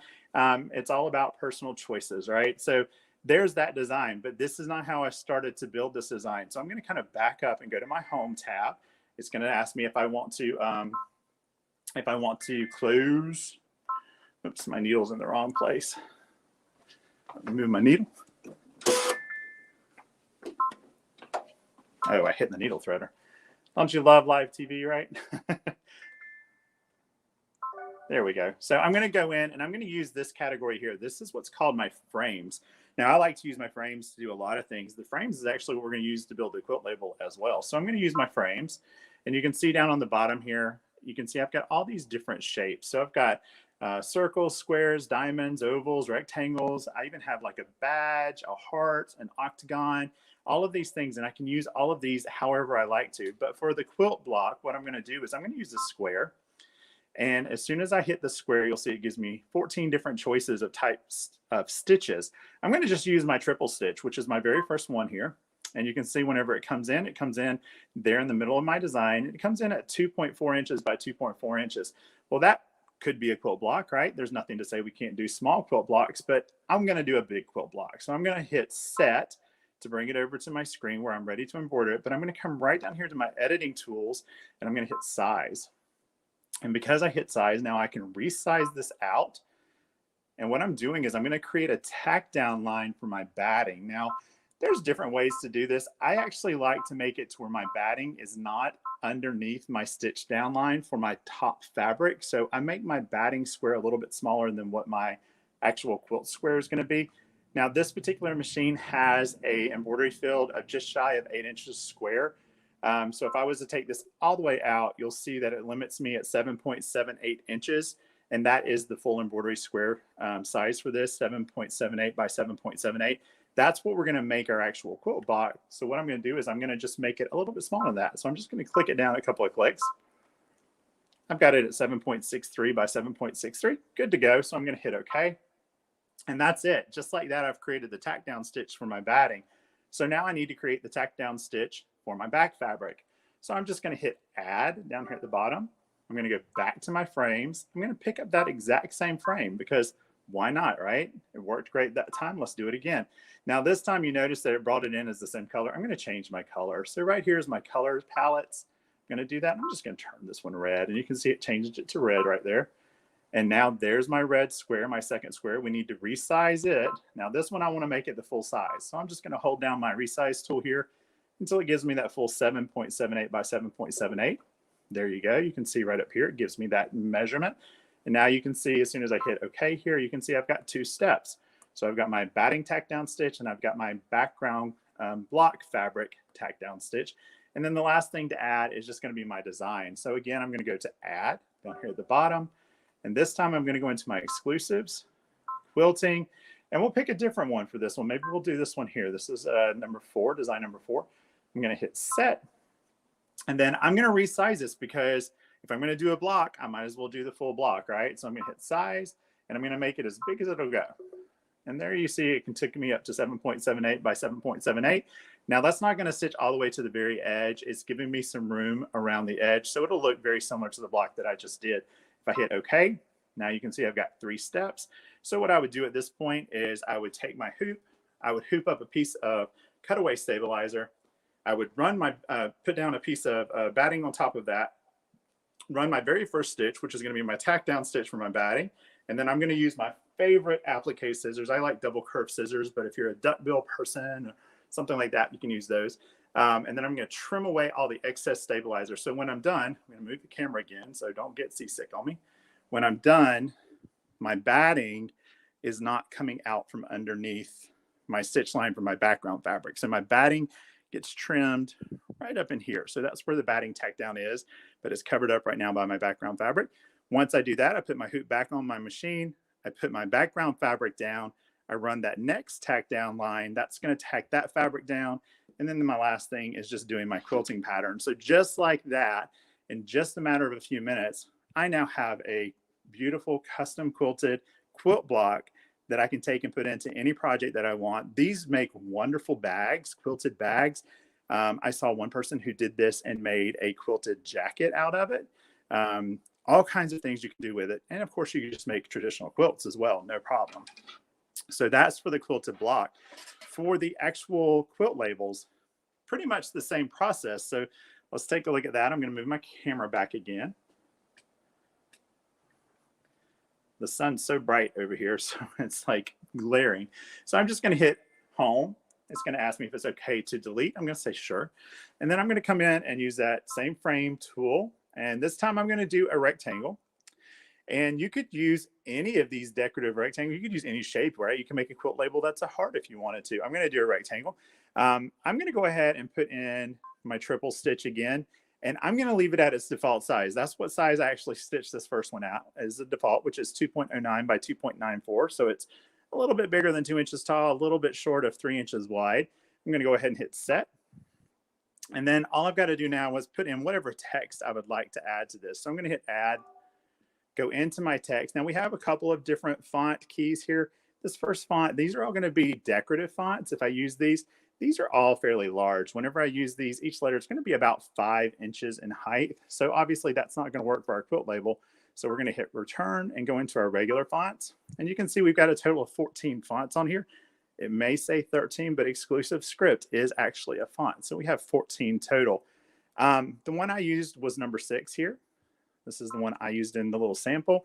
And now all you have to do is type in what it is that you want this to say. So on mine, I said pieced and quilted by, and then my name. Now you notice when I hit the P, that's a really big P. That's not going to work. I can't do something that big. But right down here at the bottom, there's an LMS. So large, medium, and small.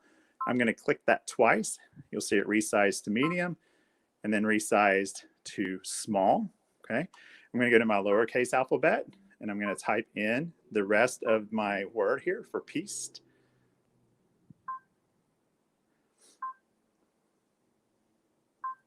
And then I'm going to put a space and then go to my specialty characters so I can put the ampersand in. Okay. So you can see pieced and then I'm going to hit return over here because return is going to give me a new line. I'm going to go back to my capital letters and do quilted. Go back to my lowercase to do the rest of the word quilted.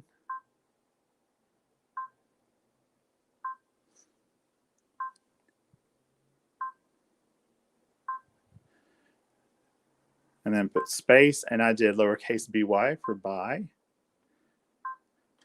Hit return once again, and then you can put in your name. I'm just going to put Mike this time. Okay, and there you go. And the nice thing about this, if you can see it on the screen, is it centered everything for me. As I put in new lines, it kind of moved it into the center.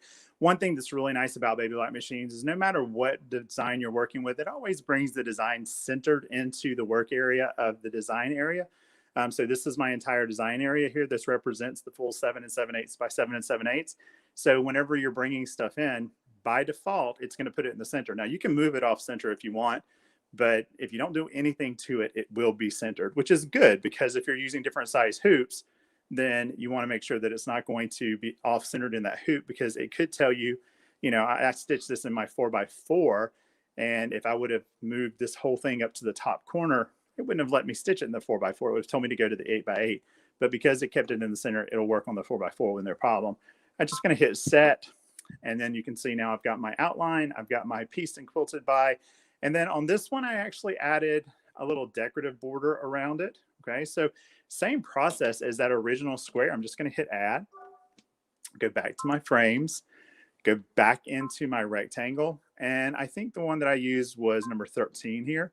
So I bring that in and hit set, and there it is around now. I resized mine a little bit, so I'm going to hit size, and I'm going to make it a little bit bigger than what the original was, because I like seeing both squares. Now, the nice thing about this is you do have this LED monitor, but you also can go in and zoom. So I'm going to hit the little magnifying glass here, and that gives me a better idea of what this is going to look like as I zoom out. And I'm just going to keep resizing this until I'm happy with the way it looks. If I need to move it a little bit, I've got my little move keys over here on the side. Once I'm happy with it, I hit OK.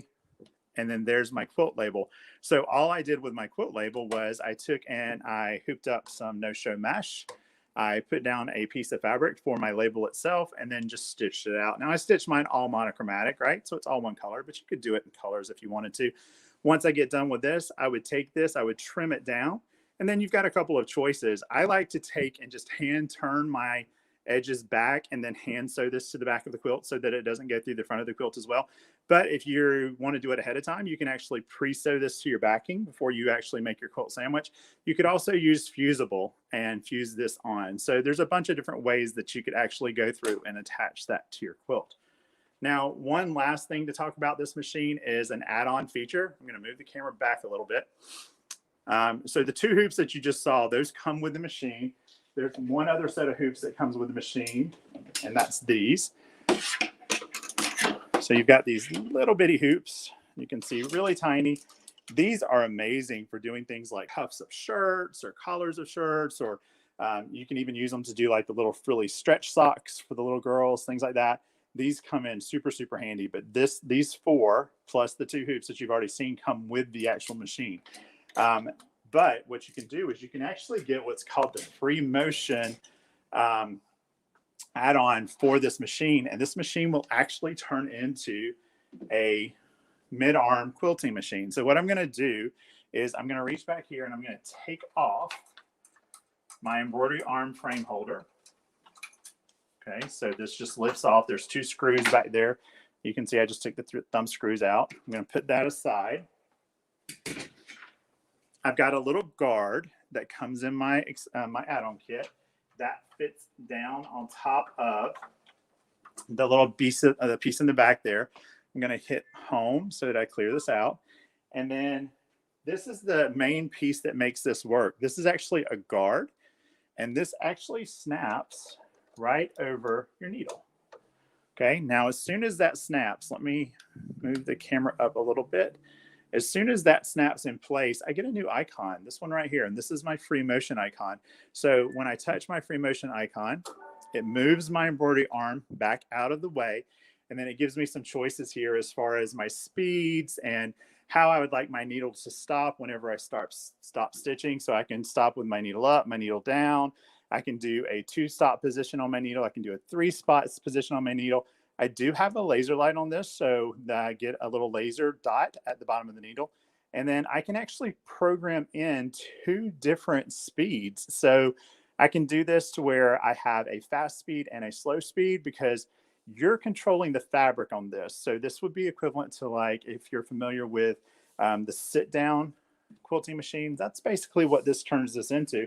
And then you would take your quilt sandwich, put it down. We've got a little ring that fits onto, or fits over your fabric. So you put your quilt sandwich down, your little ring here, and then you move your ring around to do your quilting. Now you also get a foot pedal with this. So there is a foot pedal, so you can control your speed as well. So you can either use your foot pedal to control your speed, or you can have it just stitch at a constant speed using one of those two pre-programmed speeds. So even though this is an embroidery machine, even though this is a free arm machine, I literally just turned this into a mid-arm quilting machine, and it does a beautiful job. It's so much fun to play with. This machine, I have it right now sitting on a multi-needle stand, but you could, of course, put this down on a tabletop, anything like that. This is not as big, believe it or not, as even like our Solarises or our Altairs or our Meridians. It's actually a smaller footprint than those machines are. So it gives you the benefit kind of both worlds. Now, threading is usually a big question. I'm going to actually show you how easy it is to thread this. So once you thread it, you're going to bring it through. There's a guide number up here, and everything's numbered. So I'm taking it up through a hole over my little holder here. And this is what's holding my thread in place. It comes down through a guide in the back, underneath a clip, around my tension dial, down, and then automatic needle threader to go in and do it. If I wanted to change my thread, let me take this. If I wanted to go to a different color,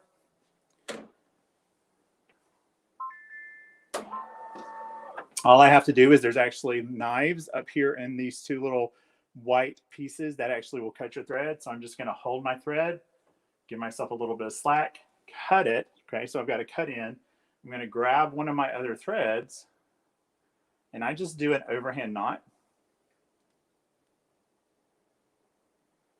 And then I come down and I pinch the thread at my needle, pull it forward. And as soon as I see my new color down at my needle, I hit my automatic needle threader, go from right to left, pull it up, let it cut, hit my needle threader again, and I've just changed my thread.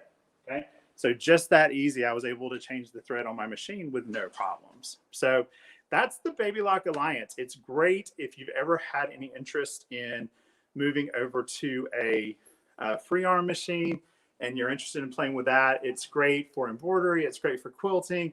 You can do all kinds of things on this. So I hope you guys found that interesting. I hope that this is a machine you guys kind of take a few minutes to look at and kind of explore, because I think that it's just one of those machines that we don't talk about a lot, but it has so much fun potential in it. And I'm quick to tell you, this was the first free arm machine I ever owned. So I had my Destiny, and then I decided I wanted to kind of graduate into free arms. And this was the first one I purchased. And of course, now it's in my kind of my arsenal of machines. And I actually use this just as much as I use my 10 needle. So great machine, so much fun to play with. There are other size hoops that you can get for this. There's cat frames you can get for this. There's all kind of accessories that you can add to it, but just a fun machine. And it's a great machine to get you started into the free arm world. And if you're a quilter, it's a great one for quilting as well. So. Hey, great job, Mike. And hey, I don't know if you even know this, but that original machine, when it was actually introduced, it was going to be a free motion quilting machine that could embroidery. And what happened, that's right, they loved it so much of the embroidery features and how it could do hats and everything. They said, well, you know what, let's rethink that. And they marketed it as a, one needle embroidery machine that could also do quilting. So I thought that was interesting how the marketing of all that came about. But I want to remind everybody at home how you can get this. Now, this machine right now is $49.99, shipped free right to your door. We actually have Synchrony financing available. You can get it for 60 months, 0% interest. And right now, if you call or go online and order, you can get the actual free bundle with it. And got a great bundle, the best of the year that you can get with this. You're going to get the Durkee Alliance hoop set. You're getting the Baby Lock Unlimited stabilizer kit. You're getting the Madeira poly ester thread kit with it. You're getting a 12 bobbin set. You're getting the universal needle bundle, and then you're getting a 60-day trial of the online sewing classes. So that all comes with it, and a great bundle, the best of the year. and you can get that for $49.99 shipped right to your door. And great machine. And so anyway, we have free shipping. So we have that financing available. So you can a couple different ways you can order. You can call 1-800-401-8151. You can go on our website at sewmachinesplus.com and order. And we also have live chat agents standing by. So anyway, great job from Mike Johns. And I know Mike Johns will be joining us again later on. So thank you, Mike, and appreciate you being here, and look forward to seeing you again. All right. Thank you for having me. You guys enjoy the rest of your Quilt Fest. Thanks so much, Blaine. All right. Great job, buddy. Bye, All guys. right. So next up, hey, we've got, we're going to keep this show rolling. We have Eileen Roach with Dime going to be here. And, I introduced Eileen this morning, and Eileen is, just a awesome person. She is an incredible designer. She is an awesome embroiderer. She does all kinds of things, and she comes out with so many great inventions that she, does that, things that she needs, finds a need for, she invents it. And she's got so many great things. This morning, we talked about the weightless quilter, and Eileen showed us that came out a couple years ago. And we told y'all, if you were interested in one of those, don't delay, get one now. Kyle just gave me an update. We've sold 27 of them. They're going to be shipping in April, the 1st of April, they're going to be shipping. So 27 of them have gone. They're going fast. So there's only a limited number of these too, guys. So by this week's end, we're going to probably be sold out. So if you want to get one of those weightless quilters, get on. But, one of the things that Eileen showed us while she was talking about the weightless quilter was that monster snap hoop. And it's that magnetic hoop that she was showing then. And so we're going to talk a little bit more about that now. And so Eileen, I told everybody that the sales were going to be good on that weightless quilter. And already we've already sold 27 since you were on this morning. That's so exciting. Oh my gosh. And, I don't know if those who watched earlier are still watching. We had some camera snafus, and it was a crazy Monday morning, right? Hey, it's live TV. What can you do? What can you do? I know. My goodness. What we've learned in this last year. Anyway, Blaine, you've had the most amazing guest. I was able to catch Jenny Doan for half of her interview. Oh, she's delightful. She is. I'll tell you, it's she's going to be on again tomorrow. And then we have the, the queen of quilting is going to be on this week too. We have Eleanor Burns, and I mean, if anybody's ever, met Eleanor, they're just going to remember it. She is such an awesome person. And I've been fortunate to get to meet both these ladies before, and I was so happy to have them on the show. And I'm happy to have you here as usual. You and I go way back. And we sure do. And I know both of those ladies, and I've had the pleasure of, speaking with them in previous engagements. So it's so great to see Jenny on. And I can just imagine what Eleanor's going to do. She's so entertaining. I know. And I always go ahead. Oh, I was going to say, I always think back at, when the first time you and I ever met, you came in and I had this huge event that we did, had like 350 people there, and you and your sister Marie came, and y'all were called the Stitching Sisters. We were. And I was up on stage and inadvertently said, I introduced y'all as the Twisted Sisters. And we went on to live up to that, right? You did. And what I said after I did it, I said, I've got to find that there's a group called the Twisted Sister. There was some kind of rock band called the Twisted Sister. Group, yeah.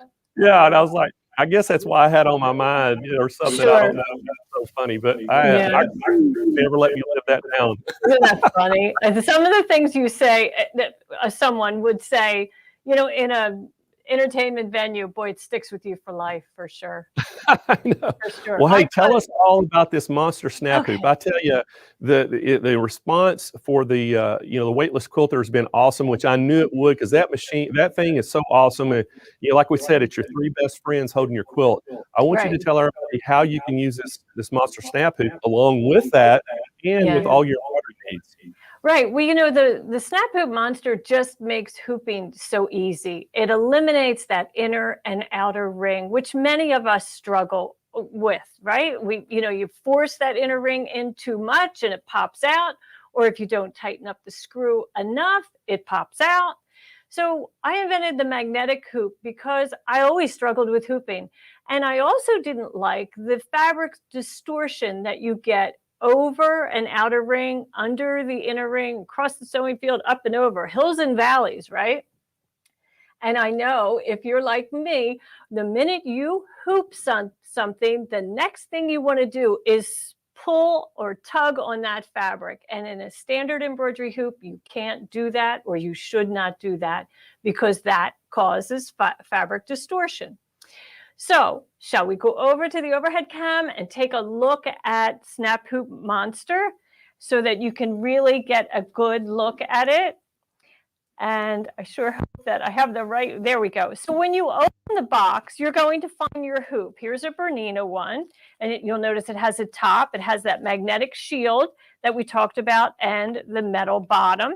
Attachment will be attached. So that's a Bernina. Here's a Baby Lock. This is the 6x10. They come in a variety of sizes, and we're going to take a look at many of them. But also in the box, you're going to find instructions that tell you how to use your hoop. You'll also find a sheet of target stickers and adhesive centering rulers. Now, they're not attached to the machine, to the hoop, but in the instructions, it tells you exactly how to apply them. And in fact, it directs you to my blog. It gives you a link on where to download a crosshair design. So we're going to do that right now. Well, I've already downloaded it, but I just want to show you how you'll apply those rulers.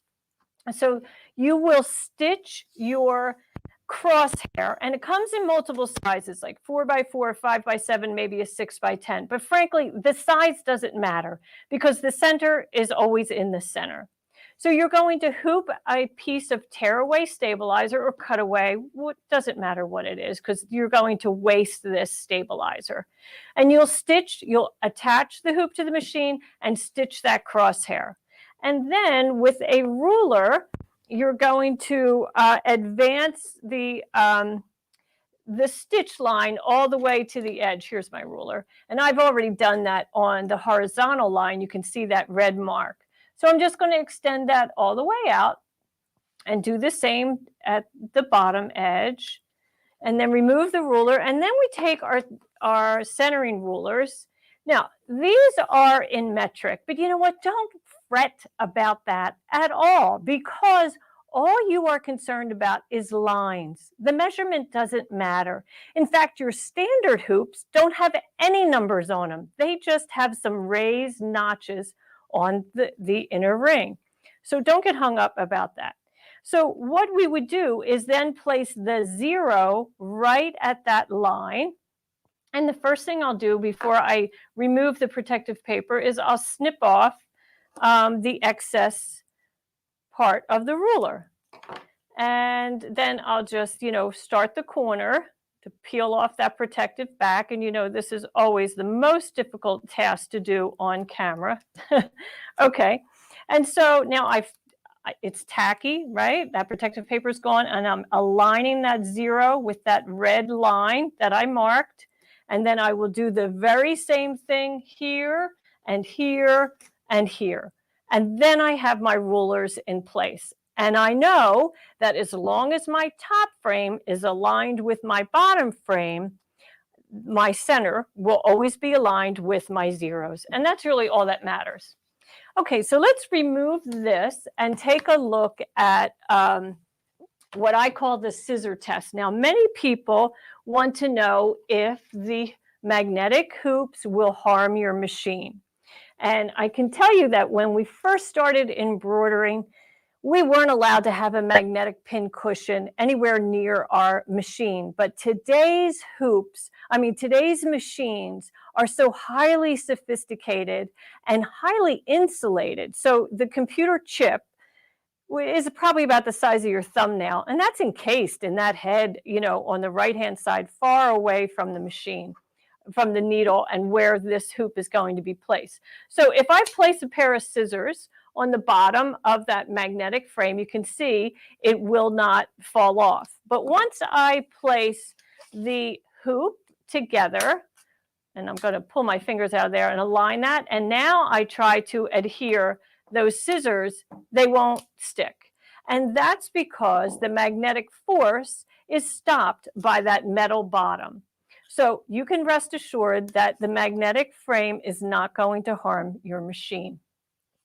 Okay, so how do we hoop in a standard hoop? Well, first off, you want to try to avoid attaching that top frame to the bottom frame without anything in between it, because it can be difficult to separate. There is a notch on 2 corners of the top frame that you can, maybe put your thumb in, or you could put a pair of scissors in and just kind of create a little lever to lift it and separate. But the easiest way is to just slide it apart. Oh, maybe not so much, right? No, you really can. But I'll just use this lever. There we go. And you just need to get it started, and then it separates fairly easily. But without that nice strong hold, you wouldn't be getting a nice strong hold on your fabric either. So let's go ahead and hoop a terry cloth towel. And I've already marked my towel. Now, because it's a magnetic hoop, I could just use a tearaway stabilizer, and I'll position that over the metal frame. And then I take my towel, and I would position the body of the towel over the attachment so that it is not going to be, by the head of the machine. It's going to be over the pantograph. And you know what I do to ensure that I'm square in the hoop? I mean, there's all kinds of tricks on how to get square in the hoop, but I fold up my towel right at the border, because a straight line, right, is a straight line. And I'm going to align that with the metal frame right inside. And then I'll just smooth my fabric. And then I take my magnetic top and I position it perpendicular to the metal frame below. And I am aligning it with the attachment underneath. And I'm just kind of making sure that the bottom of the metal frame is somewhat, aligned with the bottom of the top frame. And then I just drop it.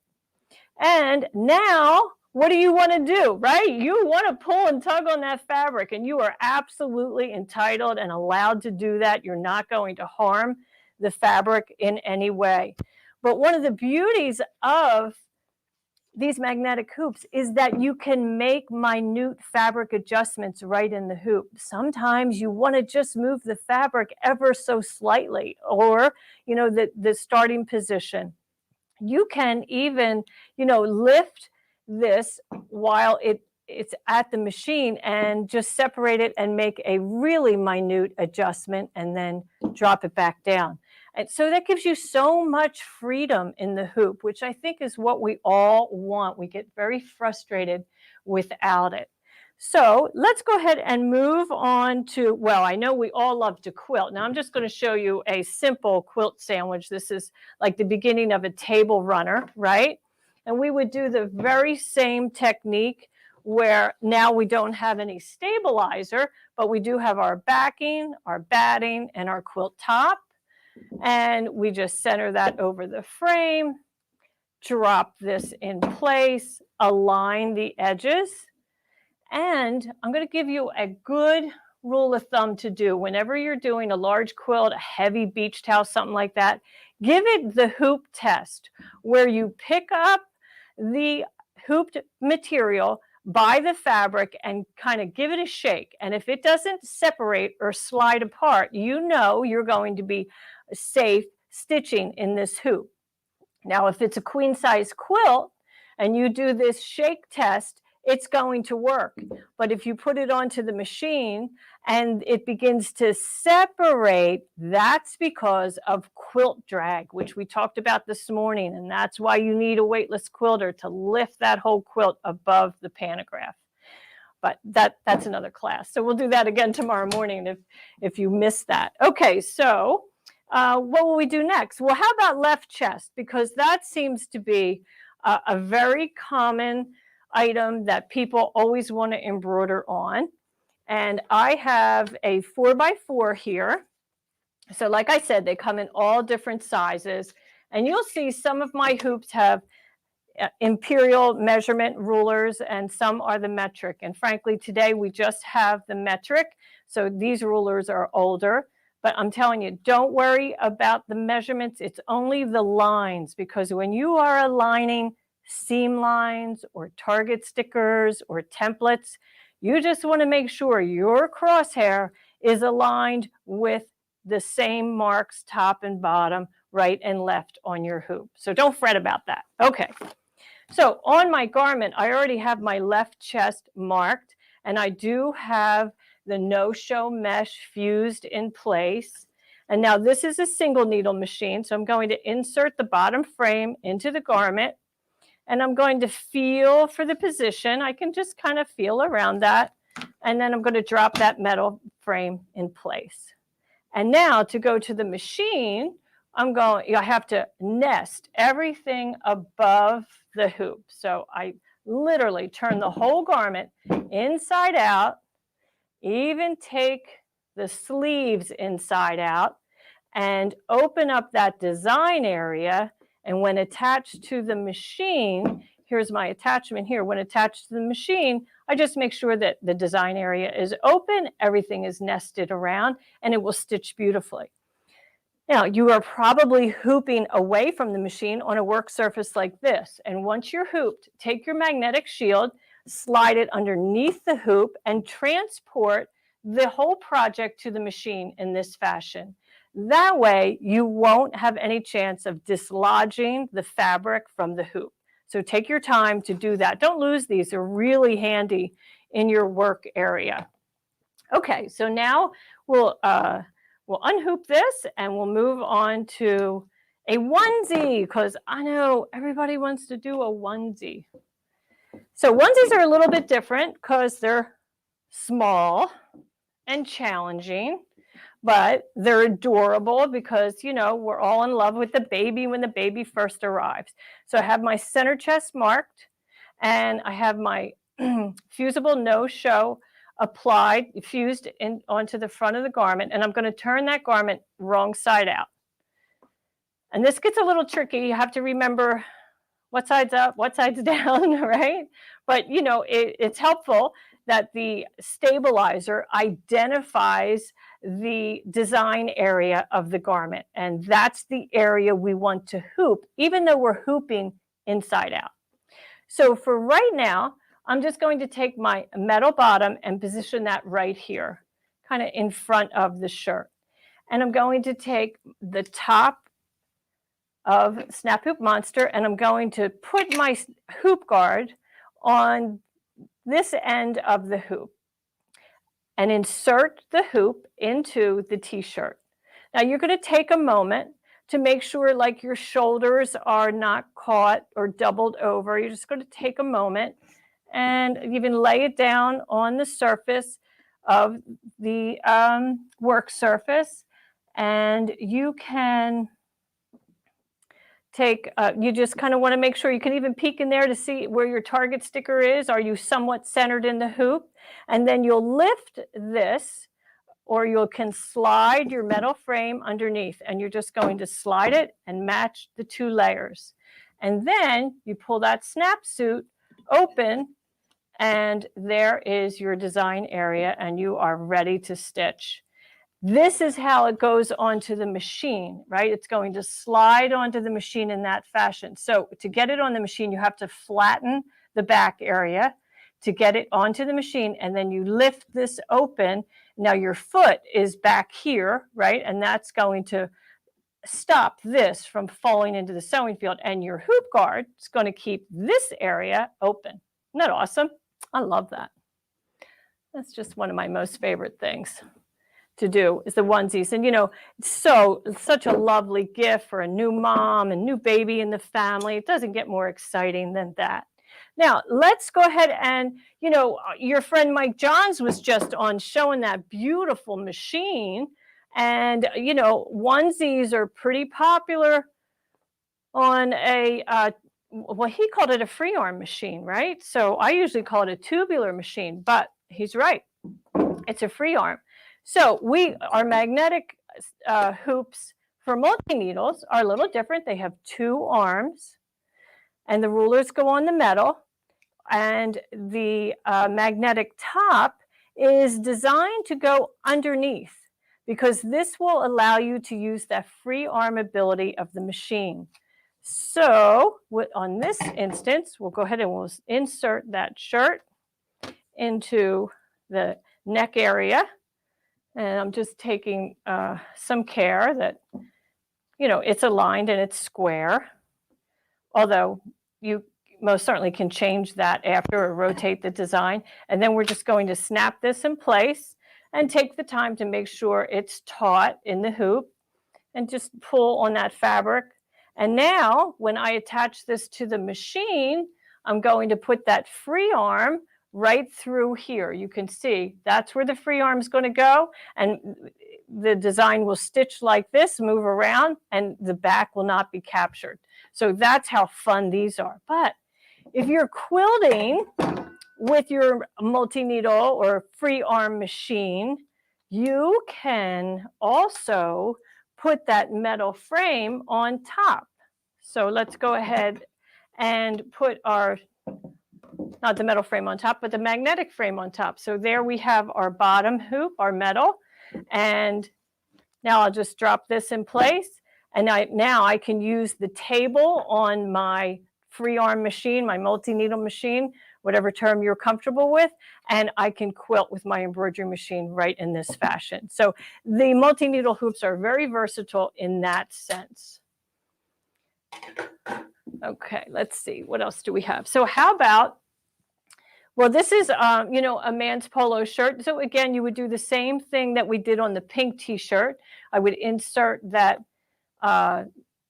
the metal frame for the 4x4. I would use a small one, but let's move to this big t-shirt. Now this is the back of a sweatshirt. So it has only one design detail, and that's this seam across the yoke of the garment. And I created this design. It says "Bye for now," which was Nancy Ziemann's signature sign-off line after every sewing with Nancy show. And I thought that would be a fun thing to wear on a jacket back or the back of a sweatshirt, and, you know, as you walk away, bye for now, right? So in this instance, I would use my 5x7 hoop. And, you know, you have different options on how to insert or how to hoop this, but most likely I would take the time to do this horizontally so that I get the full width of my hoop and that design to fill that space. We'd smooth this out. And of course I would have stabilizer on the design area on the inside. And then there you have it. Now I'm not really aligned very well, so I would take the time to make sure that this seam line is hitting my rulers at the exact same location. And I'm pretty close. I'm at, you know, just under the 3 centimeter mark. So that's what I'm worried about. And then when I go to the machine, I most certainly have to turn this all inside out and nest it above the hoop so that I'm not going to stitch the back of the garment to the front of the garment. But that's how easy it is to do a yoke area in the back of a garment. Okay, let's pull this out. And then let's look at a bigger design on a t-shirt front. And here I have a template Shine On, which is just a really fun design stitched. I think when I actually made the shirt, I did it on a black t-shirt and metallic thread. It looked really great. And now you can see in this instance, I already have my no-show mesh is fused onto the wrong side of the design area. And that, of course, is the stabilizer of choice for a t-shirt knit. And now I'm going to take my 8x8 hoop because this is a big square design. So I'm going to want to, you know, make sure I am able to fit that whole design in that sewing field. So let's just take a moment. We're going to open up this shirt and I'll insert that bottom frame into the garment. And I'm going to stick that attachment right out of the neck, just so that I know where it is. I can get a good eye on it. I want to make sure that I'm somewhat centered in that sewing field. And then I'll take that top frame and I make sure that I'm aligning the top frame with the bottom frame.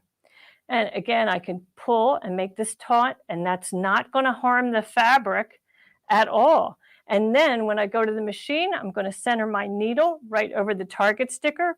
I'm not so concerned that it's not dead center because this hoop is so large and the design is smaller than my sewing field that I can move there. But if I was using a design that had to be dead center, well, then I would just, make some adjustments and just slide my fabric a little bit more over and down so that I capture it more center. There we go. And that's not so bad. Again, we're going to nest this. We're going to turn this all inside out. Make sure you turn those sleeves inside out because you don't want to get them caught into the garment. And then when you take that to the machine, you'll flatten this side down to clear the needle, and off you go. Okay, Blaine, I wonder if you have any questions for me. I've got something I want to share, though. We may have some questions, but one of the things I want to do is remind everybody, about these monster snap hoops and that, how they can get them. So right now, Eileen, there's over 30 different sizes that you can get for different type of machines. So if you've got a machine out there, just want everybody to know, we probably have a snap hoop for it. We have a ton of them online, and the only way you're going to get the show special today is you have to call in.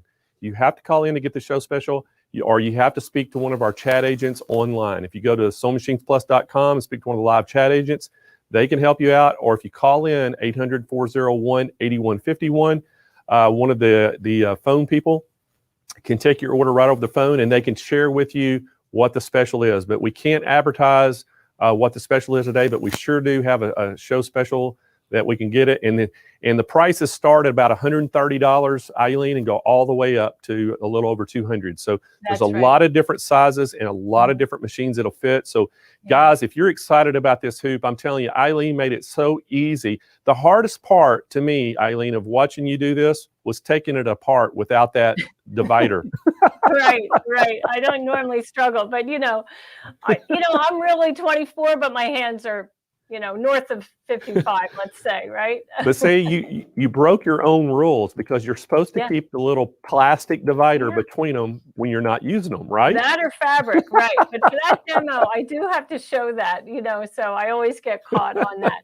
And, Blaine, right on your website, if they search for a snap hoop monster, they'll come up with all the different choices of size and brand. And if you scroll down the page on Sewing Machine Plus, once you find that snap hoop monster, you'll find the compatibility chart. So look for your machine to make sure that that model is compatible with your machine. And, once they slide it onto the machine, some machines recognize it immediately. But some machines, you have to tell them what hoop size you have attached, like many Bernina machines and Viking and Pfaff, you actually tell the machine what size hoop you have, and then you're good to go. So they're so fun, and they just make embroidery more enjoyable because I don't want to fuss, I just want to stitch. That's the fun part. You are correct, Eileen. It does. It makes it so easy. And somebody who's in like doing production work too, like if they're wanting to do, they're doing onesies and they're trying to make, a lot of them, that making it so fast, so you're not actually having to, hoop it and tighten the hoop up. You're just actually using a magnetic, frames to clamp it. And that makes it so quick and easy. I love that concept, and I think our customers are going to love it. Again, Eileen, I know that y'all have some of these ready to ship, and you're going to be drop shipping all these for our customers to make it a lot faster. And so again, guys, want to remind y'all, they start at about $130, go up to around $200 range. We have over 30 different sizes that you can find for all your machines. And like Eileen said, once you get on there, you can type in monster snap hoop in our search bar. It'll come up to that page, and it actually has a compatibility chart on there. So make sure that if you are in the market for a hoop, you don't want to miss this great show special. You have to call in or speak to somebody in live chat to be able to get that special. And Eileen, great presentation. I tell you what, you got me excited. I think I'm gonna go get me a snap hoop and start embroidering. I love it. I want to see. Well, tomorrow you got to show up with an embroidered garment. You got 24 I'm telling hours. you. You know what? I just bought my wife for Valentine's Day a sewing machine and an embroidery machine, you know, combo machine. And she's never sewn before, so she's learning how to sew first, and then she's going to jump into embroidery. And I told her, I said, I've already got a whole list of things I want you to embroidery for me. So, so we may have to get her a snap hoop. Yeah. Oh, absolutely. Introduce her to embroidery with a snap hoop, and her frustration level will be greatly reduced.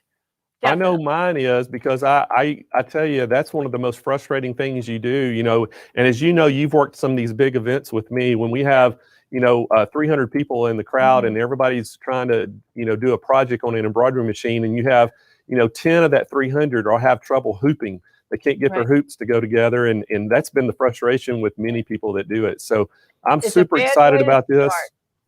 Yeah. Hey, so you've two great products to kick our day off today, and I'm telling you, you know, the weightless quilter was a huge hit. It's flying out of here, and I think Kyle just told me we're over 30 sales in that right now, and I know that I told everybody it will sell out this week, so we know it's going to sell out. Monster Hoops is the same way.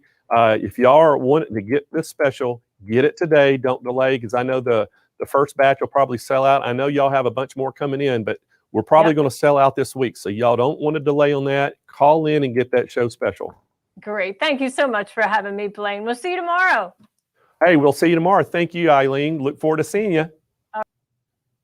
All right. Y'all heard it there from Eileen Roach. Man, she is one of the you know, ambassadors to the quilting and sewing and embroidery world. I've known her for a long time, and she comes with a wealth of knowledge, and she's innovative. She's always coming out with new products that makes your life easier. And you know, because she's, you know, passionate about it. So that's why she comes up with these great products. Two great products that we introduced with Dime today was that weightless quilter and that monster snap hoop. And you can still get both of those. Give us a call at 800-401-8151, and we'll get you set up on the show special. But that's the only way you can get the show special, is by calling in or going to our website and talking to one of our chat agents. All right, so we're still going, guys. Hope y'all are staying with us. Hope y'all are relaxed. And we have Lou-Ann Hartley coming up from Juki America, and she's coming up next. And we're going to talk about some really cool products. One is a really awesome sewing machine, but first she is going to talk about a direct-to-garment printer, and which is awesome. Y'all are going to love this.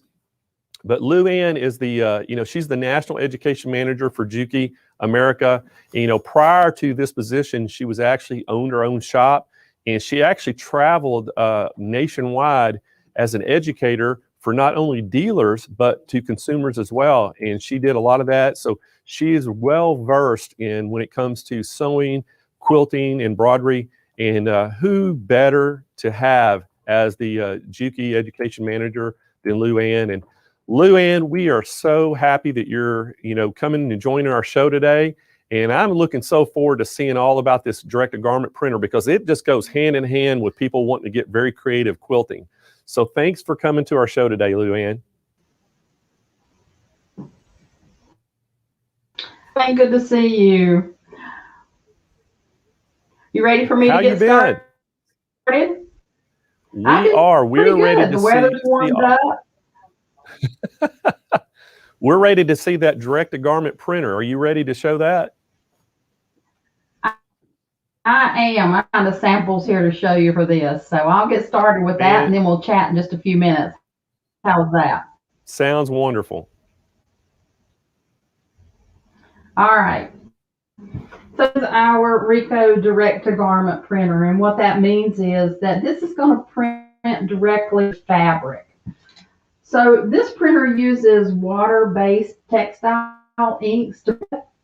And what that means is it's actually going to print directly into the fibers of the fabric. Like other printers where they print on top and it gets real heavy and stiff and hard to wear, this is soft as the fabric that you put it into.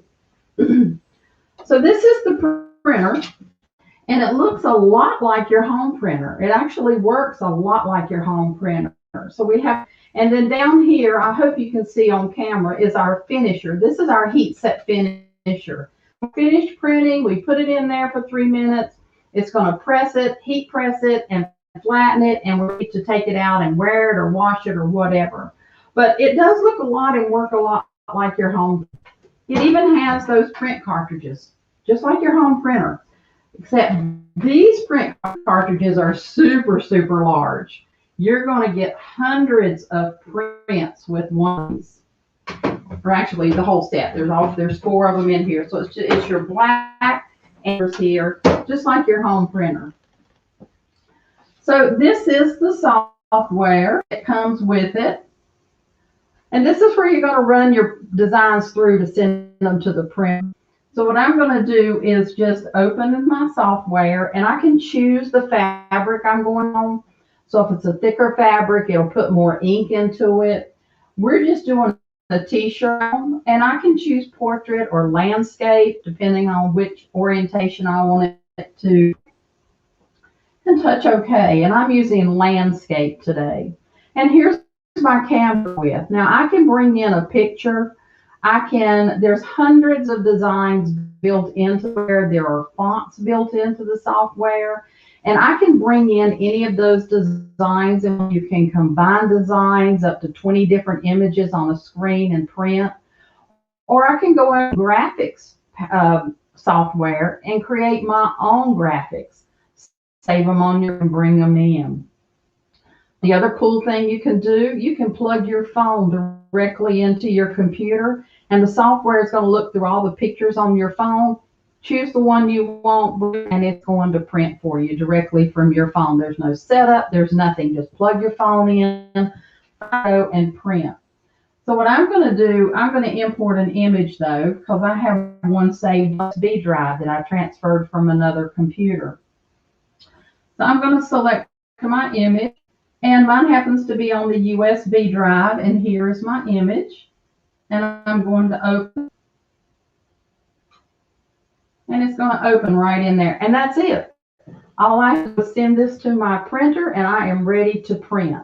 And I know it's a little hard to see the here, but I can actually resize this and make it any size I want. I rotate it. I can change it and change the contrast. I can change the brightness. I could run fonts and work with them now. So I can sit here and get this ready to print. But the way I want it. I'm just going to touch print, and it takes me to this screen. Now I can save it for future if I want to use this again, but I'm just going to print it, transferring it now to my printer. And when it's ready to print, there's going to be a blue that's going to flash right here that lets me know that it's been transferred and I'm ready to print. But the thing we have to do is we have to load our fabric into our tray. So here's my tray that comes with it. Lay this down. And I know it's a little hard to see, but this actually has lines on it so that you can line up your marks of what you're going to print. So I'm going to lay this down, and I'm going to put a t-shirt in here. So we're just going to open this up. T-shirt. And I have already marked my crosshairs on my t-shirt. So I'm ready to go. I'm just going to load this in. I'm going to line those marks up with the lines on the tray. I'm simply my t-shirt down. And you can lift it up to see if you've got exactly where you want them on here. And once you have this placed, you're just going to take all this bulk and run it underneath the tray. I have put a extra large in here, and everything fits under this tray really nice. Just make sure there's nothing sticking out. Close the tray. You can push down on the tray a little bit so you can get that nice, and I have it loaded now. My sweatshirt's on there. And let me just wake my machine up. tray in. I think my machine went to sleep. And there's my blue light. And I'm going to press that and the tray will in and our printing is going to start. And there we go. It's that easy.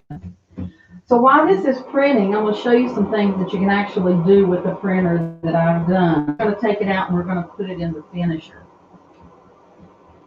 So we're all still wearing masks. We're going to be wearing masks for a pretty good while to come. So we still want to make some masks and personalize them. These have actually been printed on the printer. So the fabric itself was printed. And then I added the lettering as well on here. Here's one for a construction company. So you can personalize that. So if you're looking to start your own business or want to create something else into the business you already have, this is a great tool for that. Kids are going to go back. They're going to be needing masks. So here's one with the school name and the grade they're in. You can put them on it, but it's not usually a good idea to put a name on anything a child wears. But you can actually customize their mask. Here's a banner I did where I took the printer and used some embroidery with it as well. So the balloons have been printed on the printer, and then the happy birthday was done on an embroidery machine, and I happened to use our 8-needle embroidery machine that we have to do that with. So it's nice to combine that. You see a lot of pre-printed things now, and people are doing embroidery on top of the printed things. You're perfect answer for that. So just show you a few shirts. This was just a little cute one. Pulled the graphic in and added the word Cutie Pop with the fonts that are built in. Here's a shirt. You don't have to just print on white. You can print on darker color. Here's a shirt that I did for a construction company. You know, they like to have things all over everything. So this is a construction company that my son works for. So I printed, and then I printed the mask to match. So maybe you have a reunion or you have a photo that you want to print. So this is the photo reunion that I had in Craver Reunion 2021. The picture was just taken directly from my phone and printed right on the t-shirt. And sometimes you just want to do just some cool things for yourself. So here's my social distancing t-shirt that I did. Somebody getting here. I'm from North Carolina, so we've had a cold winter, so we're looking forward to summer. And we all have that special someone. Mine happens to be my dog. This is Montana Helper. This could be your child, your grandchild, anything you want, any photo you can transfer and put on here. Printer straight into it. And look how soft. This is soft. These are completely machine washable. They will not fade. And we all need a little sunshine in our life. So there's a Be Happy sun.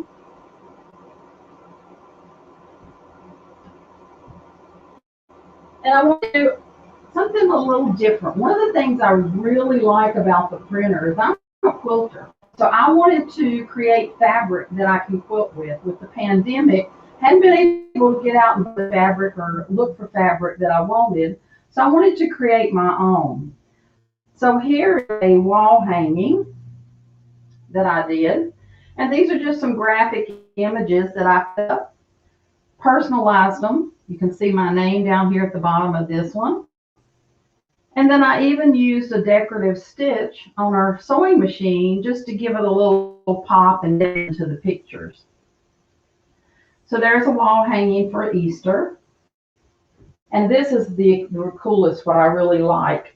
You can create your own quilt fabric. I think you can see this. This fabric was brought into the printer and printed, and actually used it in my quilt. I have also printed these type of fabrics. This happens to purchase fabric, but I did a Halloween, and I wanted just a little bit of a piece of fabric, and I didn't want to go buy yardage, so I just printed my own fabric and used it in a Halloween little thing I did. And then This is a big quilt. You'll get a better shot of it in a minute when I go to the sewing machine. But all of these pictures were printed on the Ricoh printer, and then I customized them, like social distancing 101 or social distancing 21. COVID-19, you're out of here. So I brought in, these were all graphics were free that I got off the internet. Brought them in, added my own wording, customized it, and turned it into a quilt. That's what I love. I like doing t-shirts, but I really, really love doing quilting and stuff like that with it.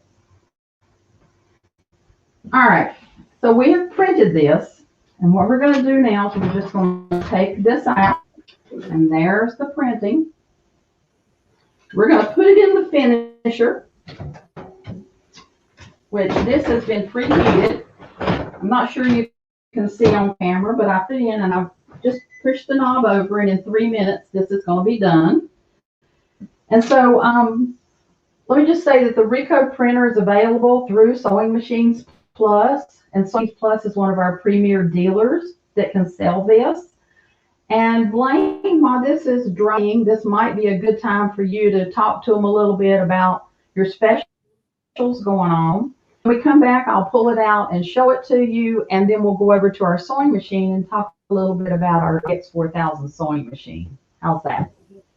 Okay, that sounds great, Luann. Now, hey, Luann, while we're doing the overlay, if you could, you may need to probably reboot and like log out and log back in, because I think some customers were saying that your video and your audio was lagging, kind of internet maybe problems. So maybe if you log back in, it might clear up so when we go to the sewing machine. But while you're doing that, I'm going to tell them all about while you're talking. Okay, sounds great. So again, I want to show everybody this printer. This thing is $39.50, shipped right to your door for free. And hey, you know, the great thing about this, we actually have a call-in special. You have to call in to get the special on this, but we do have a show special on this. And as Luann was showing you, this thing is pretty incredible. It is a direct-to-garment printer. That means that you can, just like she did, you put that garment in there and print directly to it. You can print photos. You can do all kinds of designs and print directly to the garment. So a lot of people use these in creating some really unique, one-of-a-kind quilts, because what they can do is they can actually print designs to that fabric and make quilt blocks. You can do 12 by 12 quilt blocks that are just very unique. Then you take that fabric and then you actually sew it into your quilt top and then do your quilting. So you can do some really, really unique things with this. And I tell you, your imagination's your only limitation is lack of imagination, I guess, because it is so many things that you could do with this. Not only, I know people that actually make jewelry. They do all kinds of things they're printing on and make things out of this. So again, guys, it's $39.50. That's the regular price on it. To get the show special, you've got to call in to 800-401-8151. And this thing is absolutely incredible. Synchrony is one of our sponsors. Synchrony has some great financing going on right now. You can finance it for 60 months at 0% interest. And we have a couple different packages you can get too. So, a couple of them, you get some ink, you get the little dryer that she was talking about. And what that does, as soon as you get your garment where it's printed out of the printer, you put it down in that dryer, and it actually in 3 minutes it's ready. And what that does when it prints on it, it actually locks that in, impregnates the fabric so it's locked in. So that's what's so great about the direct-to-garment printing, unlike screen printing. It's a pretty awesome thing, and people are loving this machine. So I think we're going to go back and look at Luann. She's got it out of the dryer now. We're going to see what she has. And has she got logged back in yet, David? Okay. So let's go back to Luann, and we're going to see her finished result, what she got out. And Luann, let's see how your internet's working now. Okay, I actually changed for the hotspot. So let me just set this camera up so you can actually see me. And then I'll pull this out and I'll show you what I did. So okay. The dryer is going to take about 30 seconds. And as I was logging off, it needs to preheat back up. So we'll go back to that in just a minute. So let me go over here and show you the machine. Okay. So this is actually a little bag that I did, and I'm going to show you how to put the binding on with the machine. So we have a pocket, we have vinyl pocket, we have another pocket, we have a pocket on the back, we have webbing on, mesh on the front and back, and we have the webbing. We have some seriously thick seams right here, and this machine went over those seams without any hesitation. It's wonderful. So I want to show you a little bit about that as I show you how to put the binding on.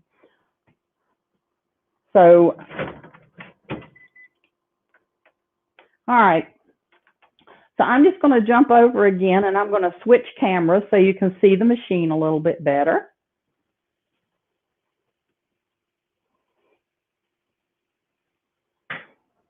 All right, so let me just turn my camera back around. I hit it when I was bouncing around here. And show you a little bit about, this is our DX4000. It's our top of the line machine. We just came out with it a couple of months ago. And I had all these cameras set up, and then when I had to go over and reboot, I hit some of them. But you can see this now. So this machine has a large full color screen here. And what I really like about it is that all of our functions are accessible right here on the screen. So we can actually tell the machine, you know what, I want you to start and I want you to end with the lock stitch. I want you to start and end with nothing. Or I think I want to use reverse at the beginning and I want to lock off at the end. So I can customize how I start and stop all of my stitches. I can select my stitch here, and this is going to work a lot like your iPad, where you can swipe to the left and swipe to the right. You can press up or swipe up or down to get any of your stitches. You can actually move and go through your categories to select a stitch. And when you select your category and you find the stitch, now we can customize it. Our presser foot pressure is at the bottom here. On a lot of machines, you have to go to the top of the machine and turn a little knob. Ours is right here, and we can make that adjustment. We can change the width. We can change the length. And notice as we do that, you can see it happening on the screen. And also notice that this is turning blue instead of black. And that lets me know that I have changed that, the stitch width or the stitch length. So I'm just going to go back and select a straight stitch because that's what I'm going to put the binding on with. So we're just going to go back to our practical stitches, straight stitch. And here again, we could make some changes. If I want to turn my presser foot lift off, all I have to do is touch that. This machine has the automatic presser foot lift, and I can choose to use that or not. Thread trimmers, I can turn those on or off simply by touching this. We also have buttons on the front of the machine that will allow you to trim the threads or lift the presser foot as well, but this will be all automated. I want to change my needle position. Touch that, and now I can use this nice integrated wheel to change my needle position, and you can see on the screen what's happening there. I want to go back to normal. That was at 3.5, and then just going to X out of there. You want to change your tension? Touch that icon and now use the same wheel, and I think you can see it's showing you what the threads are doing as you're moving the tension around. Touch it to get out. Now I've changed my thread tension. Let's just go back and change the needle position. And another beautiful thing that this machine has is called history. The machine will remember the last 10 stitches you did. So when I touch history, there's the stitches I did, but it also remembers all of the setting changes. So if I changed my thread tension, it remembered that. If I changed my needle position, it remembered that. So I can go back a week, a day, a month later and pick this stitch, and I don't have to sit and figure all of that out again. It's right there for me, ready for me to go. So I'm just going to go back to straight stitch. And I haven't changed anything because I'm just going to do a regular 1/4 inch stitch. So I have my machine set up. And I have my 1/4 inch stitch put on. Let me change and turn some lighting on so you can see a little bit better.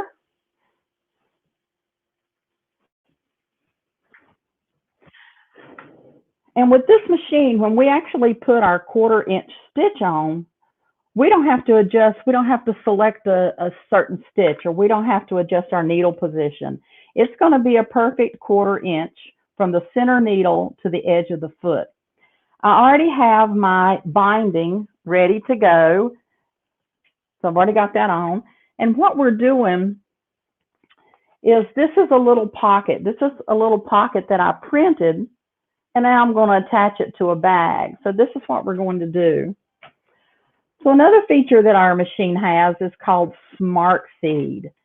And it is a top feeding system. And I am going to pull that down and engage it. And now what that's going to do is it's going to feed all these top layers along with the bottom layers that the bottom feed dogs are doing. And this is truly a feeding system. It's not just a walking foot where it pulls it through. This is actually synchronized with those lower feed dogs. So everything is going to come together at once and pull through. So we're going to get perfect precision. So I'm just going to drop this. I have it set for tacking those stitches down, and then I'm just going to run this 1/4 inch seam.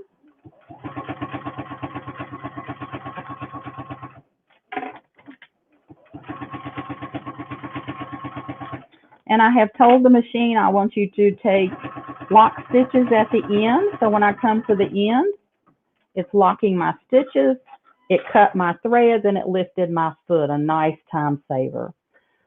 So what we're going to do now, I would take this to an iron and iron this down, but we're just going to roll this over, and I'm just going to quickly pin this down.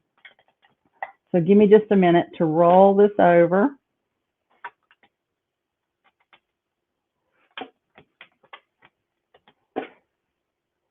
And these Wonder Clips are amazing for holding this down.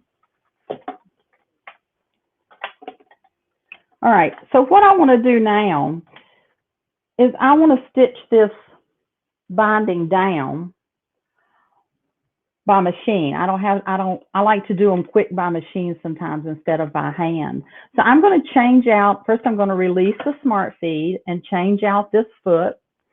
And I'm going to use our stitch in the ditch foot. So this has the guide in the center. I'm just going to attach that foot. Now, if I were to just put this under here and start to stitch, it's to stitch in the ditch foot. So it's actually going to stitch behind. And I'll just put this in a little bit so you can see. It would actually stitch right there in the ditch. So I want to move my needle position over.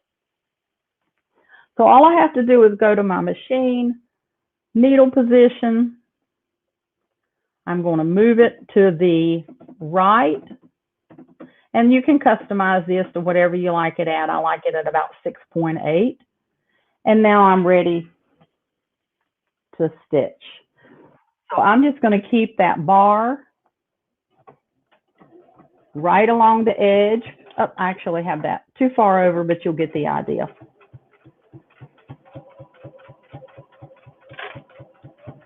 And just keep that up against the bar of that foot. And again, this is our stitch in the ditch foot. For those of you who like to use letters, it's our R foot.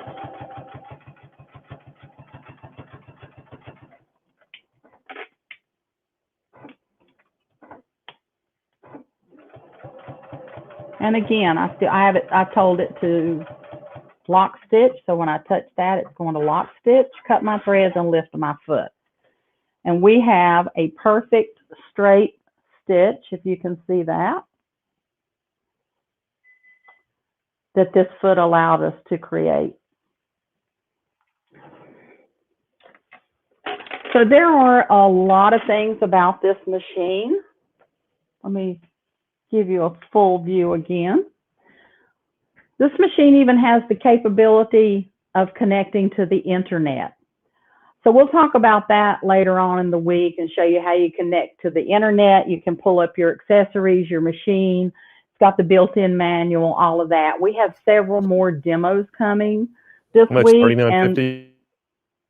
And we can, we're going to show you a whole lot more of that. We even have an exclusive feature of this machine called our straight stitch conversion, where we can change out our feed dogs to a narrower feed dog and turn this machine into a semi-industrial straight stitch only machine. And we're going to show you more about that this week, and we're going to show you how to do some free motion quilting. So the last thing I think I have to show you real quick, I'm going to get out of the camera shot.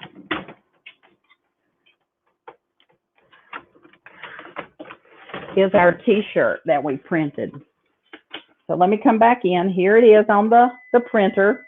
Get over here to my camera. And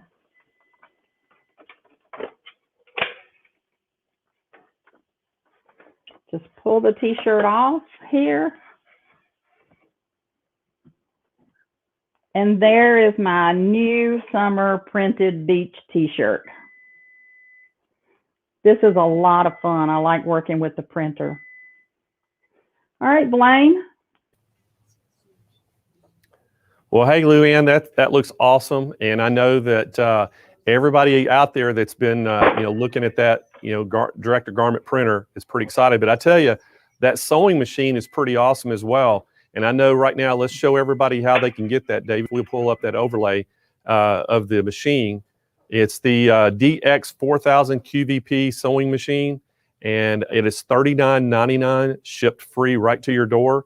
And that machine, again, we have show specials. You have to call in to get the machines.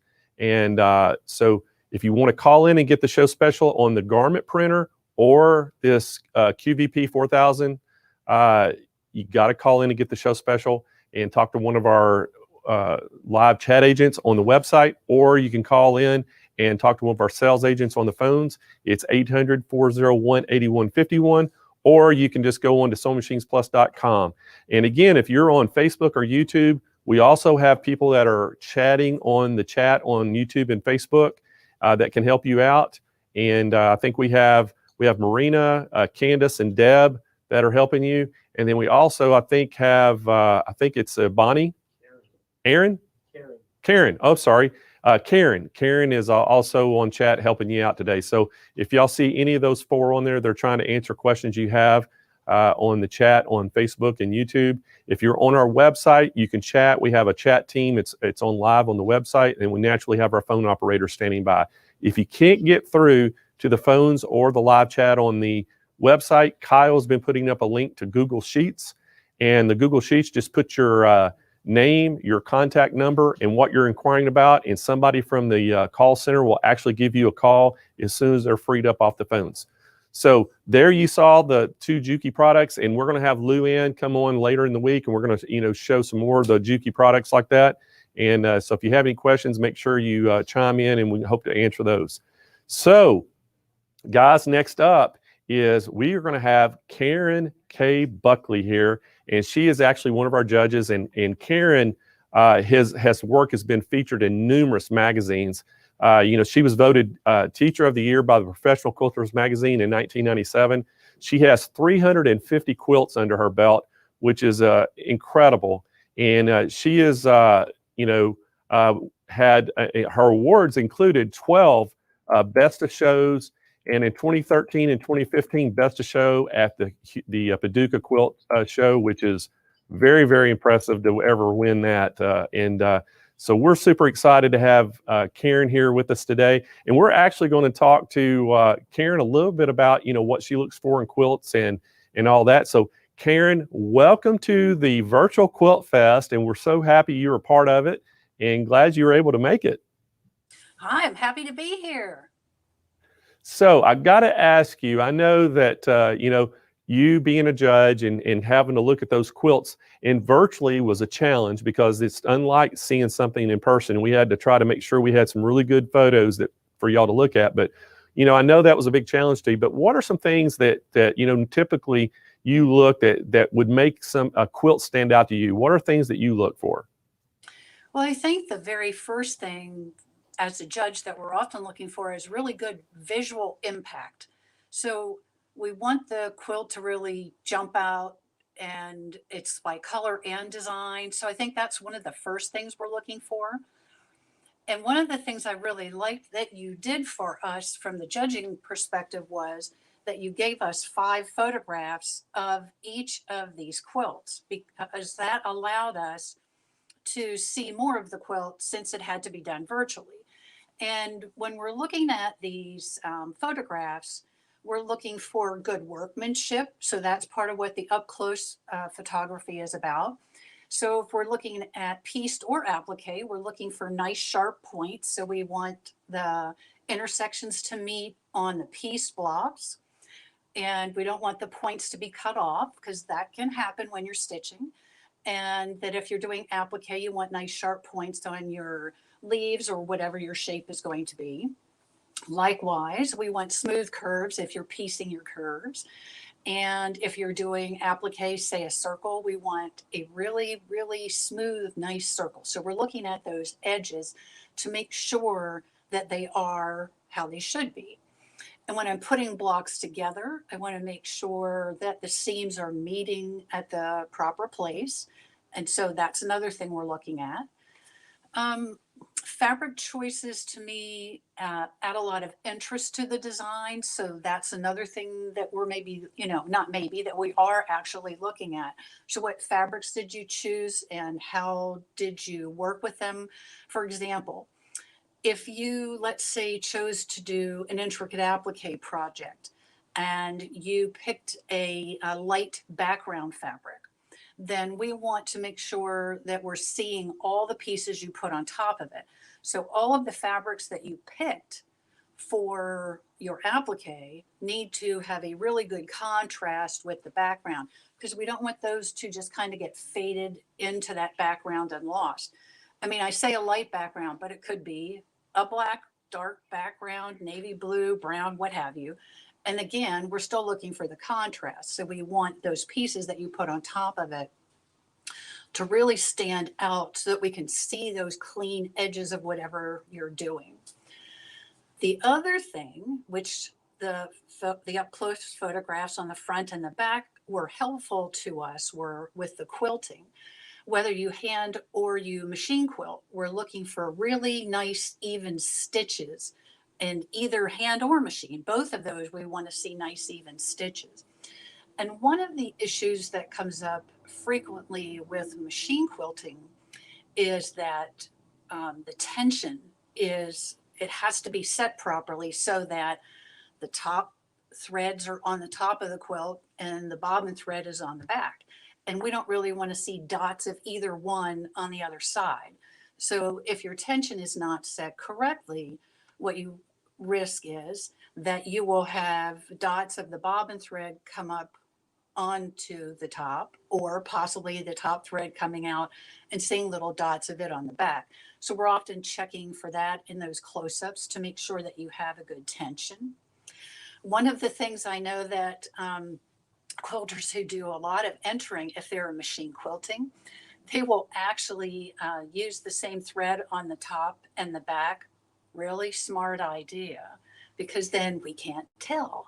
And some people also choose to use a print fabric to kind of help hide some of that unevenness. Just saying, you can have little tricks there. But, and the other thing too on the quilting for me is not just the evenness of the stitch, but the amount of quilting that you choose to put on there. We always say we want the appropriate amount of quilting or a consistency throughout the quilt. So again, I'm going to go to applique as an example. Let's say that you really quilted a lot on the background fabric, but you didn't then come in and do any quilting on some larger pieces of applique. That's not consistent, because I need some consistency throughout the surface of that quilt. So you really want to come in and, if the pieces are larger especially, put some quilting on there to kind of even that consistency out across the surface. And there are some people I know that have a hard time, say, quilting on their applique, but you should not have a problem with that. It's necessary often to do that. And so don't be afraid to come in and put quilting on there, whether you're going hand or machine. I've done both. I started as a hand quilter and then eventually turned into a machine quilter. But so I kind of have a good understanding of both of those perspectives. And then the other thing, we ask for a photograph of your binding, because that's another area where we sometimes see trouble. Not always, obviously, but what we're looking for is what we call a full binding. We want to make sure that you have backing, you know, it's going to be a binding that's filled with those edges. So it gives it kind of a nice clean finish. And also the corners are handled nicely and appropriate for the quilt. So all of those things are factors of things that we're looking at. And I'm going to say this again. Having the 5 photographs of the quilts for this particular virtual show were really nice for us because it made it a lot easier than, you know, normally we're looking hands-on at a quilt and we can flip it over and look at the back and we can check out the stitches and we can touch the binding and make sure that it's full, etc. So some of the things are easy for us to judge either way, which are the visual impact. We can see that whether it's a photograph or in person. But then the workmanship, sometimes those close-up shots were very helpful for us to better judge the work. Great, great answer, Karen. And you know, so one of the things that, you know, I think I alluded to this earlier in the day today. We, you know, we do a lot of trade shows where we're at quilt shows and things. We have our King Quilter long arm set up, and you know, we demonstrate that. Well, you know, people come up to me all the time and say, well, you know, what's it take to have an award-winning quilt, and what are some things you know, the don'ts? You know, everybody says, well, here's the do's, but what are some don'ts? So, you know, that really would make a quilt, you know, something that somebody might do that you've seen occasionally, that they might have had a great quilt, but they did a couple things that just kind of knocked it out of contention, so to speak. Well, I would say one of the things that I've seen on a few occasions, I won't say I see this a lot, but it's that somebody had maybe a pattern they were working from for, let's say, a piece quilt, and they did a nice job with it. But then they saw some other pattern where they liked the border, and they put that border on that pieced quilt, and those two may not play well together. So I always say, just because you liked it doesn't mean it was maybe the right border for that project. So you've got to keep that in mind. When you're putting like the border on, for example, I want to tie that into the quilt in some way. I don't want that to be something that stands out and is noticeable. I want it to be just a frame for that beautiful center. So I'm looking for design elements in some cases. In some cases, I'm looking for color also to repeat from the center. And when I say I'm repeating color, I don't always repeat the color in the same fabric, because sometimes I have run out of fabric. And I think, well, as long as I have another, let's say, orange that is complementary and looks good up against the orange that's in the center, there isn't any reason I can't come and pull that out into the border. So the colors for me have to play well. The design elements, like the quilt that's behind me, you can see a little bit of it. I'll move my chair just a little. And you can see that I took elements, the square shapes, and the color, now this time with my thread, not with my fabric, but I pulled colors and elements from the center out to the border to help tie that all together.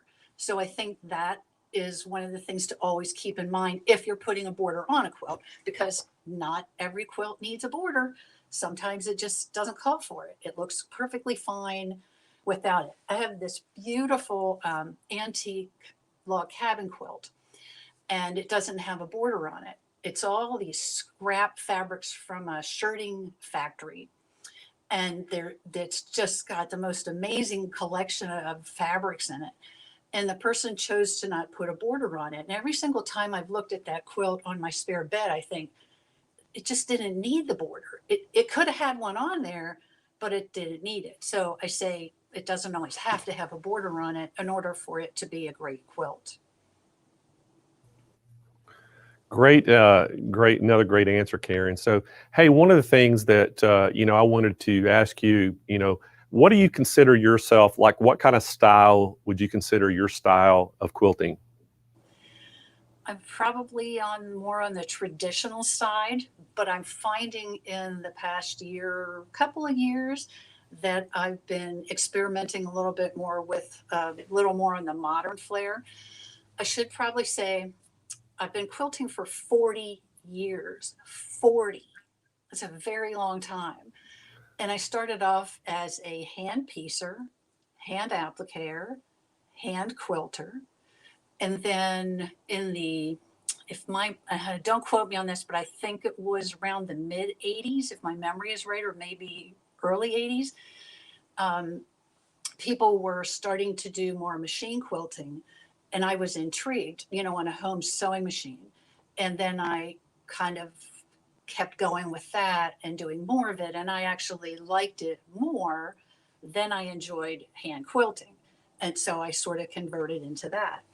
I also realized I know there's a piece quilt hanging behind me, but I probably have a bigger reputation in the applique area because I love doing applique. And I have also taught myself to do turned under edge process with the seam allowance. So I'm turning those under. I don't do raw edge. I have nothing against it. Don't read anything into this comment. It's not bad to do it. It's just not what I do. So I like my edges turned under. And I realized with the techniques that I had been using for many years that I could convert and do those as machine applique just as well. So many times my quilts, and I go back and forth today, like sometimes I will still hand applique. I think it's very therapeutic just to sit and hand stitch. But then sometimes I look at certain things and I think, oh, I could do that so much quicker on the machine. Like again, I'm going to go to the quilt behind me. You see these green strips of fabric that go down through this orange strip that's on here, the blue strip that's up above it.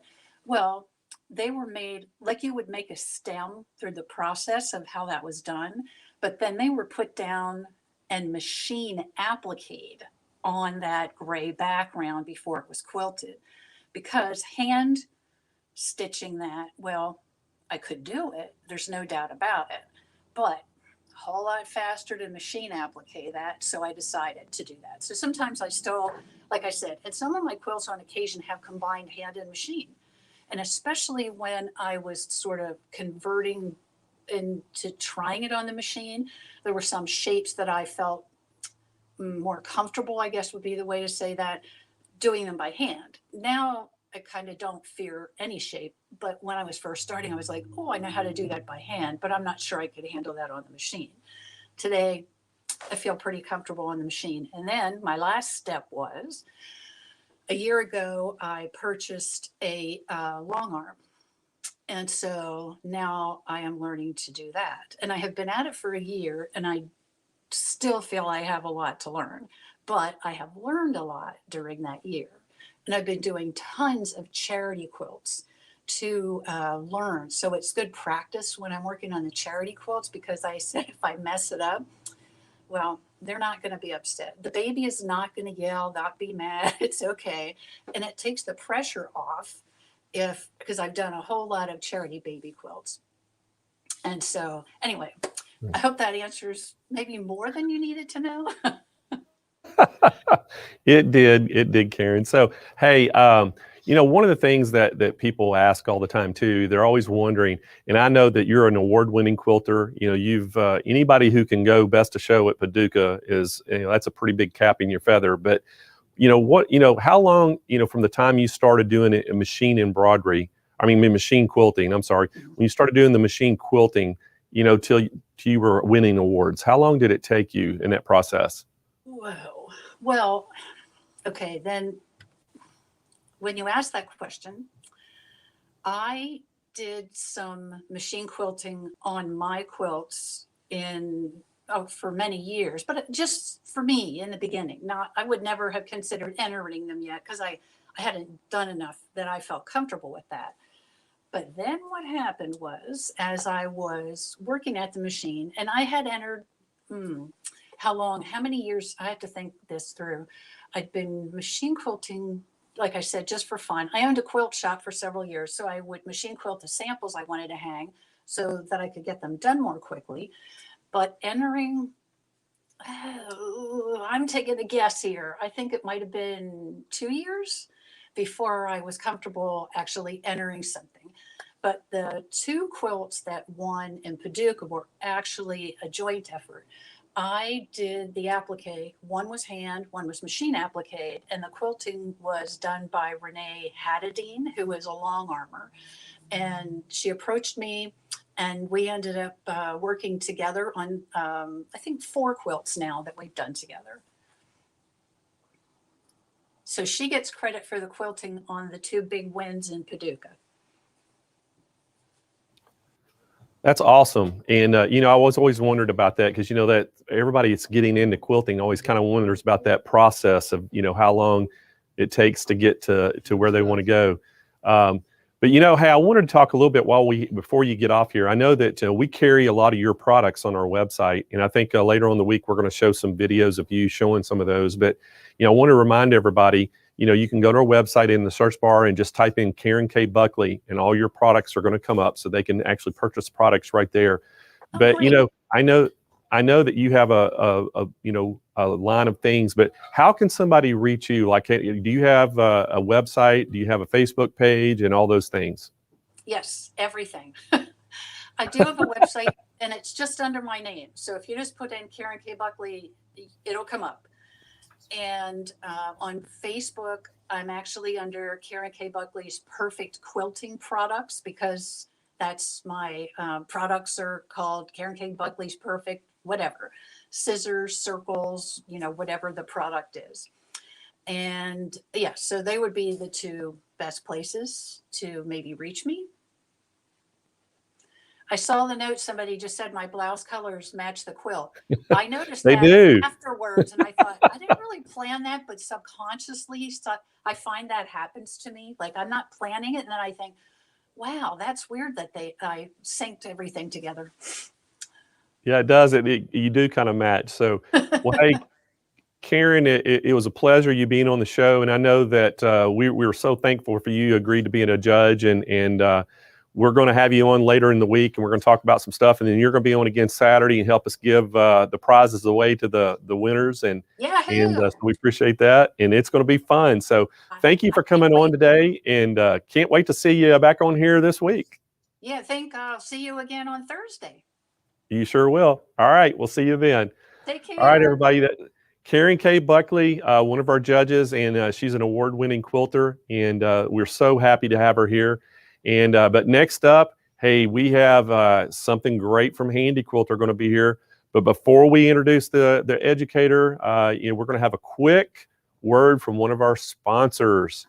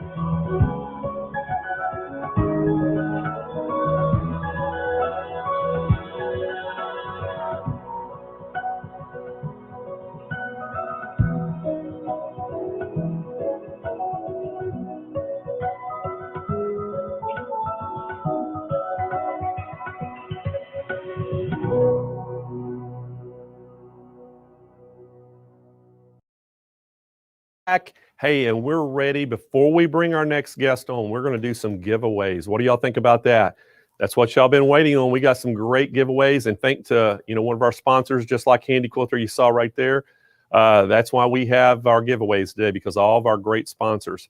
And but anyway, first up, we're going to give away is an Arrow K8611 Aussie cabinet, and this is a great cabinet. Y'all can see the picture right there.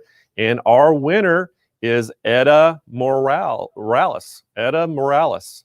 So congratulations to Etta.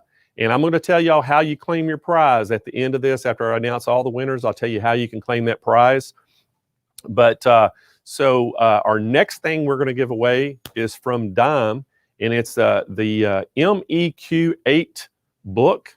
And so that's the quilt with an embroidery machine. And it's a book that you can get that Dime has.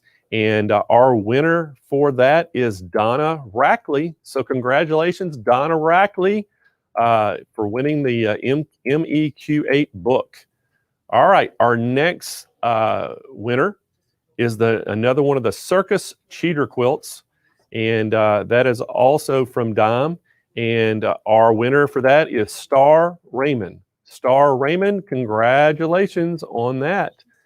And our big prize for this giveaway is a Baby Lock Jubilant. And the Baby Lock Jubilant, I know they're going to have a ton of people out there wanting to win this, but we only had one winner this go around, and that is Rita Turner. So congratulations, Rita Turner, on winning the Baby Lock Jubilant. So there's our prizes that we give away right now. So I got to introduce our next presenter. It's Kimberly Sandberg, and with Handy Quilter, and she's going to be here today, and we're going to talk all about the Amora. What's the machine? Capri, that's it. So she's going to talk all about the Capri long arm today. And Kimberly was taught to sew at an early age by her mother and grandmothers. She sewed almost her whole life on her own clothing through junior high and high school. During her senior year of high school, she found a picture of a log cabin quilt and got some graph paper and drafted her first quilt. It took her 5 years to finish that quilt, but a lifelong love of the craft blossomed. Kimberly is very involved in the quilting community and is a member of various quilt guilds. Besides quilting, she loves to read, cook, go hiking in the Utah mountains with her husband, kids, and her dog. So we are so happy that Kim Sandberg is here, and she's going to talk all about the Capri today. And Kim, welcome to the Virtual Quilt Fest, and we're so happy you joined us today. Hey, Blaine, I'm so excited to be here. Thanks for the great introduction. Oh, well deserved, well deserved. So I know that we have a lot of products that we're going to talk about Handy Quilter this week, but one of the products you're going to talk about today is that Capri long arm. And this has been a huge machine for us, very popular machine. And as you know, we're Handy Quilter's largest dealer in the United States, and actually probably the world, but we know for the United States. And so we're excited to you to be on here. We're excited that y'all were a platinum sponsor, and we're super excited to see what you have for us today. Well, let me tell you about the Capri. This is such a great machine. You know, you mentioned that I started out quilting many, many years ago. And for a lot of years, I finished my quilts on a domestic machine. And let me tell you, this is my dream machine, coming from quilting on a domestic machine. Our Capri has 18 inches of throat space, which is awesome for finishing those big quilts. We have plenty of room. We've got a really great table that has a really awesome extra. It's called the Insight Stitch Regulation. We actually have a couple of sensors right here in the table that sense the movement of the fabric as we're moving around, the two sensors here. And so we get that perfect, beautiful stitch that Handy Quilter is known so well for. The table also has this awesome mirror finish on it, which just helps you glide the fabric right over it. It makes it really easy to move your fabric as you're quilting. The table is 36 inches wide and 32 inches deep, so it's plenty big enough, and we actually have side extensions that we can add to it. This is such a dream though, like I mentioned, coming from a background where I quilted a lot of my own quilts on my domestic machine. Having all this throat space is so amazing. But I want to show you some of the other features first. So the Capri can stitch up to 2,200 stitches per minute, which is awesome, keeping that absolutely beautiful stitch. And we have, just like with all of our other long arms, 2 modes of stitch regulation in addition to being able to run in manual. So I have all the tools at my fingertips to finish more quilts. I'm able to set my stitch lengths. Also, I can do everything from a basting stitch all the way up to teeny tiny little stitches at 22 stitches per inch. I would not want to unpick those, but I can set my stitch regulation in either precision or cruise and then just go to town on a project. So let me show you a little bit of the stitching here. And another thing that I really love about this table, you guys will notice that I'm actually standing. Quite often when we see a machine like this, we think, oh, this is a sit-down machine. Well, guess what? You don't have to sit down at the Capri. The table is adjustable. So I can have it higher so that I can either quilt standing or sitting or even on like an adjustable chair, which is really nice. I know that when I'm quilting for a lot of hours, being able to make small adjustments to either stand or sit, it helps me not get sore shoulders or a tired back. So let me show you some of the stitching here. Let's do a little bit of this. So first I'm just going to do a needle down, needle up, and bring up my bobbin thread and hold on to it. And then I'm going to show you how this stitches. And it just stitches beautifully. I'm getting that great stitch regulation, as you can see. And I can choose to stop with my needle down or my needle up, depending on what I'm doing. This machine also has what we like to call our walking stitch, which means that I can actually hold down the needle down button and the machine will just take a couple of quick stitches, more or less like a tack stitch. So I'm going to show you that again now that we've got a nice close. And then I can go ahead and pull my thread out to the side, pull my thread over, do another tap of the presser foot and back again, the foot control pedal, and pull away and clip. We can take a look at how nice and even and beautiful these stitches are. You can see how well this stitches. I've got that beautiful stitch there, nice even stitches. I have it set at 12 stitches per inch right now. And it's so easy to quilt with this. We recommend that you have at least an extra 4 inches of fabric all the way around the edge here when you're stitching, so that you make sure as you're moving your fabric around, you don't have one of your sensors not have fabric over the top of it. That ensures that we're getting that nice even stitch the entire time that I'm working on a project. So this is such a great machine though. Once again, you know, sometimes I think people think that when you're doing sit-down quilting or stationary machine quilting, as we like to call it, because this is a stationary machine, I'm not moving the machine, I'm moving my fabric. People will ask, can I do all the same things that I can do on one of like the large frame mounted machines? And the answer is absolutely. We can do free motion, we can do stencils, we can do all over edge to edge patterns.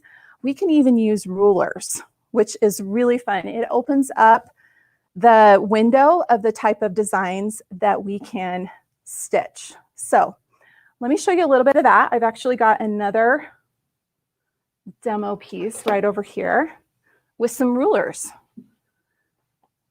I absolutely love quilting with rulers because it gives me a lot of control and precision while I'm stitching. So you can see here that I've got this fun churn dash block. And I want to show you how easy it is to do a traditional, like a stitch in the ditch with this using a ruler. So I'll bring my my fabric, I move my fabric so that it's right here where I want to take that first stitch. And I hold on to my little thread here to the side, my top thread. And then if I do a needle down, needle up, I can pull up that bobbin thread. And then I'm going to grab my ruler and just hold it right there to the side. And then I can start stitching and get that nice, perfectly straight. And I forgot to set it. I always want to stop with my needle down when I'm using a ruler. That way I can do nice things like this, turn my project, and then go ahead and keep stitching in that ditch all the way around my project. You see how easy that is? And it just opens up a world of possibilities. So it's one of my favorite things to do with the Capri is stitching with rulers. The one thing that's a little different from using a frame mounted machine is we move the ruler and the fabric at the same time instead of just the machine and the machine moving, and we hold the ruler still on our frame mounted machines. But when we're doing it with the stationary machines, we move the ruler at the same time too. And it's so easy. I start stitching like this and I just want to keep going. I don't know about all of you out there, but do you find yourself when you start stitching? It's just so great. This is such a great machine. It has a nice small footprint also, which allows me to fit this in pretty much any quilting studio. I can totally see this even being in a closet, in like an extra room, or in the corner of your quilting studio. There's plenty of room for it. And you can even add casters, which allow you to essentially tuck it away when you're not using it and then pull it out when you're ready to start stitching. So what do you guys all think? Do we have any questions? Well, there's a few, but hey, one of the things I wanted to remind everybody is, Kim, is that, you know, how they can purchase this and the price on it. And it's $79.99. We're going to ship it free to your door. And right now, if you order during the show, you can actually get a $250 gift card that we're going to actually email to you digitally that you can use on our website. So it's a $250 gift card for every purchase.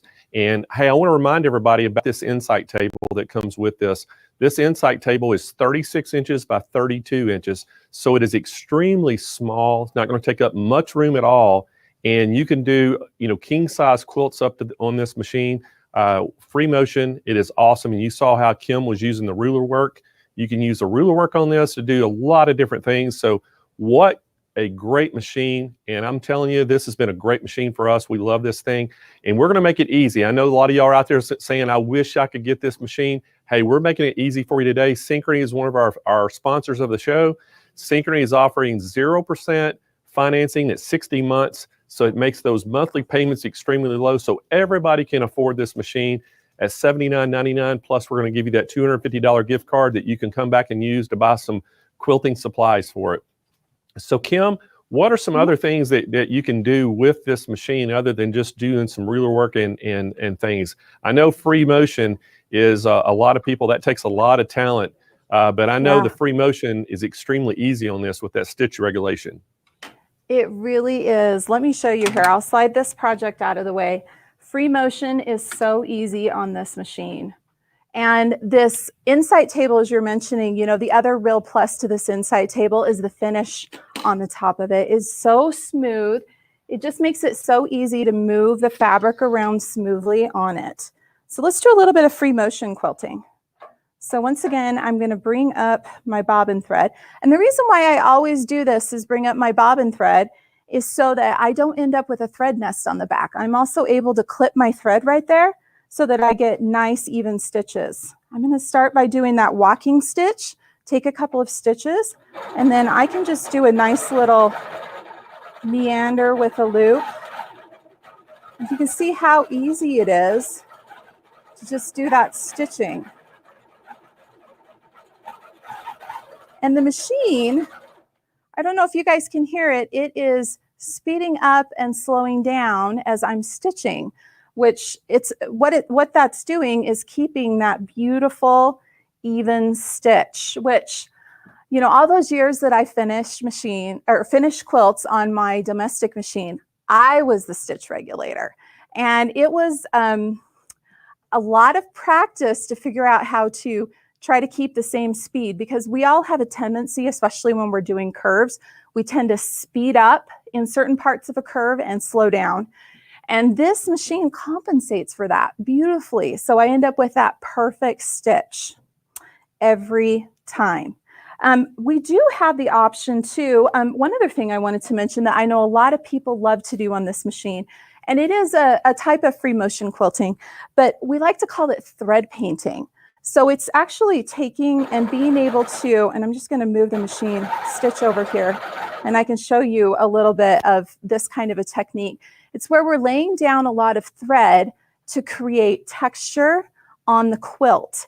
And this is something that a lot of like art quilters like to do. And one of the really nice things about a stationary machine like this is that I can really easily place each one of those stitches exactly where I want them to be. So as you guys are watching me stitch here, and you know, they always say don't do two things at once, talking and stitching. Although actually I think I'm doing okay here. Building myself a nice little flower. You can see how I have, and I'll pull back a little bit here so we can take a look at this flower here. You can see how I've been able to build up the thread in the center here so that I kind of have that center of a flower. And it allows me to, because I'm right here, I'm using my hands to manipulate it, I am very easily and smoothly able to lay down these stitches exactly where I want them to create that texture that I want. So free motion quilting is so much fun on this machine. I actually have a really big quilt that I want to show you because it's one thing to stitch a small project like I'm doing right now. Very easy to handle on this table. But if I get out a really large quilt, this is always a question we get. People are like, how do you manage a large quilt? So let me grab this real quick. I'll just make a switch. I've got a large quilt here. You guys can see this is a big quilt. Let me show you how I manage a large quilt on this machine. So one of my rules of thumb is I never like to have more than half of the quilt inside the throat space.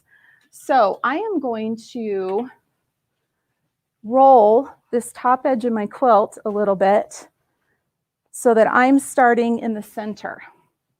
And then I can just bring this quilt and slide so that I'm starting right here in this center block. You guys can see I'm starting right here in the center. And I like to use the really technical approach that I call smush and roll to manage my quilt here. So I'm able to have my quilt up here and look at all this throat space that I have here. You guys can see here how much space I have around the quilt. I have a lot of space where it's nice and long and smooth here to be able to start quilting right here in the center of my quilt. And then I will quilt out. So managing a large quilt here is really easy. And just a tip, I normally like to quilt larger quilts like this sitting down because that way I can have some of the fabric sitting in my lap to help manage it also. But I can do this standing up, I promise. We'll watch here. So this is one of Christina's quilts. So I'm gonna do do my needle down, needle up once again, and do a tie off. A little bit of that walking stitch there to get things going. And then I'm going to just do a meander. So we're just gonna start stitching and do a meander.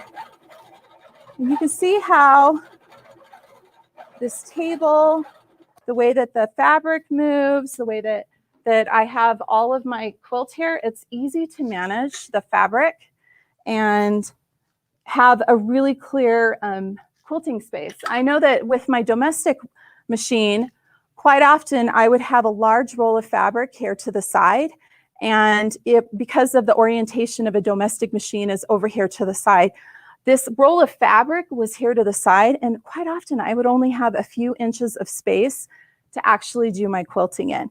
Look at how much space I have. This is so great. I don't have to do just a little bit and then readjust. I can do a lot of quilting before I need to readjust anything or move anything around, which is really great. So you can totally do big quilts on this. You can do everything from small little, like I was showing you earlier, small minis or wall quilts or art quilts, all the way up to, a big quilt like this.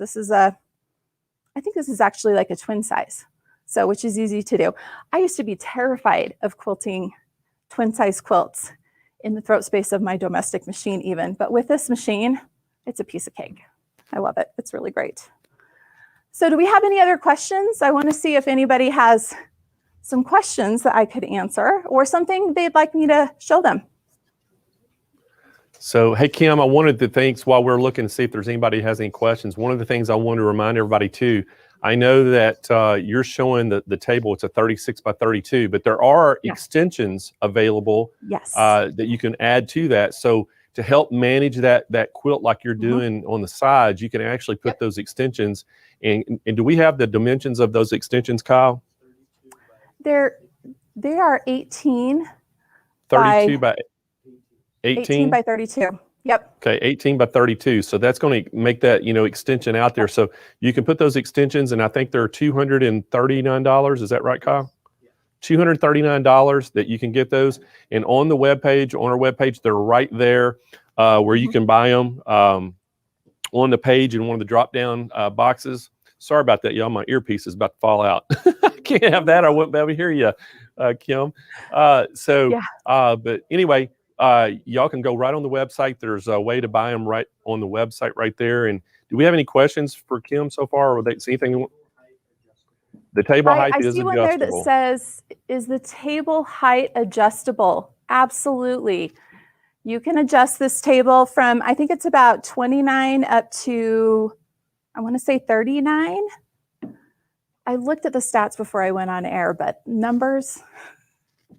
But yes, it's totally height adjustable. Just to give you guys a clue, so I'm 5'9". I'm quite a tall for a woman, and this is actually a little bit low for me. I could have it adjusted a few more. We've got a couple more clicks here on the side that we could go up to have it a little higher for me if I was going to be quilting a lot standing up. So you can have it from really, really tall to really, really short. And it's there's two little levers on the sides of the legs that you hold in, and you can move up one side and then move up the other side. It's really easy to adjust. So yes, it's adjustable. I see another question here that says, can you talk more about the insight stitch regulation? Absolutely. So the insight stitch regulation, you know what, let me pull up my I'll pull up my thread here and cut this really quick. So the stitch regulation is built into the table, which is so cool. I absolutely love that. And the table comes with the capri. It's not extra. It's nothing like that.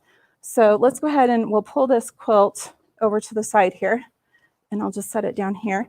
And you can see right here are my two sensors. And these two sensors sense the movement of the fabric. Let me grab my one sample here, and I can show you again. So these two sensors, it's really important while you're quilting that you make sure that you have fabric over the top of them. So we always recommend that you have, and you guys can see here, I've got an extra 4 inches of backing, and I have some extra batting here too before I get to my quilt top. And this allows me, even when I'm quilting here on the edge, the very edge of my quilt, my sensors are still covered. And with these sensors, I can do precision or cruise stitch regulation.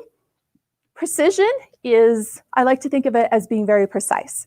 It means that when I stop moving the fabric, the machine stops stitching. And when I start moving, the machine starts stitching again. Cruise is like the name says, it's like being in cruise in your car, where even when you're going down that hill really fast, it's going to maintain a speed, a top speed all the time. And so I really love to stitch in cruise. So I can do a little bit more stitching and show you how great the stitch regulation is. So I'll just go ahead and do some stitching here. And you can see, and I don't know if you guys can hear the machine, but as I slow down, the stitching slows down, and as I speed up, it stitches faster to keep those stitches nice and even and smooth. Well, you guys can look at how beautiful that stitch quality is. It's that beautiful stitch that Handi Quilter is known for, best stitch in the industry. And yes, I agree with Danielle. She said, way, way cooler than anything I've seen. This is super cool. I absolutely love this machine. I'm so lucky, you guys, because I work in the Handy Quilter Education Studio. I get to stitch on all of these machines. So when I get a project ready to go, bring it into work, I can sit down and stitch on any of these machines. And I absolutely love this machine. So Kay is saying, I noticed that you don't need gloves. You know what, Kay? Actually, when I'm stitching on a really big project, I like to use gloves. And there's a drawer that you can add to this table also. Blaine mentioned the table extensions. And I actually have one, but it's on the other side. I'll tell you what, when we have this on again later this week, I will make sure that we have this flipped around so we can show you guys the table extension. But you can add this drawer, and I actually have some gloves in here. And Kate, when I stitch, when I'm doing a big quilt, I do like to wear gloves to stitch with. It just lets me not have to put quite as much tension on the fabric with my hands as I'm moving it around, because it's got a little bit of that sticky.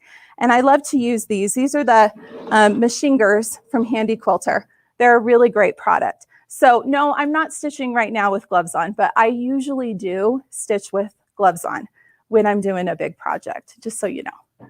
So let's see, do we have any other? Oh, got some hearts from Shirley back at you.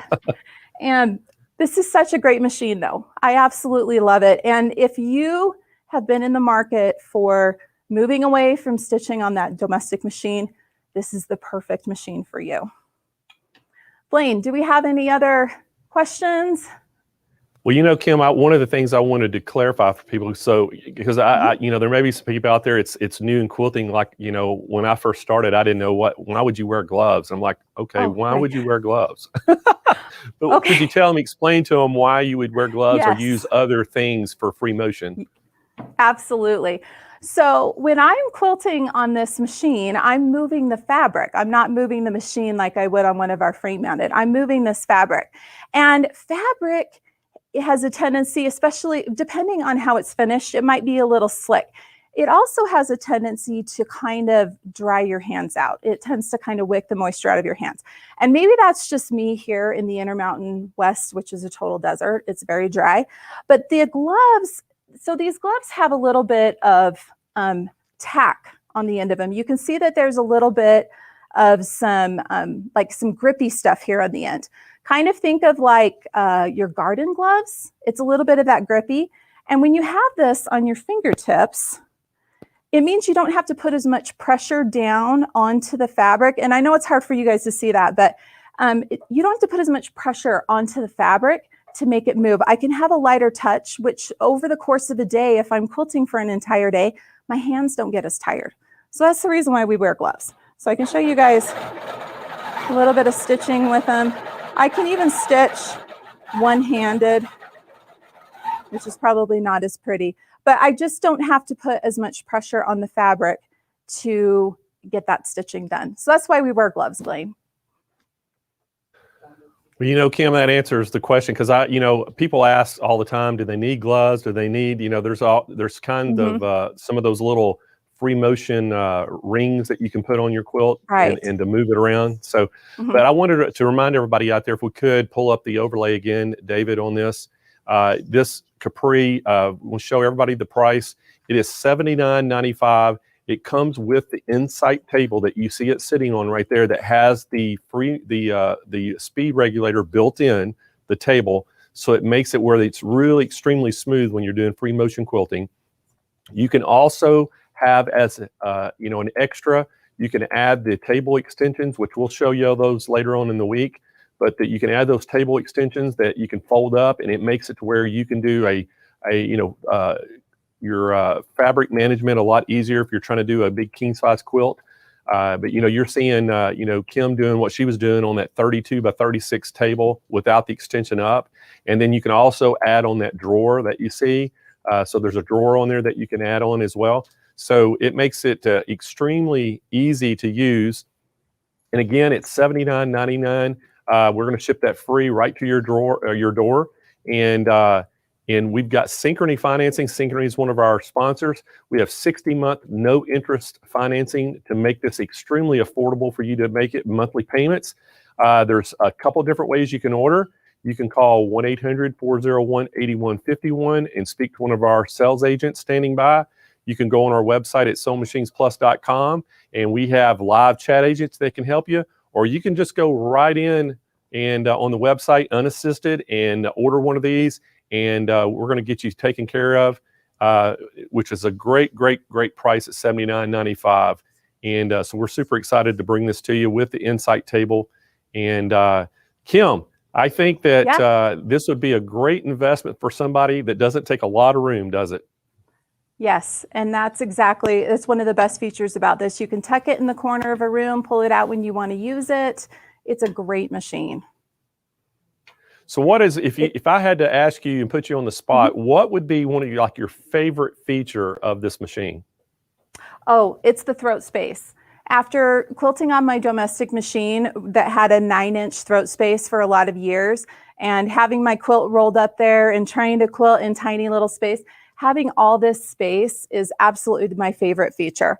The next thing is the stitch regulation. Like I mentioned earlier, when I'm quilting on my domestic machine, I'm the stitch regulator. I really like letting the machine do that job for me. So those are my two favorite. How's that? My two favorite things about the Capri.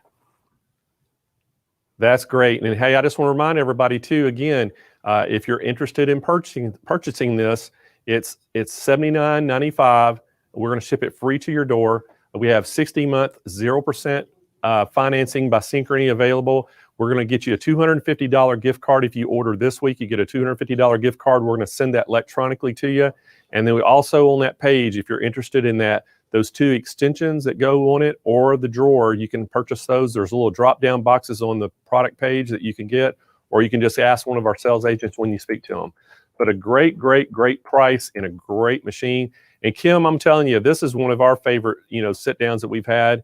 And we have sold a ton of these things, and we love this machine. And, we love all the Handy Quilter products, but we really like this machine. And, for somebody, what would you recommend if somebody was wanting to get into, quilting, to do a free motion or do a long arm, like one that you have to move the machine?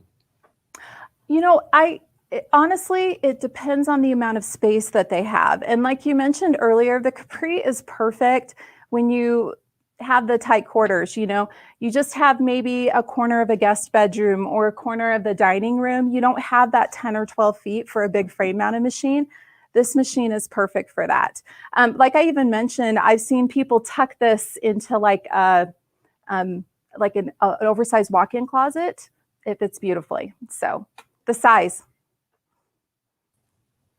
That's and that's a great point that you just made about the size. It's that's when we go to these quilt shows, as you've worked quilt shows as well, and people will come up and they'll say, "Oh, I'd love to have that, but it just won't fit in my room." And we always had the joke, at the quilt show, we would say, "Well, hey, this machine is certain price, and it comes with a free sledgehammer, so you can knock the wall out." And so they put a big 10-foot or 12-foot frame in there. So this being such a small platform to put it on, 32 inches by 36 inches, most people are going to be able to find that room in their house. And so they could have a quilt, free motion quilt machine, and an 18-inch throat space as well is pretty incredible for that size of footprint. It really is. It really is. It's a great machine. You can make it fit. Everybody can find room for this machine for sure. All right, Kim. Well, I think we're coming to the end of our time, and we want to, thank you for coming on today. It was really great seeing you, and also you gave some really good information on the Capri, and again, you're going to be on here throughout the week, and we look forward to seeing you on the next show. Yeah, I'll see you tomorrow, Blaine. All righty, see you then. All right, everybody, I want to remind you one more time before we go to our next demonstration about this Capri. Again, it's $79.95. We're going to give you a $250 gift card if you buy this week. We're going to ship that gift card via email right to your door. It's electronic. That way you can come back and buy you some supplies, or you could use it on buying some of those extension tables. If you want to put the extensions on this to make the table a little bigger, you can do that. The table that it's sitting on is called the Insight table. It has the speed regulation built into the table, which makes this machine extremely smooth when it's running for free motion. And then we also have, you saw Kim showing about the drawer. You have an option that you can purchase that drawer and add it onto the table as well. We have 60-month no interest financing from Synchrony available as well. So give us a call at 800-401-8151. Visit our website at sewingmachinesplus.com and speak to one of our live chat agents if you need help. But we are ready to take your order if you're looking for one of these. And if you've been in a market for one of these machines, I highly recommend this machine. It is a really good machine. And hey, it's from the USA right here. So you can get it built in the USA. And we are Handy Quilter's largest dealer in America. And we're proud to be that. And we sell a ton of them. And all of our people in our call center are very well versed on the long arm machines, and our service center as well, so they can answer any questions that you have for us for anything you might want to know. All right, guys. So, hey, we're going to keep this thing rolling, and we hope that everybody is staying with us today, and hope you're enjoying seeing what you're seeing.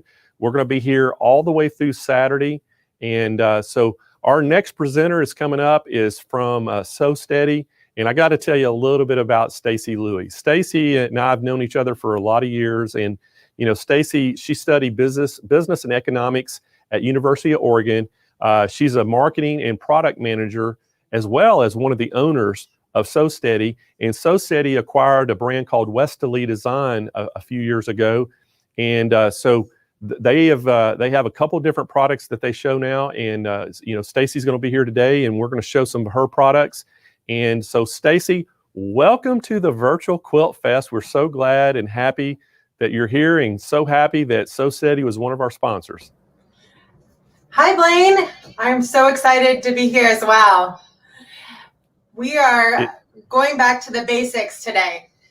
Hey, that's what it's all about. And, you know, I know that your products, we do extremely well with your products, and y'all have such good products that you have to offer. And I know that you know, some of the things that we've talked about early in the show, your products even make it even easier. So that's why we're excited to have you on the show today. Yeah, so, you know, one of the things that I'm going to take my headphones out so I can hear myself think a little better. Can you hear me okay still? Yeah, I can hear you. Excellent. So one of the things that I love to share with everyone is that we are made in Eugene, Oregon. So Sew Steady Tables has been manufacturing acrylic sewing tables for, I think, over the last 30 years. My family purchased Sew Steady about 10 years ago, and we have been having a blast ever since. So what we purchased 10 years ago was a company that had five different extension tables for sewing machines. And what are extension tables? Were these really cool acrylic surfaces that make every sewing project easier. And I think that if you go out and ask your friends if they have one of our Sew Steady tables, you're going to hear a few of them say yes, and I can't sew without it. So the difference between our Sew Steady table and maybe some of the other options out there is that you're getting a really slick sewing surface, but you're getting a sewing surface that's right at the needle area for your machine. So that's really important, because when you're doing any kind of projects, you want to be able to focus on your stitch. You want to be able to focus on keeping an accurate line or doing ruler work with accuracy. And so having a sewing surface that's flat and is not pulling on the needle area is really important. And so we actually have a few of our tables that we're going to show off today, a couple of the table options, and then some of the new accessories, because we've had a lot of fun developing new accessories that we have really, really hit the market well, and people, sewers all over, are saying, gosh, that is just one of the most amazing things that you brought to us so far. So we're going to share that today. We've got some super duper deals on those as well. So I thought that maybe it would be best to have you take it over to the sewing machine. I actually have a camera set up at the sewing machine area, and I can actually introduce you a little bit more to the first table that I want to talk to you about. Here it is. Okay, so this is our Sew Steady Wish table. And do you see the table there that has a nice blue drawer? This table is actually on a really big machine. So this machine is one of the largest on the market. It's the Janome M7. And because of how big it is, we highly recommend a big extension table. So this is a 24 by 32 extension table. And so you're going to get a really big sewing surface to be able to do big projects. People do quilts on these all the time. You're able to do your smaller projects. I've done curtains and cushion covers and everything else on them as well.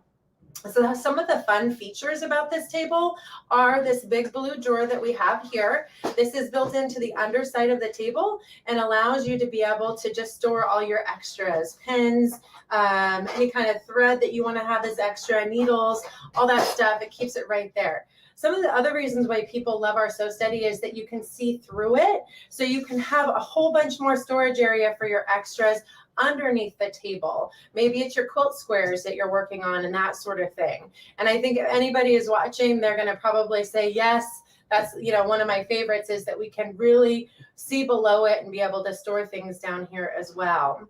So another feature that's built into our Sew Steady Wish table is we have rounded edges on 3 sides. So what's really nice about the rounded edges is that it's ergonomically allows your fabric to be able to just flow right up into that needle area. Again, eliminating the drag, because I talk a lot about our goal is to keep a perfectly flat, smooth sewing surface right at the needle area.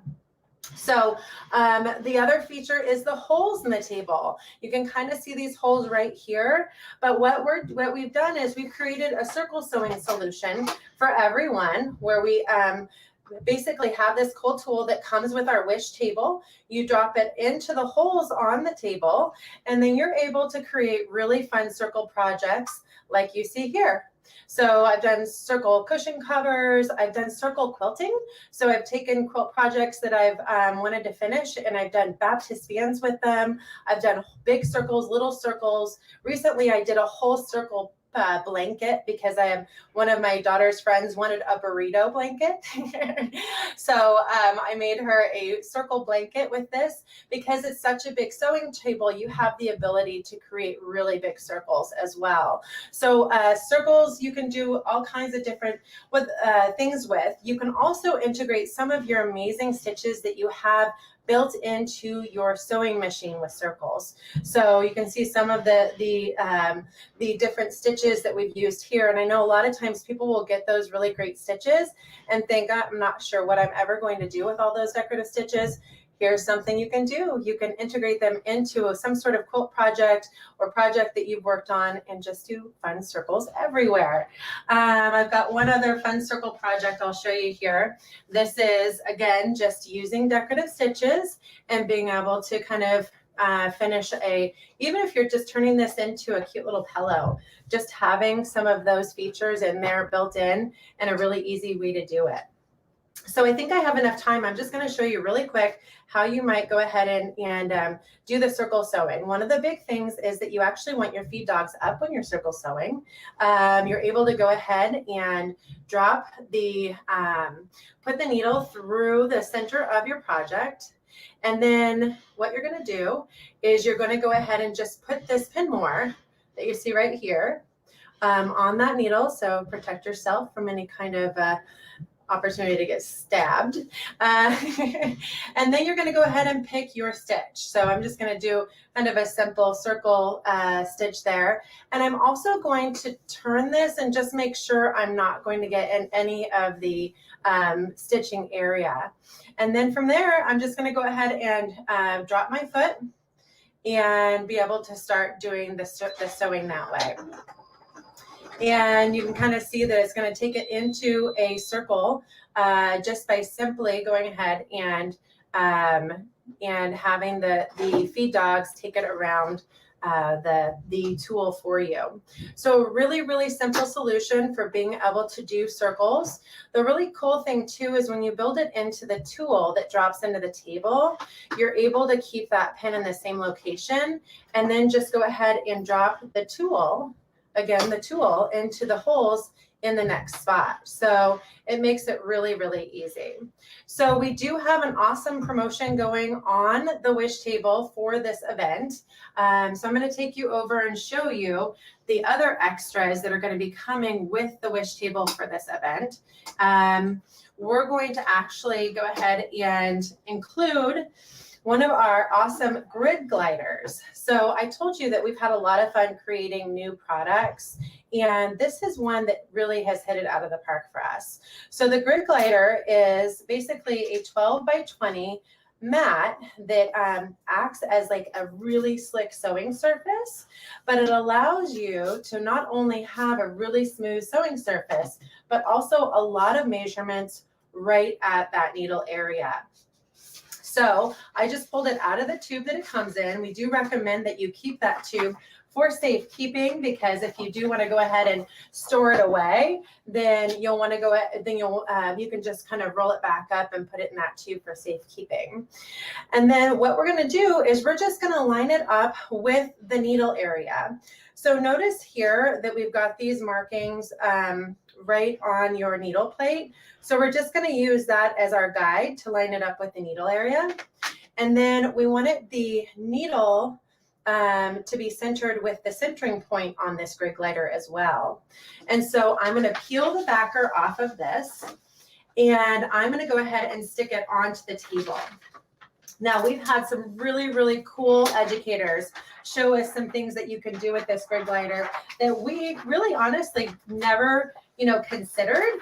But when you have all of these measurements right at your needle area, think about things like making flying geese blocks and making different types of quilt projects so much easier.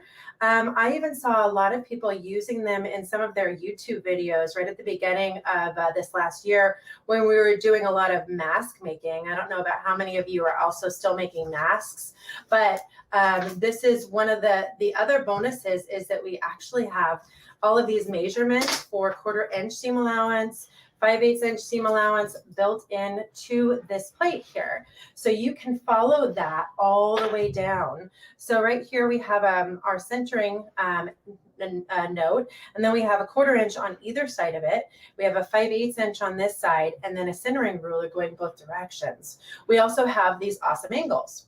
So the awesome thing is that if you decide that you need to have a wish, because maybe you got a new machine, like many, many other people this year who got new machines, and you want to go ahead and see, take advantage of this opportunity, then they have a phenomenal deal on this wish table. If you get our standard size wish, which is 22 by 25, you can get this grid glider with it for free, and one of our amazing Sew Steady travel bags.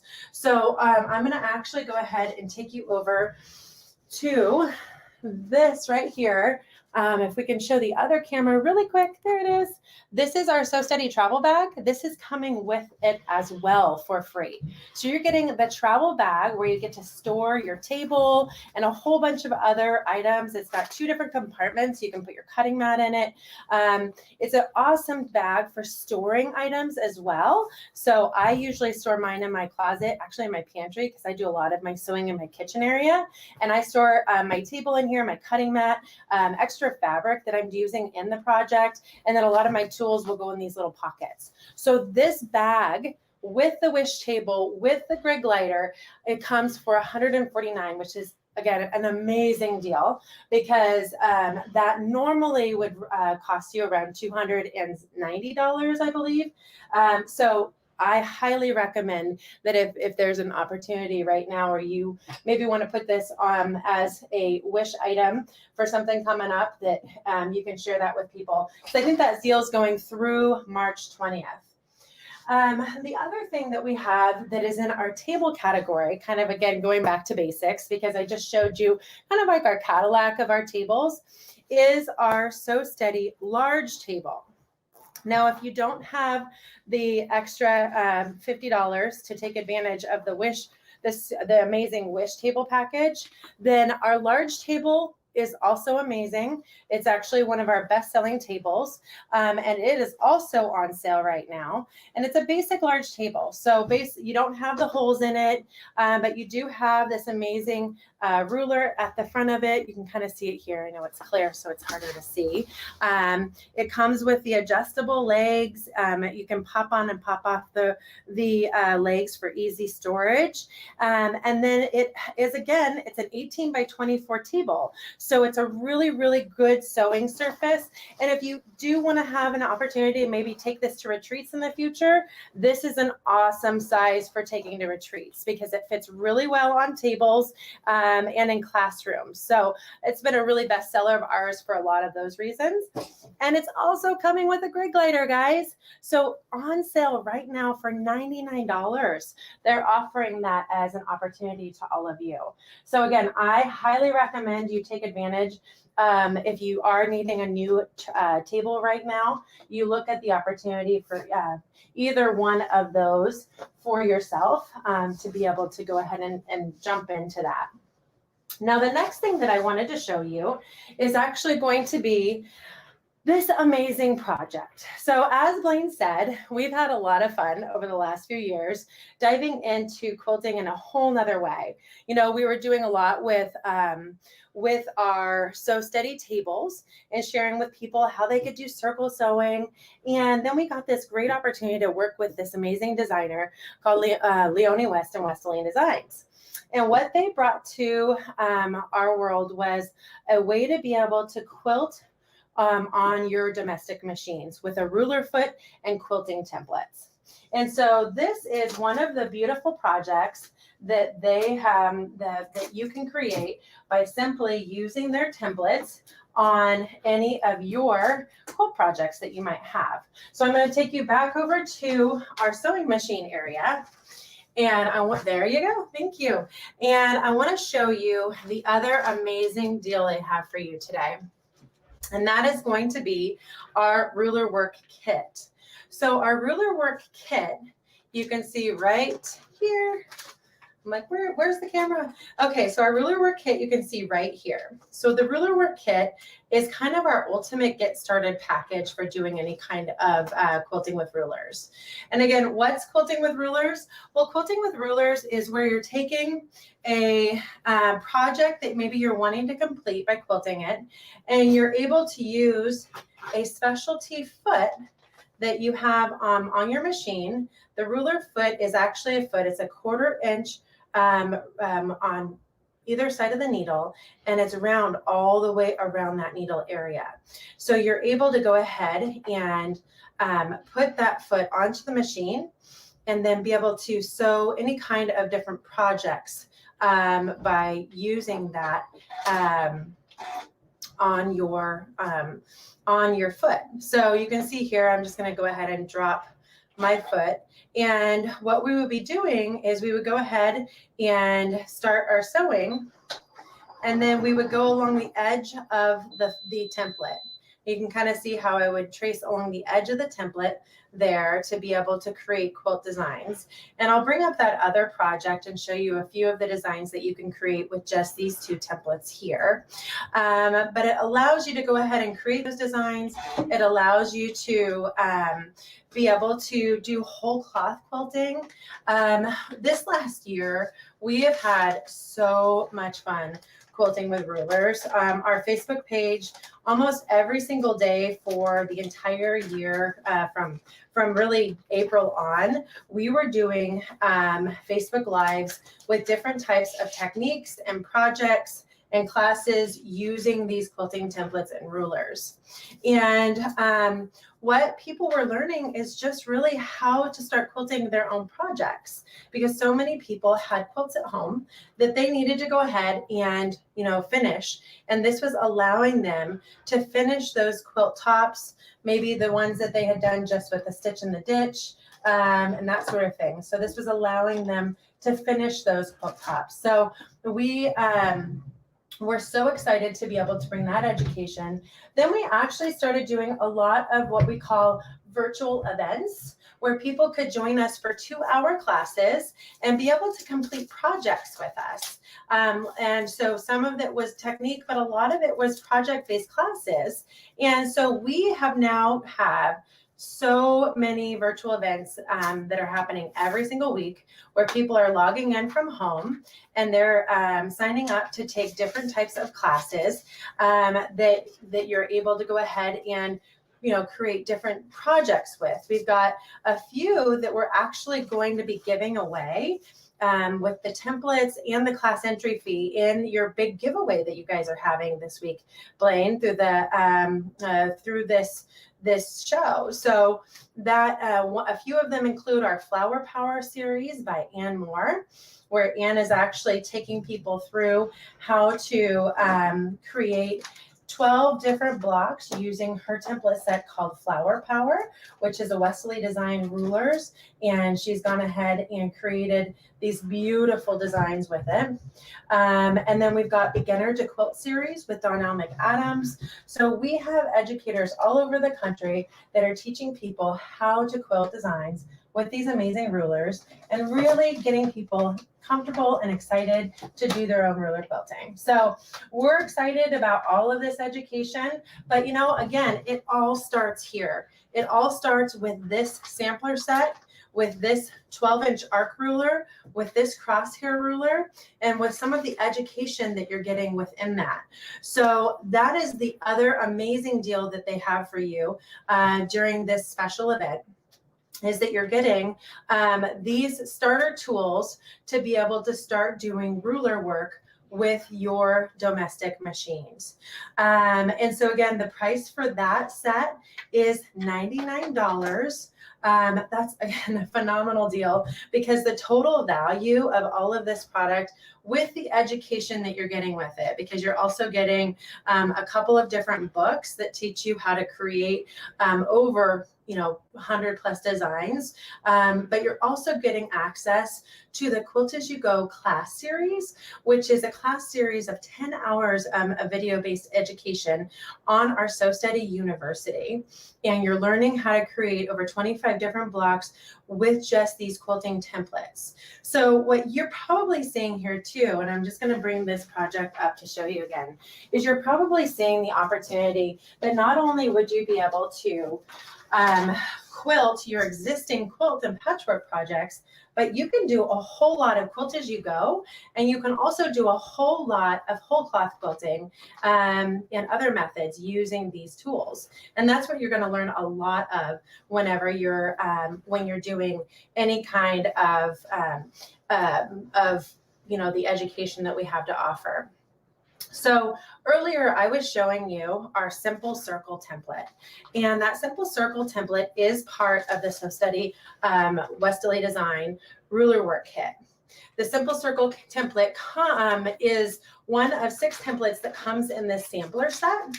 And the sampler set is a really great set that we recommend people start with because it comes with basically a huge variety of rulers. So this is what we call our clamshell. This clamshell comes with 2 different sizes of scallops. You get a 1/2 inch and 1 by 1 inch scallop, and then you get a 1.5 by 3 inch, which creates some really fun clamshell designs. You can see some of those right here.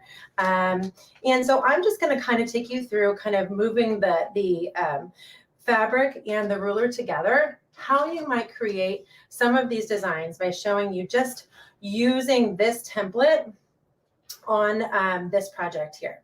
So I'm going to go ahead and drop my foot again, and you see that I'm actually dropping my foot at the bridge of this ruler. And so there is a point there, kind of like the base of the clamshell. And that's where I'm going to go ahead and start. And then I'm going to go ahead and move the fabric, and I'm going to move it to a free motion mode here. So I'm going to go into ruler work and medium, and then I'm going to go ahead again and show you how I would quilt it along the edges of this. So notice that the foot is going along the edge of the template, and then I'm moving along that way. And then I'm going to stop at the base of the clamshell, and I'm going to go ahead and come up and follow down the edge of the clamshell again. You can kind of see this. I'm going to flip the template over and the project over so you can see it a little better on the back end. And then I'm going to stop there. And how would I move forward? Well, I'm simply going to move my template to continue down the line. And what we do send out with all of our rulers is something called staple tape. And staple tape is able to go ahead and grip the fabric because, as you can imagine, you're working with acrylic here. So the ruler is going to move around quite a bit. But when you put staple tape on it, it's gripping the actual fabric, so you don't have to worry about the fabric moving or the template moving and kind of messing up the design. So all of our templates come with staple tape. We do have some recommendations on where you might put the staple tape. Oftentimes we actually send it out in these little strips here. And so we do recommend that you put them where you would grip your template itself. So we would just be cutting little pieces on here and placing them on the template. And you do want to go ahead and be aware you don't want to cover up too many of the lines that you're going to be using to reference. But the other really cool thing about these templates is they have these amazing lines on them to be able to create different types of designs with and reference, so you can really create some accurate designs. And we say, how do you create accurate designs? Well, you just are consistent. So, sometimes people will be worried, oh, I got off, I didn't do that. But sometimes what we call those is just a design opportunity to create something new and different. So again, I'm just going to follow along, stop there.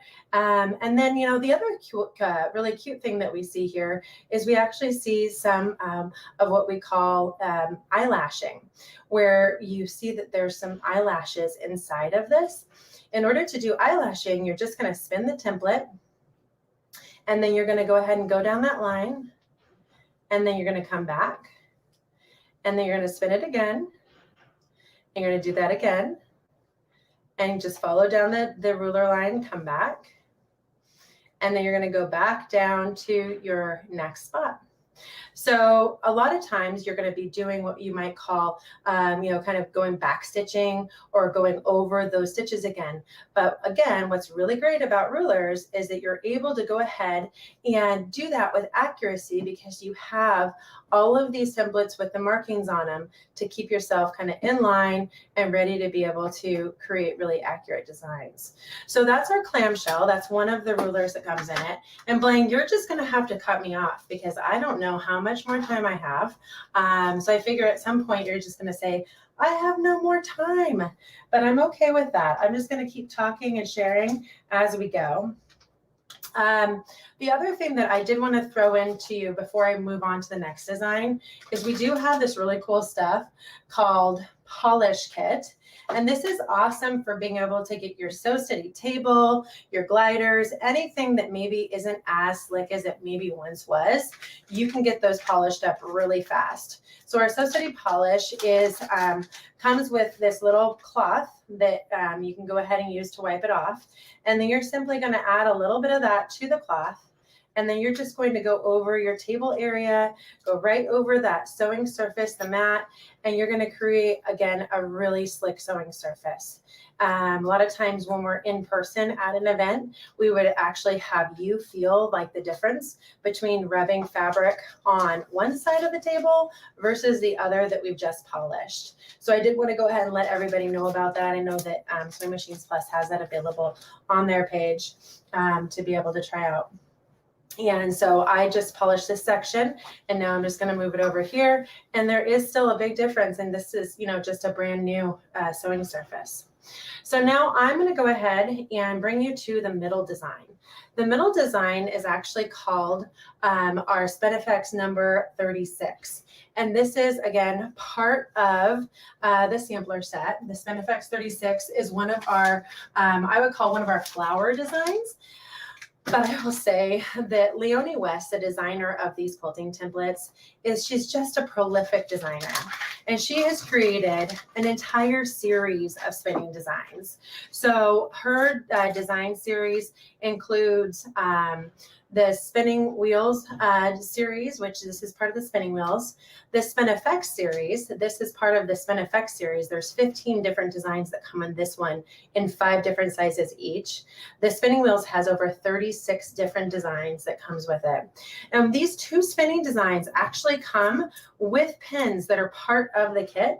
And you're actually kind of, a lot of people like to refer this to like a spirograph, but you're creating designs by pivoting your design ruler on an actual pin that's poking up through your project. And so that's how we created this design here. And then we have the Spinifex design that was also created a similar way, but the Spinifex designs also, you can create a lot of them without the pin by just pivoting on the foot that's in the center of the, kind of in the middle of the design itself. All of these rulers also come with what we call a puzzle template. So the puzzle piece allows you to go ahead and bring your thread in without breaking it. So you can go in between different designs as you're creating to avoid having to break thread. So that's kind of a cool little feature as well. So again, this set with the 6 rulers you see here with our 12-inch arc template, which isn't really 12 inches. It's built out of a 12-inch circle. They call it a 12-inch arc, but it's a straight ruler that has an arc on one edge of it. That ruler, so those are the 7 templates that you actually are getting in this package. And you are able to create so many different designs with it. I'm still finding my simple circle that I was using earlier. Has been lost, but we will find it. And then we use that clamshell a little bit ago as well. So those are the rulers that come in it. I showed a little bit ago this awesome crosshair ruler. And the crosshair ruler is a really quick way to be able to mark your fabric. So we've seen that used a lot for quilting rulers, but a lot of people have gotten really excited about using that for, oh, Blaine's back. Hi, Blaine. Hey. So, hey, Stacy, before you get off here, I know we're at the end of our time, but I wanted to kind of remind everybody of the products that we can get. We have, so David, if we could show that overlay. So the very first one is that Stacy's talked about was that wish table. It's a 22.5 by 25.5 or 25 and 5 inches. It's 22.5 inches and 25.5 inches. It comes with a free travel bag, and also you're going to get that grid glider with it. All for $149. Basically, this is half price. That's usually around $300, and so you're getting it for half price today. Make sure if y'all want these, they're going to go really quick. And somebody asked out there, on the table, it takes 4 to 6 weeks to actually get the table to you because it is custom made. You can get it made to fit any machine that you have. They can make that table fit. So that's one of the things. It's a custom table. That's why it takes 4 to 6 weeks. But these things are going fast, and you want to make sure you get one of these today to get that special price. Great price. The second product that Stacy showed was that bundle. And it's $99. It's the ruler work kit from Sew Steady. It's $99, and you're getting the domestic ruler font. You're getting the 12-inch art template. You're getting the 6-piece sampler template, and you're getting an 8-piece cross arrow ruler. It's 8.5 inch. The spacing gauge, the stable tape. And then you're getting the free classes. That's the big thing. You're getting these free classes on it to show you how to use it. Great value at $99. Again, guys, this is just about half price. This thing is normally a lot more money than that. So you want to take advantage and get these today. And then Stacy showed some other products there. She showed that large table. We do have that on our website. You can get that large table for $99. It comes with the travel bag with that grid glider as well. So a lot of Sew Steady products. Hey, go on our website. All you have to do is type in Sew Steady. You can see all their wonderful products they have on our page.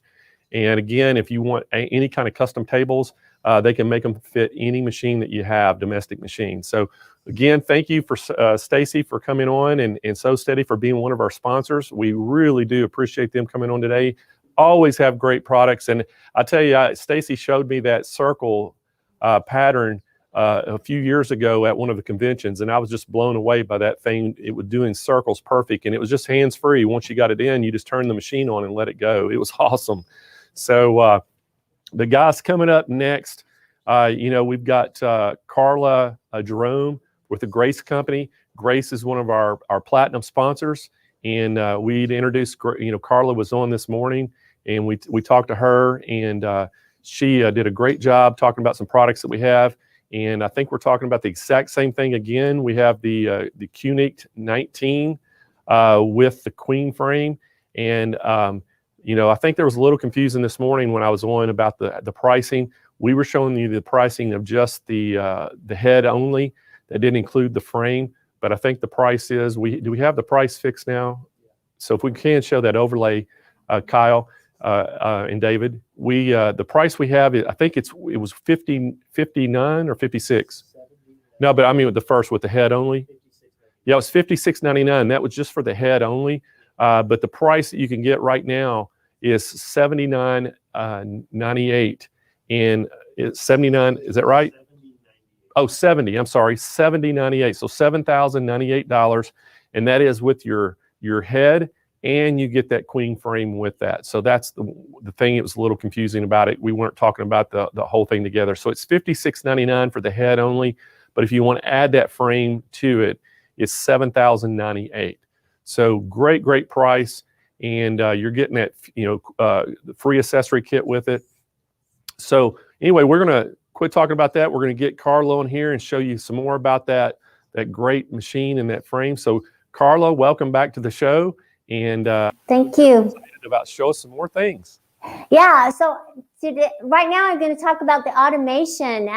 I know that you're running a really good special for the automation this week, and so the automation is just so much fun to use. And I'm going to sew out my design here, but I'm going to show you that as at the very end. I just wanted to show you on this one right here because, what makes our automation so nice is that it works with so many machines out there.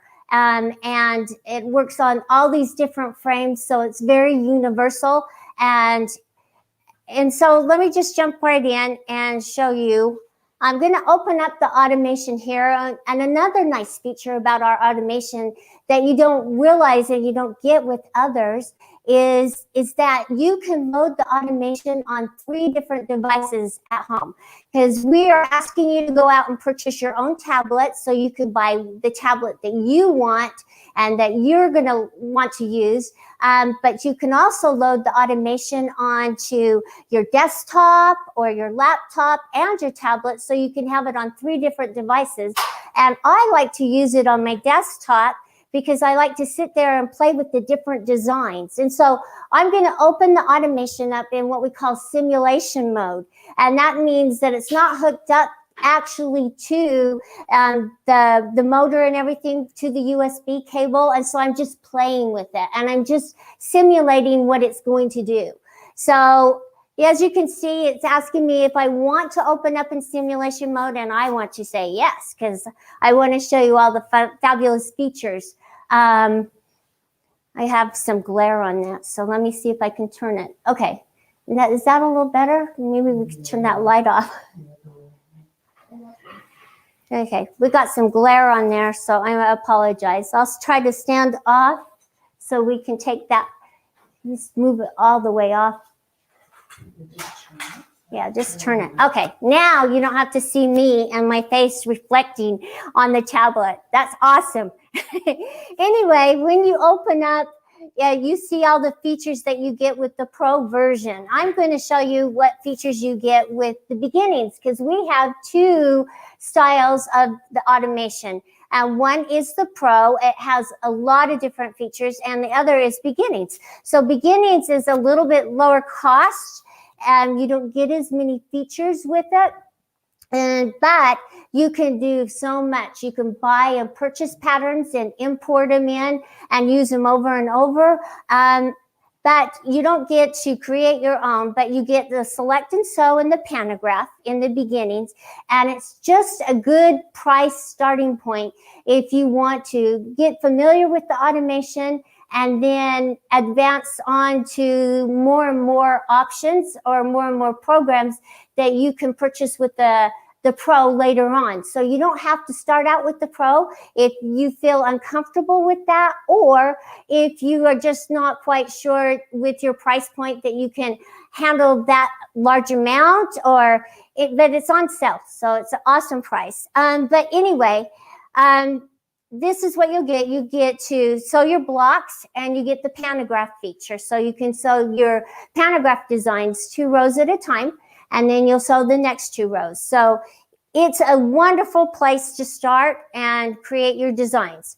So the next one is, I'm going to go back in here and just quickly show you the Pro and what you get with that. So with the Pro, you get a few additional features. You get your Select and Sew, which is your how to place and quilt out your block designs. You get your pantograph, and you get 3 different styles of quilting pantographs. And then you get what we call Pattern CAD. Pattern CAD is if you want to design your own designs, you can design them and save them and then quilt them out. Quilt CAD is where you can lay out the whole quilt and then quilt it out and then record. This kind of fun. If you're really good at a free motion design, record your movements, and then it will play it back and actually not simulate, but actually quilt out that design that you have recorded. So it's just like a tape recorder. It's just playing that back, but you're not speaking into it. You're just moving. So it's a very cool feature. And then we have our gold features. And with the gold features, it's a subscription, but it allows you to open up even more spectacular features like advanced pando, where you can place a different pantograph design on each row, borders and corners, where it'll allow you to sew a border and a corner all at once. And then Corner Maker, you've got Font Stitcher if you want to write sayings or names. You've also got gold patterns that you get every month with your subscription. Multi-pattern placement, where you're placing more than 1 block at a time. So you can place the blocks all the way across your quilt and it'll quilt them out. Then fabric compensation. Fabric compensation is one of my favorite features. What it does is if your quilt's not on exactly straight, you will just mark the path and it will sew your design within the border or whatever section that you have marked out, and it'll keep that design right within those parameters. It's an awesome feature. And then Pattern Eclipse. We have 2 features in the Pattern Eclipse now. We have a keep in the design and a keep out. Pattern Eclipse, if you have an applique or you want to sew around a medallion or something, you have the keep out feature where it'll sew around it. Now, if you have a design like a circle or a hexagon that you want to sew a specific design within that, you have it's called keep in. So it'll keep the design within that hexagon or that circle. So that's a really cool feature as well. And then virtual long arm. Virtual long arm, what that allows you to do is if you only have, say, a little short arm machine like this, 9-inch throat, it allows you to quilt a 20-inch block. And it breaks up the design so that you can quilt it in sections. So some very great features with the gold features. And let me just jump in and just kind of show you the pantograph, some of the features in that. And it's asking me to set my safe area, and I'll just say, okay. And that's going to open up here, and this is our pantograph. So within the pantograph, it's just very easy for you to select a design and sew it out. And this is my quilt size that I have, or the dimensions that I'm going to use, my 27 inches, and my total height is 12. Not that big, but that's okay. I don't need it huge to show you what it can do. I could change that as well because I'm in simulation mode, so I can play around with it. So what I'm going to do is I'm just going to select my pantograph mode, which is Power Panto, and I'm just going to select a pattern. And with Power Panto, it's going to scale the design that you choose to the size that is in there, so the quilt parameters that you put in. And so I'm just going to pick this cute little heart here and open it up, and it's just going to fill it in. And you could use these features, the spacing feature, to space it out. And you can flip the designs, and you can just play around with the different buttons to see what the patterns look like. You can just check them out. It's not going to let me do much because it's not the right size there. So I turned it upside down turned it right back up, and now I'll just scale it out. So you can see you can do so many different things with the features that are in it and just play around with the designs and see what you like. And that's what's nice about simulation mode. So are there any questions, Blaine? Did you want to talk about the specials? I've just been rattling on. Hey, well, you know what, Carla, when you're excited and you're passionate about what you have, it's easy to get wrapped up in it, isn't it? It is. I tell you, It is. I'm super pumped about this package that we have. We're showing, you know, Grace products. We're Grace's #1 dealer, and we love Grace products as well. And so I wanted to just kind of reiterate, not only, you know, we're talking about the robotic system and the automation, but, you know, earlier today, that same machine, the Q19, we talked a little bit about it. If David could pull that overlay up, I want to show everybody and remind them on the overlay. If you're interested in a machine, this was a machine that we highlighted earlier this morning. This is the QNEEQ 19. It, you know, and it's $56.99 for the machine, head only. But if you want to add that Q zone frame with it, it's $7,000. Y'all just took the overlay. There we go, $7,098. And it's so if you want the head only, it's $56.99. So you can just take your choice there. If you need a frame, you can go ahead and get it with the Q zone frame. Great pricing on this. And also the automation. So I want to talk a little bit about the automation. So the automation is the Quilt Motion Quilter's Creative Touch. And I think David's just going to pull up the page on our website so you can see that. But it's $29.99 for the standard version. If you want to upgrade up to the Pro version, it's $48.99.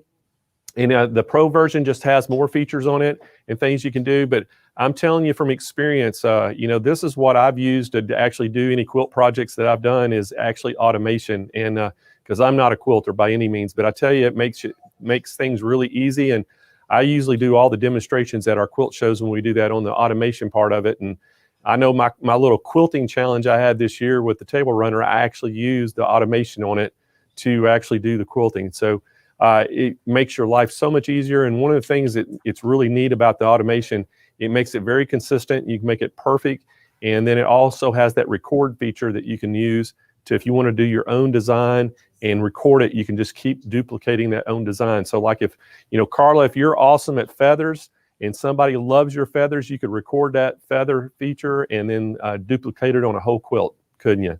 Yes, and record is really a fun feature to play with and then add to your pattern or design library. So it's just a way to grow with your system. So I'm just going to jump over here. Let's show you the QNEEQ 19. I love the QNEEQ 19. It's such a lightweight, smooth quilting machine. It's got a beautiful stitch. It's easy to thread. And like I said earlier today, it's lightweight, so it's not going to put a lot of stress on your shoulders or your back. It has the telescoping handles where you can telescope them out towards you, so it's a more comfortable fit. You can move the handles up and down as you're quilting, so you can decide how you want to quilt. And it also has the touch screen, which is really nice. Well, it's in the automation right now, so I can't show you from going from one mode to the other because you can see right here it says Quilt Motion. And we're just going to quilt out the last design on this quilt here. And I'm just going to show you how smooth it is and how much fun it is to watch. Now, when I turn it on, I'm going to turn it on and stand back. I know a lot of ladies like to lean up against the pole and everything, but that can distort your design. So I'm just going to tap on sew right here. And it's going to tie off the stitches, so it has a tie off. And then it's just going to start quilting.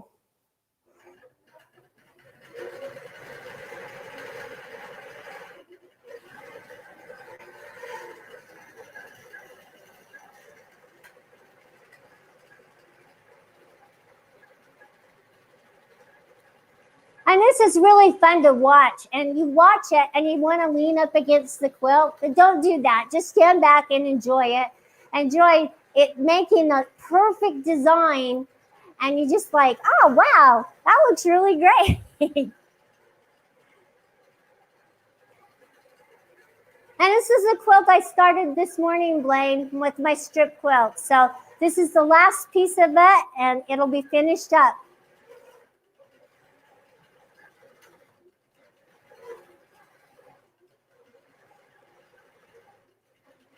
The automation is such a nice tool, and it's at such a good price. There are automations out there that are over $10,000, and this is at such a good price that if you wanted to jump into it, I know that Sewing Machines Plus, we love your company. You were so thoughtful with your customers. You care about them, and you care about getting them into the right package for their needs. And that's what I love about you guys, is that you really do care about the customer, and you're not going to throw something at them that is too expensive or not within their price point. So this is a great opportunity for you to call in and check out the pricing on the automation with the frame and with the machine. This machine, I can't say enough about it. It's an easy, fun machine to use. And it does come with bungee clamps. I just don't have them on right now. And it's a sit or a stand. You can sit or stand. And you notice we have casters on ours, so you can move it in and out. That's what I like about this frame as well, is that you can put it on casters, and that if you have a small room, you can move it up against the wall and then pull it back out. So, and now we're done with our design.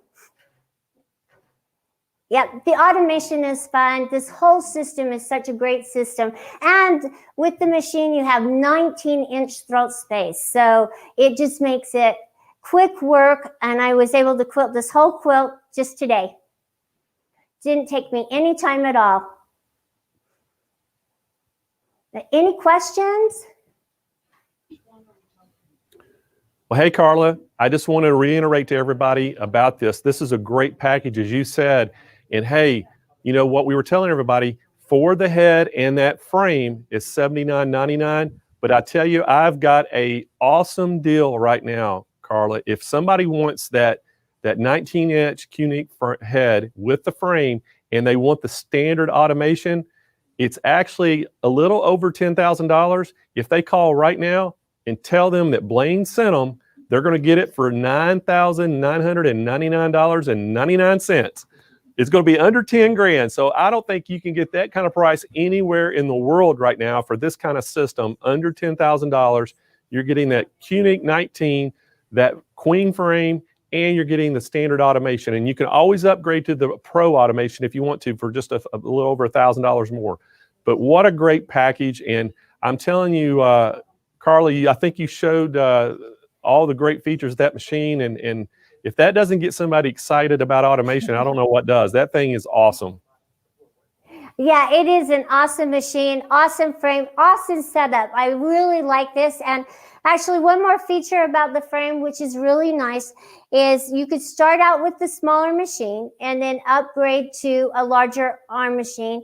And it's because of this pole right here. Our frames have this front pole that extends out, so you can push it in and out to the size of your throat of your machine.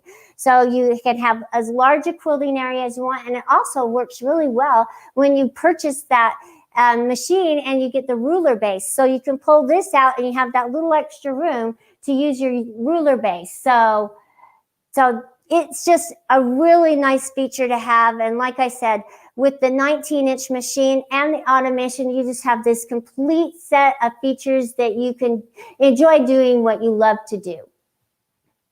So I'm just going to finish it up here and just cut my threads, and then just show you one other little feature. This was a 4-point placement. You have different placement modes with the automation. So if you have a different design like a circle or something, you could use 1-point center placement. There's so many different ways of placing a design on your quilt and making it look really nice and very accurate. Also with this, you have 2-point placements for borders. You have a block placement, which is just the upper left and the bottom right corner. Easy, quick way to set a block. You have your triangles, your on point, your cube, and your tilted block for those little wonky blocks. So there's a lot of different features. And then inside here, this is a great feature. I love this feature. You have what we call a marking tool. So if you wanted to make sure that your design was staying within, say, your hexagon or your diamond, you would just use the marking tool to mark around it. And it is invaluable. It really helps you with your placements and making sure that it's not going to, your design's not going to sew outside your block. So it's a really great features. And in the pantograph, we have and in the Select and Sew, we have a ruler as well. So the ruler's just some nice tools that you have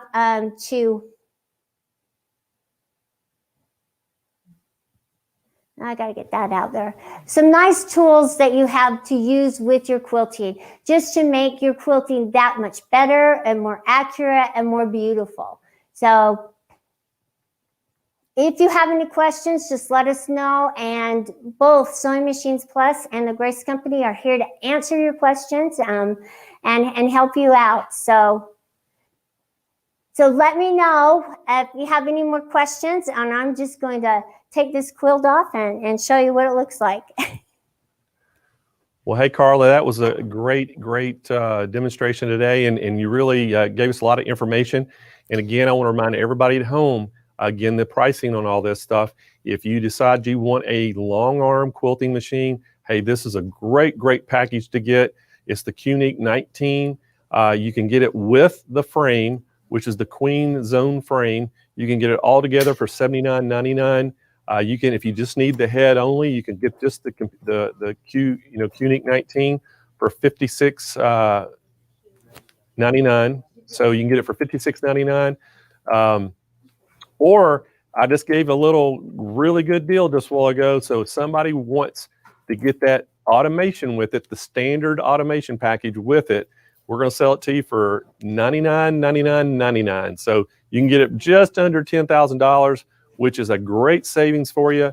And we have 60-month no interest financing available. So we make those monthly payments extremely easy for you if you can't pay for it all at one time. And Synchrony's gave us a great price on the, a deal on the financing to get for you. So 0% at 60 months. We have our sales staff is standing by on the phones. You can give us a call at 800-401-8151. You can visit our website, and you can at sewingmachinesplus.com. You can speak to one of our live chat agents. But we've already made the call and said, hey, this is a special deal. You tell them you're wanting the Blaine Qnique deal, and they're going to get it to you for $99.99. So great price on that. And I know Carla's wanting to show us that quilt that she did with the automation. Yeah, it's so just one day, just a few hours, and the quilt's done. So just wanted to show you how quick and easy and how simple the automation along with the machine, you can get a cute little quilt done in no time. And it was just a lot of fun. I love quilting, and I love being a part of your event. So thank you for having me today. It's been a lot of fun, and I get to come back tomorrow with some new ideas. We do. We'll see you again tomorrow, and thank you so much. And again, y'all saw the Qnique here. We were so happy to highlight that Qnique. And so guys, hey, we're wrapping this thing up. We still have some giveaways to give away. And but I wanted to first, before we ended the show today, I wanted to just kind of show our top 10 quilts that made the finals. And as y'all know, we had 222 quilts that were submitted. And, we had a judge, we had 4 judges, celebrity judges, that actually, judged the best of show. And so we narrowed it down to our top 5 finalists. And then we had a People's Choice Award where you, the viewers, got to vote on your choice. And we have the top 5 vote getters on the People's Choice Award. So we're going to show you now, and I'm going to name them off for the best of show, no particular order, but Force of Nature by Linda A. Beautiful quilt. Y'all can see it right there that was submitted, and it made our top 5 finalists for the best of show. Memories of May by Melanie C. was another one that got submitted. You can see that right there. It is absolutely beautiful. And then Joyce D actually submitted 2 quilts, and both of them made the top 5, which is incredible. The first one's called Hallelujah. It is just a beautiful quilt. And then she had the Bucket List was one of them that you can go on. And you can go to our website and see all these quilts. And if you can remember their names and write them down, you can do a search. And then our last finalist was the Dreamcatcher by Donette F. And also just a gorgeous quilt. And these were our top 5 quilts with the best of show that our judges picked. And then we had your Viewer Choice Award that all you viewers out there voted on. We had over 35,000 votes, or 35,000 people voted, I should say. And so a tremendous turnout for the voting. And so, you know, we just said, you know, you saw the Memories of May quilt by Melanie C. Well, she was actually a top 5 in the People's Choice Award as well. And David's going to show you that one right now. And again, her quilt was just beautiful. The other quilt that we had, it was called Forget Me Not, and it was by Janet D. And she was a top finalist, and you can see that quilt is absolutely beautiful. And then another one that got turned in that was extremely unique by Tara B. was called Kamala Harris, and that's our Vice President of the United States. You can see that. She's very recognizable there, and very unique colors and piecing on the face. And then Mission Beach by Carolina M. And you can see her, and you can see that to the picture on the right there. It is the full quilt, and you can see it just looks like a beach. And I'm still not sure. We need to find out from her if she's talking about the Mission, Mission Beach we have here in San Diego. So she may be somebody who's here in Southern California. And then the other one was Life Goes On by Daniela P. And this is about the coronavirus. And I thought that was such a unique thing to do about the coronavirus and the times we're in right now. So I thought that was very unique. Again, I want to thank all of our sponsors. Our platinum sponsors is Grace Company, Dime, and Handy Quilter. Our gold sponsors were Baby Lock and Juki. Our silver sponsors, Aero Cabinets, Bernina, and Lighten Up, featuring the Cubot. And our bronze sponsors were Brother, So Steady, Janome, and Laura Star Ironing Systems. And then our associate sponsors were Kai Scissors, Daylight Company, and Synchrony Financing. And we want to really, a big shout out and a thank you to all of our sponsors, because I'm telling you, if it wasn't for our sponsors, we weren't be able to do this big of a show and give all the great prizes that we're giving away. And speaking of great prizes, if you're going to be one of the winners, if you win one of these trophies or you win one of these ribbons up here, you're going to get a $7,500 quilting package for first place. And hey, if you're the runner-ups, you're not going to be left out. We decided to throw in a prize for the runner-ups in each category, and you're going to win a $1,700 Baby Lock sewing and serging prize. So we're super excited about that. But guess what? None of y'all watching are left out either. So we still have the $50,000 Dream Studio giveaway. And guess what? You have a chance to win it so easy. All you have to do is, if you go to the voting page on the website, which the voting is closed, but you can still go on our Virtual Quilt Fest page. You can put your email address in there. Also, if you've watched today, anytime you make a comment, you ask a question, if you go share this video, it adds your chances to win. If you're on YouTube, you give us that thumbs up or that bell notification, make comments is there, or ask questions, it increases your chances. And if you've watched the stream on our website today, hey, make your way over to YouTube or Facebook and make sure you go in there and like it or do something and involve yourself in that, so that helps you get a chance to win. And if you're participating every day for the next 5 days after this, all the way through Saturday, it increases your chances to win, because the algorithms pick up all that activity. And when we do it's electronic drawing, and the more, participation level you have, the greater chances you have to get picked. So just make sure you're doing all those things. And hopefully y'all will get a chance to be with us all this week, because we have great prizes every day. Over $40,000 worth of product we're giving away throughout the week to just randomly. We're also giving that $50,000 Dream Studio package at the end of the show on Saturday. And then, as you saw, our people in the quilt contest, they're getting some great packages as well. So great, great ways to win. And speaking of winning, guys, what time is it? It is giveaway time. So we're going to give some stuff away again to some of our lucky viewers out there. And our first prize we're going to give away is a Kai Scissor 3-piece set. It's the GS7, and you can see them right there. Great, great scissors. If y'all know anything about Kai scissors, they're the one of the best scissors on the market. And our winner is Penny Locklear. So congratulations, Penny, on winning. That is unbelievable. All right, so our next winner is the full line of Exquisite Thread. Now, this is a huge prize because guess what? There's 288 spools of thread.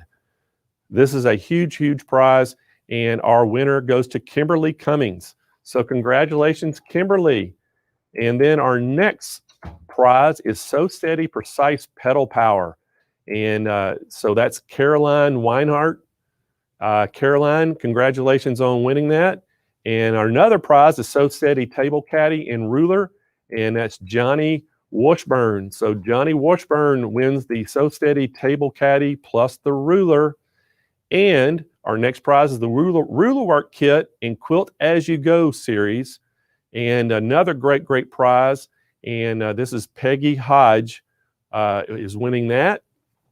And before I give our machine, we're getting ready to give away a Burnett B77 Deco machine away. You saw it on the show earlier today. This is a great, great machine. And I think the cost on this, or the price, is $1,200. Is that right, guys? Isn't it $1,299? $1,299 sewing machine we're getting ready to give away. And guys, this is going to go on every day. So what great prizes. But again, if you're one of our winners, how you need to claim your prize is send us an email to contest, plural, with an S on the end of it, to sewingmachinesplus.com. Up in the subject line, put I won, and in the body, put your name, your shipping address, and put what you won. We're going to have records of what you won, but it makes it a lot easier when we see what you actually won. Makes it very quickly for us. So, are y'all ready to see the winner of the B77? It is Tequila Scott. Congratulations, Tequila. And you just won yourself almost a $1,300 machine, this Burnett B77. What a great machine. And so, guys, I want to tell y'all a little bit before we go off air what you're going to be in store for tomorrow. If we could, over here, pull the agenda up for tomorrow. We got another great lineup of tomorrow. And if any time you're wanting to know what's going on each day, you can actually go to our Virtual Quilt Fest page on our website. If you go to sewingmachinesplus.com, on the front page, you'll see the big Quilt Show banner. Actually click on that, go to the page, and you scroll down, you'll see a place where it says schedule, or I think even in the header bar at the top, you can hit schedule. It goes right down to the schedule, and you can just pick which day, and you can go through the days and see if there's something in particular you want to see. But I know tomorrow we're going to start again. Our live stream starts at 8 a.m. We're going to start, I'll kick off at 8:15, and we'll kind of recap what we're going to do for the day. And then our first presenter is going to be at 8:30, and it's Eileen Roach, and she's going to have that weightless quilter again. And you don't want to miss that, because we had that this morning, and we have sold, I think, approximately about 40 of them so far. And I told you we would sell out this week of that product. It is an unbelievable product, and we'll have that. And so we have her on with weightless quilter. We'll have right after that, we're going to have Kelly Ashton from Handy Quilter back on. She's going to be demoing that Moxie again, which that Moxie is awesome. And then we're going to have Carla back. Carla Jerome, that you just saw from Grace, will be right back on here. And she's going to talk about the Grace True Cut system, those rotary cutters, and such a great, great system. And then we're going to have Lynn Mars is going to be on here. And Lynn is going to, from Aero Cabinets, going to talk all about the Bandicott Studio 2 cabinet. We're going to have that. And then we're going to have Meet the Judges session again. We're going to have Melinda Beulah on. And then guess what? If you missed Jenny Doan today, Jenny Doan's going to be back. And Jenny will be on here. And she's got some more things she's going to talk about. So you don't want to miss Jenny. She'll be on here for a full hour. We're super, super excited about her back on. And then you're going to have Denise, is it Schobert? Isn't it Sherbert, right? Schobert. Yeah, Denise Schobert from Baby Lock is going to be here, and we're going to talk all about the Gallant, which is their quilting machine. So don't want to miss that. That Gallant is really awesome. And then after that, you're going to have Eileen Roach back. She's going to talk about that Snap Monster Hoop again. We talked about it today, and those things are really moving out here fast too. They're really, really popular. And then we're going to have David Hook is going to be here, and David is from Lighten Up, and we're going to talk all about robotics. And he's got the Cubot. We're going to talk all about the Cubot, so you don't want to miss David on here. Great product. And then we're going to have Meet the Judges session again. We're going to have Sherry McConnell on here, do some more giveaways. And then Kim Sandberg, you saw this afternoon, Kim's going to be back. She is going with Handy Quilter, and we're going to talk all about the Pro Stitcher robotics. So she's going to talk about Pro Stitcher. And then we have Lou Ann Hester, or Hartley back. And Lou Ann is from Juki America, and we're going to talk about that direct-to-garment printing again and the QVP 4000. So we'll have that back on the show. And then we have Carla Jerome again. We're going to talk about the Grace Q-Zone and some more robotics on that. So a busy day again tomorrow with some great show specials. You don't want to miss any of it. And again, we want to thank everybody for joining in our show. And I want to thank all of our staff. They're working extremely hard behind the scenes to make this happen. And all of our chat group and all of our sales group online. If y'all have any questions you can't get through, be patient on the phones. We know it's been extremely busy today. Go on there. Kyle has been posting that Google Sheets. And we promise you it may take a day or two to get to you, but we're going to give you a call and see if we can help you out. Because right now, I think there was over 50 or 60 people on the list today that couldn't get through, but we're going to get to you, I promise. So anyway, guys, been a great day. Again, thank all of our sponsors, and we hope to see everybody here tomorrow morning, 8 a.m. Pacific time. See y'all. Y'all have a great night.